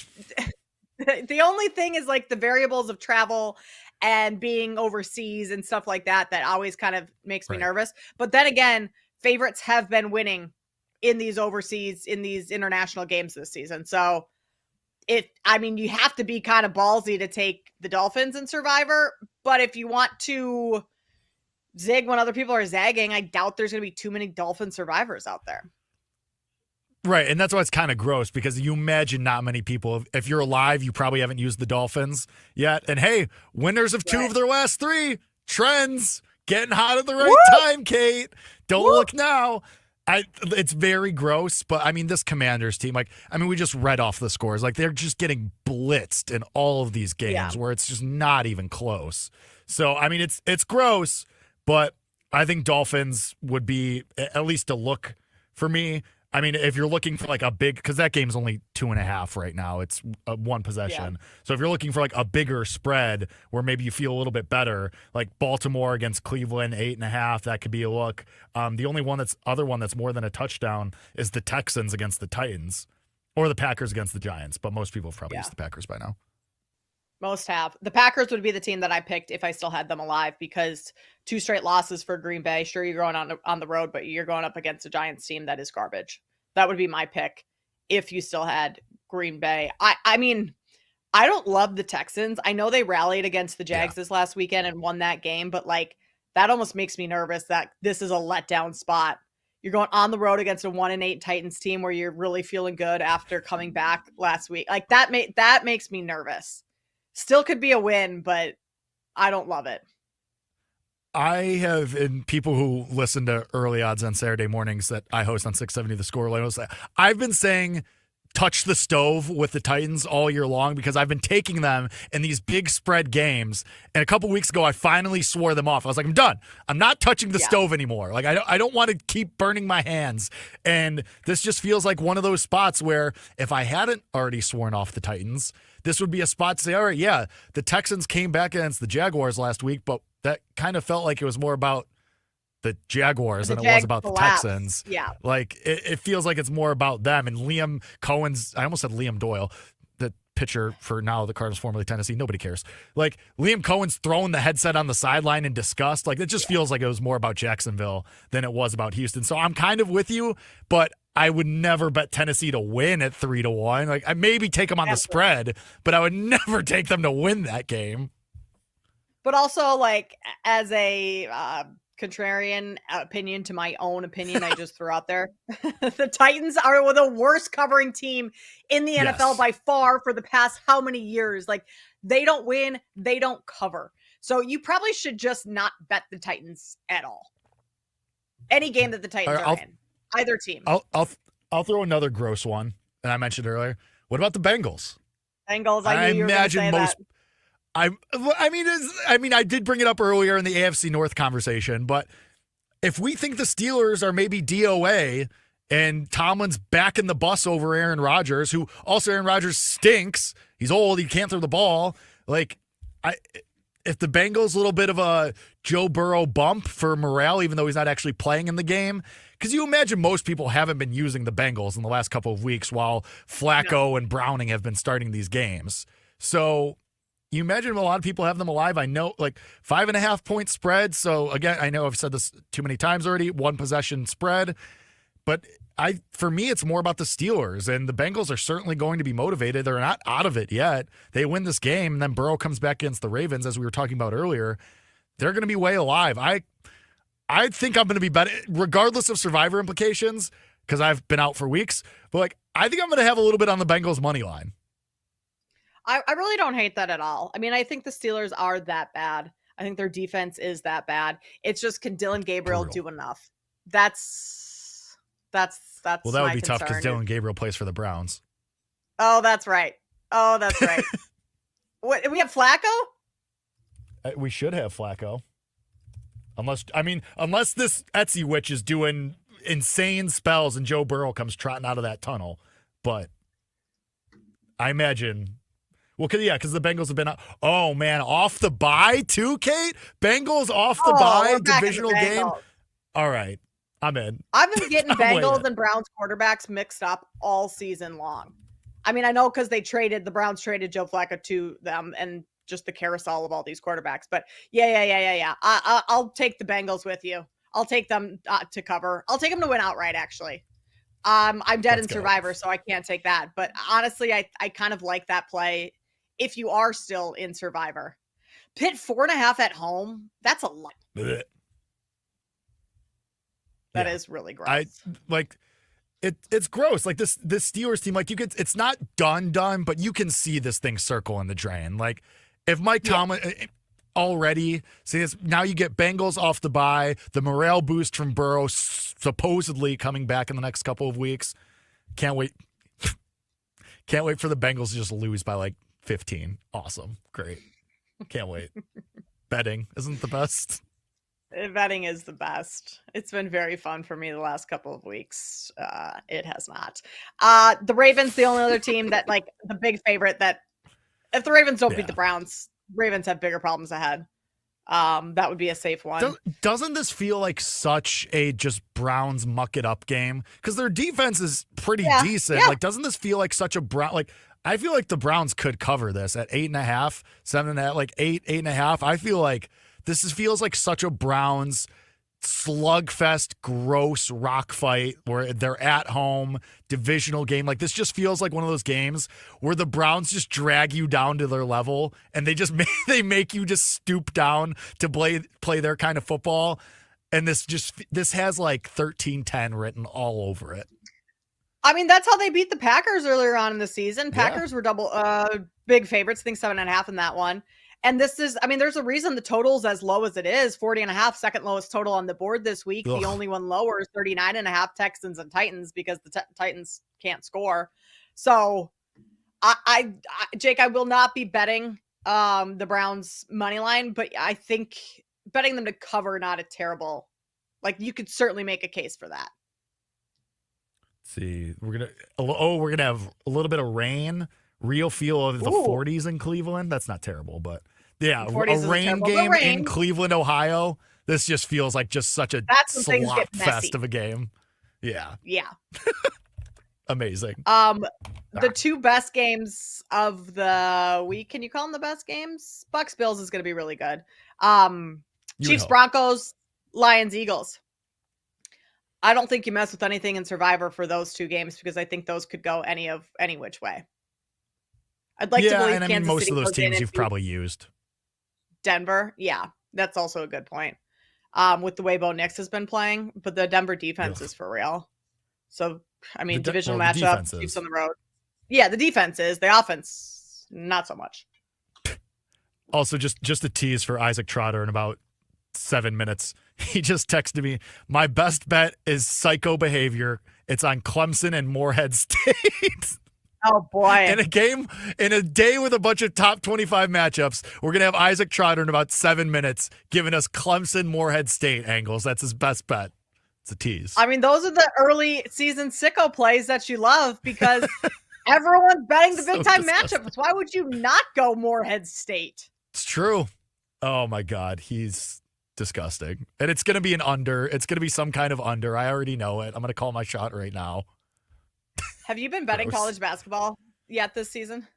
I have not. Mostly just when like smart people like Isaac. Like I'm not in the I've been paying attention. I'm not in like Isaac will text me player props for like Morehead State players. I'm like, sure, man, let's do it. Why not? You're not in the college b-ball lab, so to speak. I'm not in the lab. Yeah, but now with baseball off the slate as the World Series famously ended, and shout out to Nick Kurtz coming through for AL Rookie of the Year. Now we're a little bit more flush now to get in the weeds a little bit more.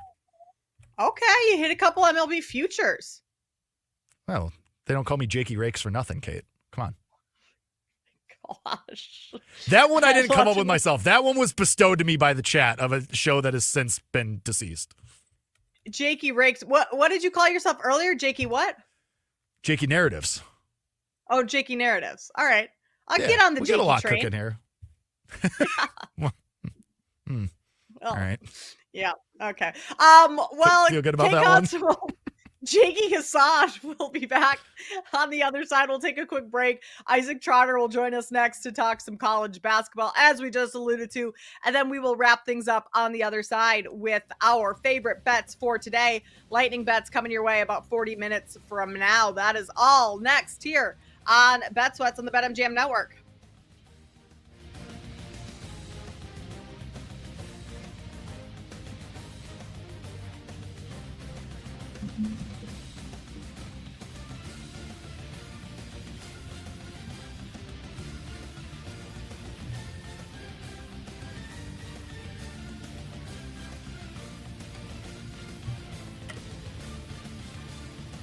You're listening to Bet Sweats on the BetMGM Network.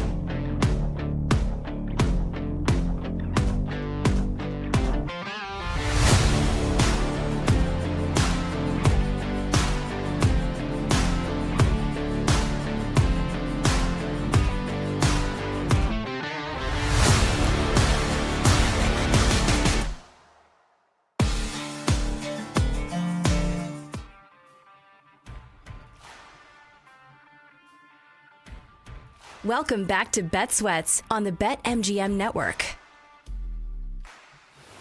Jake Hassan, Kate Constable here with you on Bet Sweats. We are joined by Isaac Trotter here in just moments. He's going to take us through some of the big games on the college basketball slate today. Illinois in action tonight, Louisville in action tonight, and then a couple, maybe some under the radar bets that he has. So without further ado, we bring in Isaac Trotter. You can find his work over at 24/7 Sports and CBS. He's a national college basketball writer. And a good friend of the one and only Jake Hassan. Isaac, you texted Jake. He was teasing this in the previous segment that you have just a disgusting-ish play for later tonight. That isn't one of the marquee games that everyone's going to have their eye on. Let's dive into that one to start. Yeah, welcome back to college basketball. Let's bet Morehead State plus 29.5 against Clemson. Like, what a sick, sick world that we live in. But I think there's a lot of logic here behind this. You know, Clemson was a team I was a little bit lower on in the preseason, and they have shot up a bunch of the different metric sites. They're up to near the top 20 on KenPom right now because they blew out New Hampshire and then they blew out Gardner-Webb. New Hampshire is one of the worst team in the Division I ranks. Gardner-Webb just lost to a Division II team. So, like, I think they're being a little inflated right now, especially for a team that doesn't shoot the three ball at a high level, doesn't really play at a high tempo pace. And you're playing a Morehead State team that just went into Georgia and nearly out-rebounded a very, very athletic SEC team.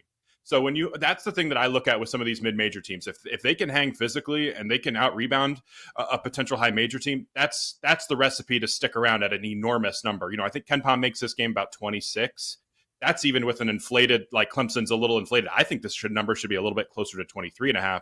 So at 29.5, I get a Morehead State team that lost to Wake Forest by 16, hung with Georgia on the glass, and basically the only reason they lost that game by a ton was because Georgia made every single three-pointer. And that, like, this is a huge, huge value on Morehead State plus 29.5. Probably my favorite bet of the night.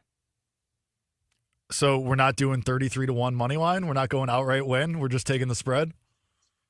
Yeah, I'm just taking the spread, but to be honest, I mean, Clemson does check off a lot of those boxes of a team that, like, I just think they're not as good as what the numbers are saying they are. They have 4 new starters this year. Their entire backcourt is completely revamped. They lost their best guard. They lost their second best guard. They lost their 2 front court. But, like, this is a team in flux. Yeah, they played great against 2 of the worst Division I teams, but, like, this is not a team that should be valued at the top 20 rate in the country like they are right now.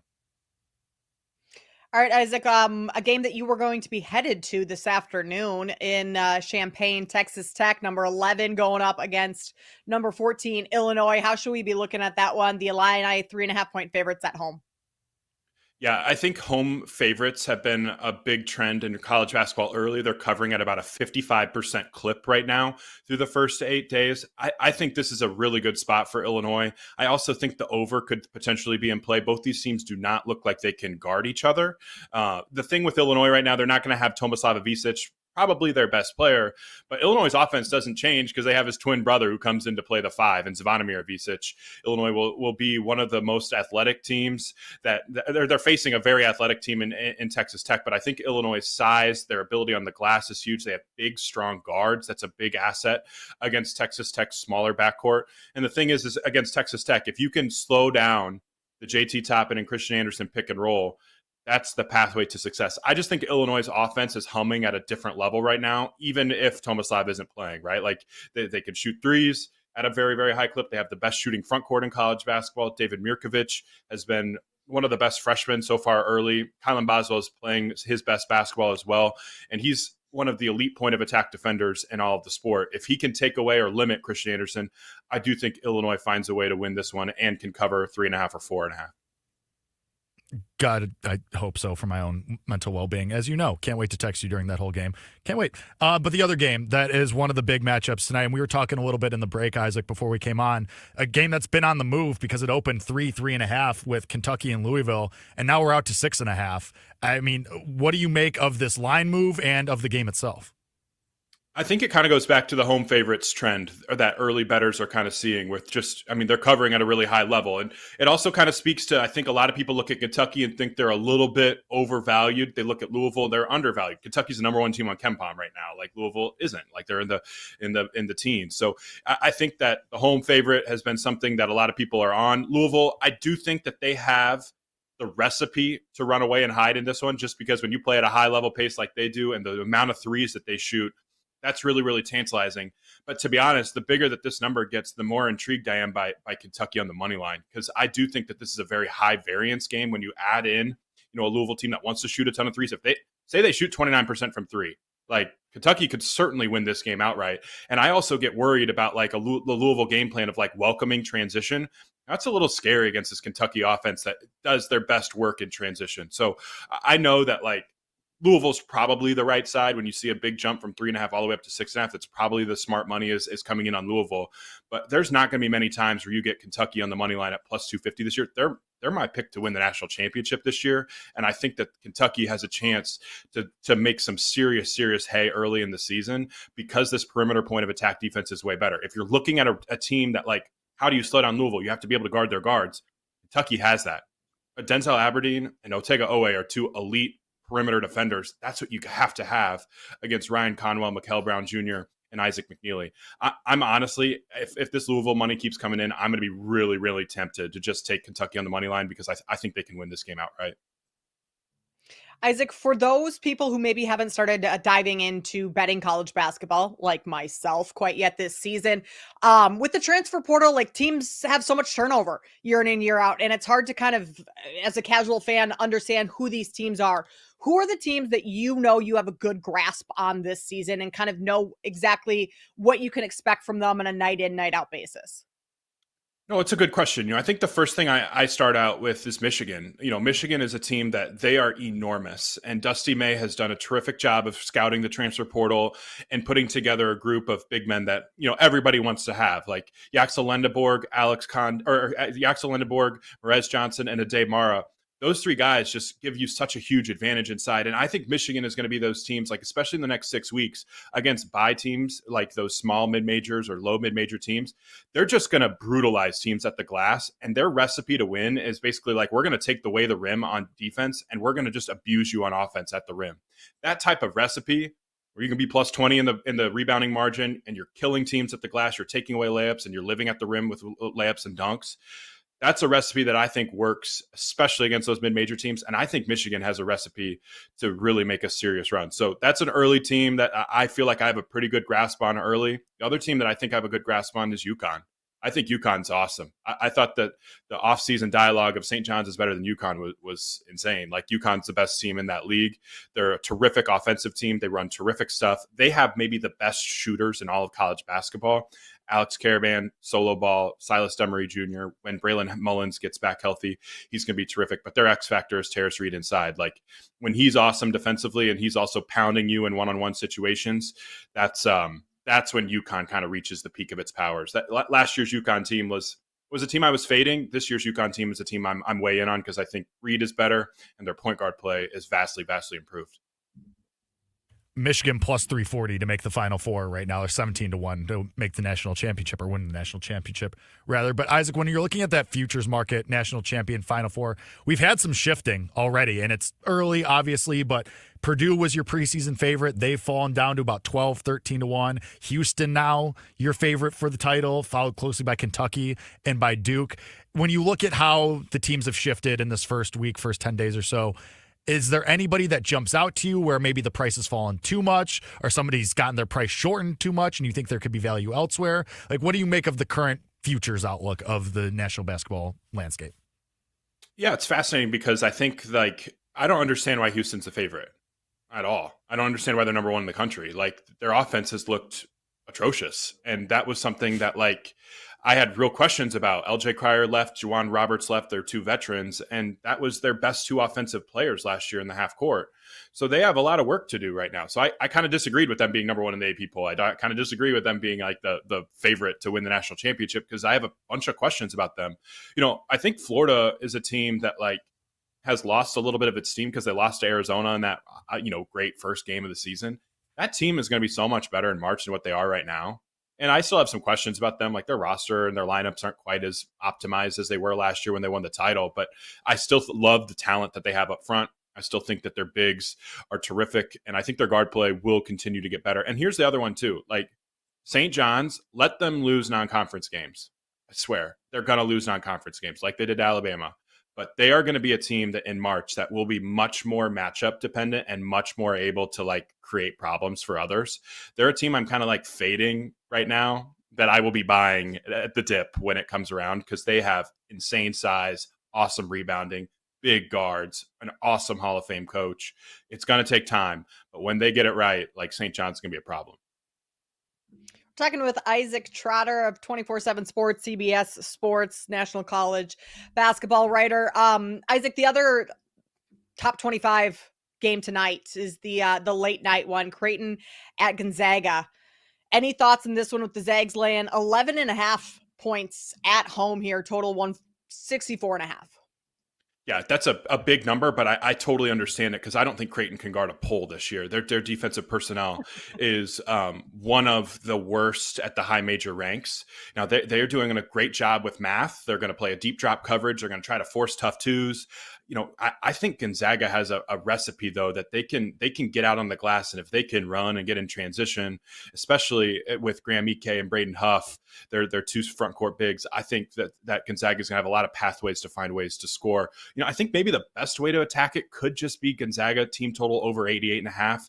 It's a very deep team, so like even if they get a bigger lead, that second unit I think is really, really talented, and they just come at you in waves. Like Ike and Huff are the studs, but like Tyon Grant Foster can get after you a little bit. Adam Miller's a veteran who can get after you a little bit and get you 15 points with 3 or 4 threes. Like they got real depth. I think Gonzaga's kind of sleeping a little bit under the radar as a sleeper nationally just because they lost Ryan Nembhard. But that team, I watched them play against Oklahoma. They just blowtorched an Oklahoma team that I really, really like. Creighton, with their defensive issues that they have, like it could be another scenario where Gonzaga's offense is humming early and often. Adam Miller's still in college basketball? Adam Miller is still indeed in college basketball, yes. Oh, my God. That's outrageous. Anyway, that notwithstanding, that's a niche Illinois basketball comment. But, Isaac, one team that you have, just give us one overreaction from the first week or so of the season. Just doesn't have to be right, doesn't have to be Penn forever, but one of your initial knee-jerk overreactions from the first week. I don't know if you guys watched Iowa State play last night, but they just destroyed Mississippi State, and they played well. I don't see it. Like, I get that they're going to be top 10 on KenPom. I think that, the Big 12 race is super talented. Like, there's a lot of, people that could push Iowa State as a potential team there because they have 3 returners back in Josh Jefferson, Taman Lipsey, and Milan Momcilovic. But I just don't think Iowa State has the guard depth to quite get up to that elite range where they could win the national championship. I think you're going to see them as like a potential top 10 team for all the metrics and be like, oh, should I, maybe invest in a longer price at them to win the title? I just don't think that's a team that can win 6 in a row. They do a good job in the portal, but they don't have like Kentucky has like $22 million to build a roster. Iowa State has like 5. So like, it's just different. It's different. And I just don't expect like a team like that. Like, even though they played well last night, I do think that they're going to be a tad overvalued moving forward and could open up some betting opportunities against the Clones. Isaac, we have like 60 seconds left, but selfishly, I want to ask you about my Iowa Hawkeyes. Are they, even with a new coaching staff, are they still an overs team going forward? A very different style this year because they're playing much, much slower this year. But I do think that Ben McCollum has the arrow pointed in the right direction. I don't think they're going to be as much of an overs team, but I think they're going to be a wins team. Like that team can really play. Yeah. Absolutely, right? And you have one of the best point guards in all of the sport. Bennett Sturts is absolutely terrific. And McCollum is your favorite coach's favorite coach. Like, he just gets the absolute most out of his team every single year. Some really sharp guys go to him to try to get guidance on X's and O's. I think Iowa is going to be a super frisky team. I think they're a tournament team this year. Love to hear that. And probably won't be having too many standoffs with refs like Fran McCaffrey this season or meltdowns on the sidelines. That's always a plus, although those were kind of fun to watch. Isaac, appreciate you taking the time to jump on with us. Appreciate your insight. Enjoy the Illinois-Texas Tech game tonight. We'll talk to you down the road. Of course. Thanks for having me. That is Isaac Trotter, national college basketball writer for CBS Sports and 24/7 Sports, and a friend of Jakey Friends. You're gonna run with this one, aren't you? This is not going away, is it? Yeah. That's fair. And I'm also betting. Who did he say to bed tonight? Morehead State plus 28.5. Plus 29.5, 28. And he made a really strong case for Kentucky too. You're not going to get better than 2-1 very often for a team he thinks can win the title. Yeah, I'll bet that team tonight better than 2-1. I will. Stay tuned for lightning bets. And we'll tell you exactly. We'll tell you what else we are betting on the other side. Lightning bets coming your way as we wrap things up here on Bet Sweats with Jake Hassan and Kate Constable.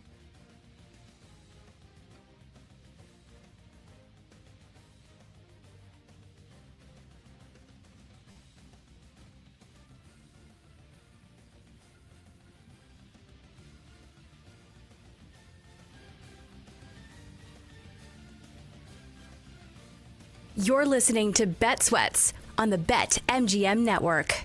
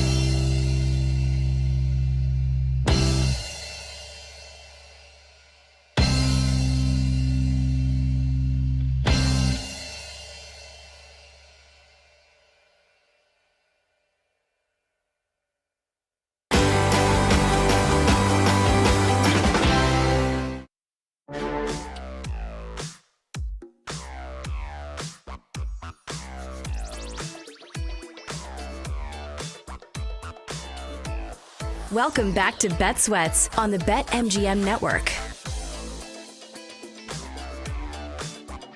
Wrapping things up here on Bet Sweats. Kate Constable, Jake Hassan, Sam, and Joe will be back with you next week. We got to get to our lightning bets. Best bets of the day. We talked a ton of NFL, week 11, week 12, college football. We have some Heisman and some college basketball talk mixed in there as well. So if you missed anything throughout the show and you want to go back and listen, you can do so on the free Odyssey app or in podcast form. Just search Bet Sweats wherever you get your podcasts, and you can check out each individual segment. Jake, what do you got planned for the afternoon? Are you probably working? That's what. Yes, Kate, I will be here as I am in perpetuity. Just an absolutely rousing edition of You Better You Bet on the way on a, how does Costa say it? Terrific Football Tuesday.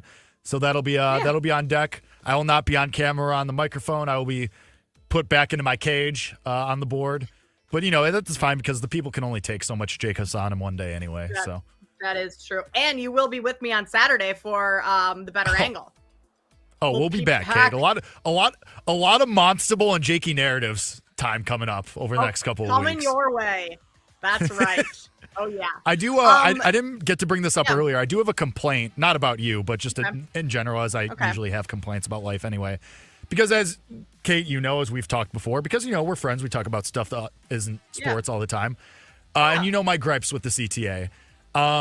It's just how people, their brains just stop functioning when there's bad weather and it comes to public transit. Like, you're on the bus and there's no, the bus is full. People, it's standing room, we're all packed in, and then people just stare at you. They're just like, I got nowhere to go. I'm sorry. Away.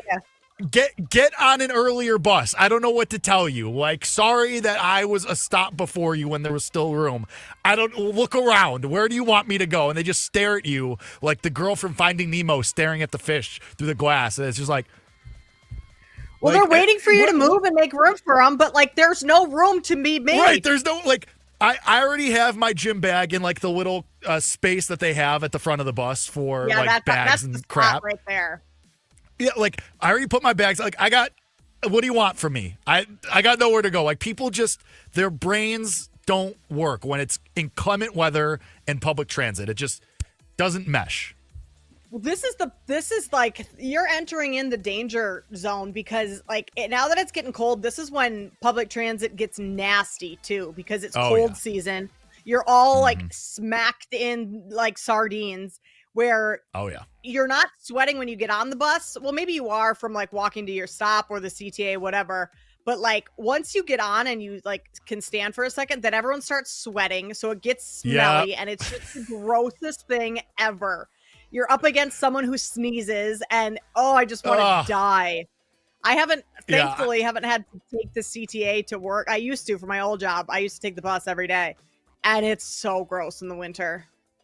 I may have to pivot because it's a longer walk and I would have to get up earlier, but I may have to pivot back to the train just because at least that early, the train, especially the brown and purple line, are a little more spaced out. I don't know if I can do the packed bus for an entire winter. We may have to pivot back for the winter time. It gets really, really gross. It's so nasty. But hey, that's what we chose to live in a city. That's what you get for living in the city. Oh, our own fault. Kate, I'd rather be on the bus getting sick and or dead in Chicago rather than be anywhere else. Let me make that very clear. I suppose you actually had a taste of the suburbs over the summer. Suburb Jake. Well, Suburb Jake, that wasn't so bad because I was in Glasgow for 10 days and I was out and about. True. It wasn't terrible. It wasn't great. Don't get me wrong. That getting home at 7:30 p.m. After taking the Metro, it's not super awesome. Then get back on the Metro at 5 a.m. Yeah, exactly. Let me be very clear. I love my family and my parents very much. The transit in between just wasn't the most ideal situation. Didn't love it. But yeah, but even other cities, I'd rather be frozen in Chicago than comfortable in Tampa. I'm good. Or I'd rather be cold in Chicago than cold in the trash city that is New York.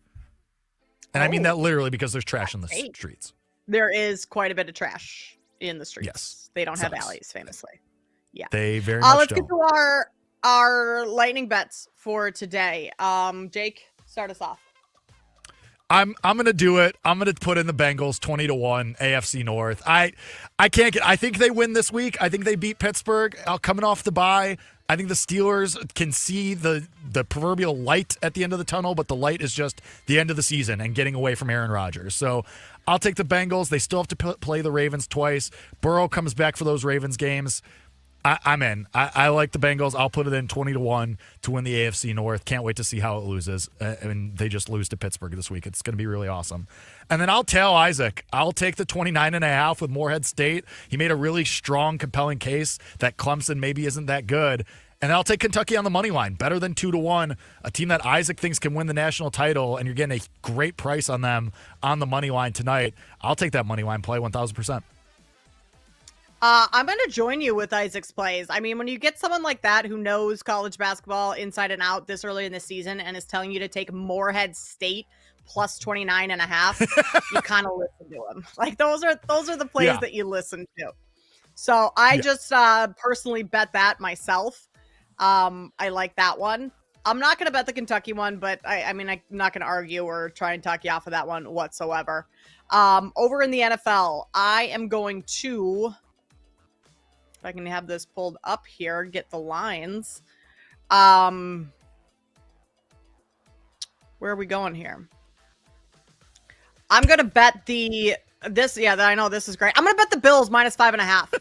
I think coming off of a brutal loss to the Dolphins last week, like this is the last week where I trust the Bills to potentially get back on track and be a team that you can trust going forward and into the playoffs. The Bucs are still banged up. I'm starting to wonder if the Bucs' early season success was not necessarily fluky, but like not sustainable. 5.5. I like the Bills at home. And then I'm going to go Indiana football against Wisconsin this weekend. I'm going to lay the points, the big number with Indiana. I think they just absolutely go out and smash the narrative play of Fernando Mendoza, padding the stats, coming off a game against Penn State where I think it's a little bit of a refocuser, having that scare, potentially losing last week. That I'm going to go Indiana to cover. I'm going to add a couple. I'm going to add Notre Dame minus 11.5 after they just smoked Navy. I think Notre Dame, that's probably going to move at some point. It's technically a ranked matchup after Pittsburgh after Pittsburgh entered the rankings this week. They're 24th, but I think Notre Dame, people are going to get all mad and hot and bothered when Notre Dame jumps up in the rankings a couple spots tonight, and just the Notre Dame hate will come out. But they're a good team, man. They can hang with anybody. They have an actual quarterback. Their defense is legit. So against Pittsburgh, I'll lay the 11.5 with Notre Dame this week. I did want to bring something up, Kate, in the NFL that we didn't really talk about this game that much today, but kind of sneaky, awesome game, Seahawks and Rams. And sitting at minus 2.5 for the Rams right now. Rams taking some steam. If that gets to 3, I think I'm going to take the Seahawks. Because that defense, like I know Stafford is making an MVP push and he throws 1 million touchdowns every week, but this Seahawks defense just punches you in the mouth. And I'm willing to bet on defense here, even though the Seahawks are on the road and Stafford looks awesome. We get to 3. I think I'm going to be on Seattle in that game. Yeah, we didn't touch on that. That's going to be one of the best games of the day. Divisional game, the way both of these teams are playing. I mean, yeah, you could certainly argue it. The best game. NFC West battle. Lions, Eagles are going to be pretty good, but yeah, that's not a divisional matchup for those two teams. I would only, if it gets to 3, which it's shaded towards the Rams right now, minus 120. Yeah. So we're going that way. If it gets to 3, I think you have to take the Seahawks. Also, there's the whole argument of the Seahawks have been better on the road this year than they have at home. They're on the road. They're in LA. And they're playing really good football. Wait till Rashid Shaheed really gets going within that offense too, and that just adds another weapon, a deep threat for Sam Darnold. So I like that look for you. If you were to bet into that division right now, I want to say, I mean, they're tied in terms of record, but Seahawks are the favorite, I believe. I believe honestly, I don't know correct, where I don't know where I would go. I think. Because it's like, all right, who do you want to bet on? Do you want to bet on Matt Stafford staying healthy the entire year? or do you want to bet on Sam Darnold continuing to play like this the entire year? It's like, neither of those are great options that make me. No. Neither of those make me feel awesome. But I think I think I'd rather bet on defense. Like, I think me personally, I'd rather bet on Seattle just because they have the defense. They create takeaways. They haven't even been healthy all year long. Like, we're kind of starting to see the Seahawks defense finally reach their potential as they're getting healthier. I think I would pick the Seahawks. The Rams have a sneaky good defense too, though. They do. Weren't the Seahawks picked to finish last in the division going into this season? They sure were. Yeah, that's crazy. And I was very much on the anti-Seahawks going into the year too. I did not think Sam Darnold was going to be the guy outside of Kevin O'Connell. No. But he has played great. He has been the guy. Sam Darnold MVP conversation. If he beats Matt Stafford. Stop If he beats Stafford this weekend, he's going to go up the board. You're looking at a what would Seattle's record be? 8-2. 8-2. Best team in the NFC. I think Darnold's odds would have to shorten significantly. Okay, Not saying I'm going to bet shorten, it. but yeah. Okay. But, they would shorten, yes. I don't think they would. Yes, okay, that I can get on board with. Don't you think? No, he though, wouldn't be the favorite by any means.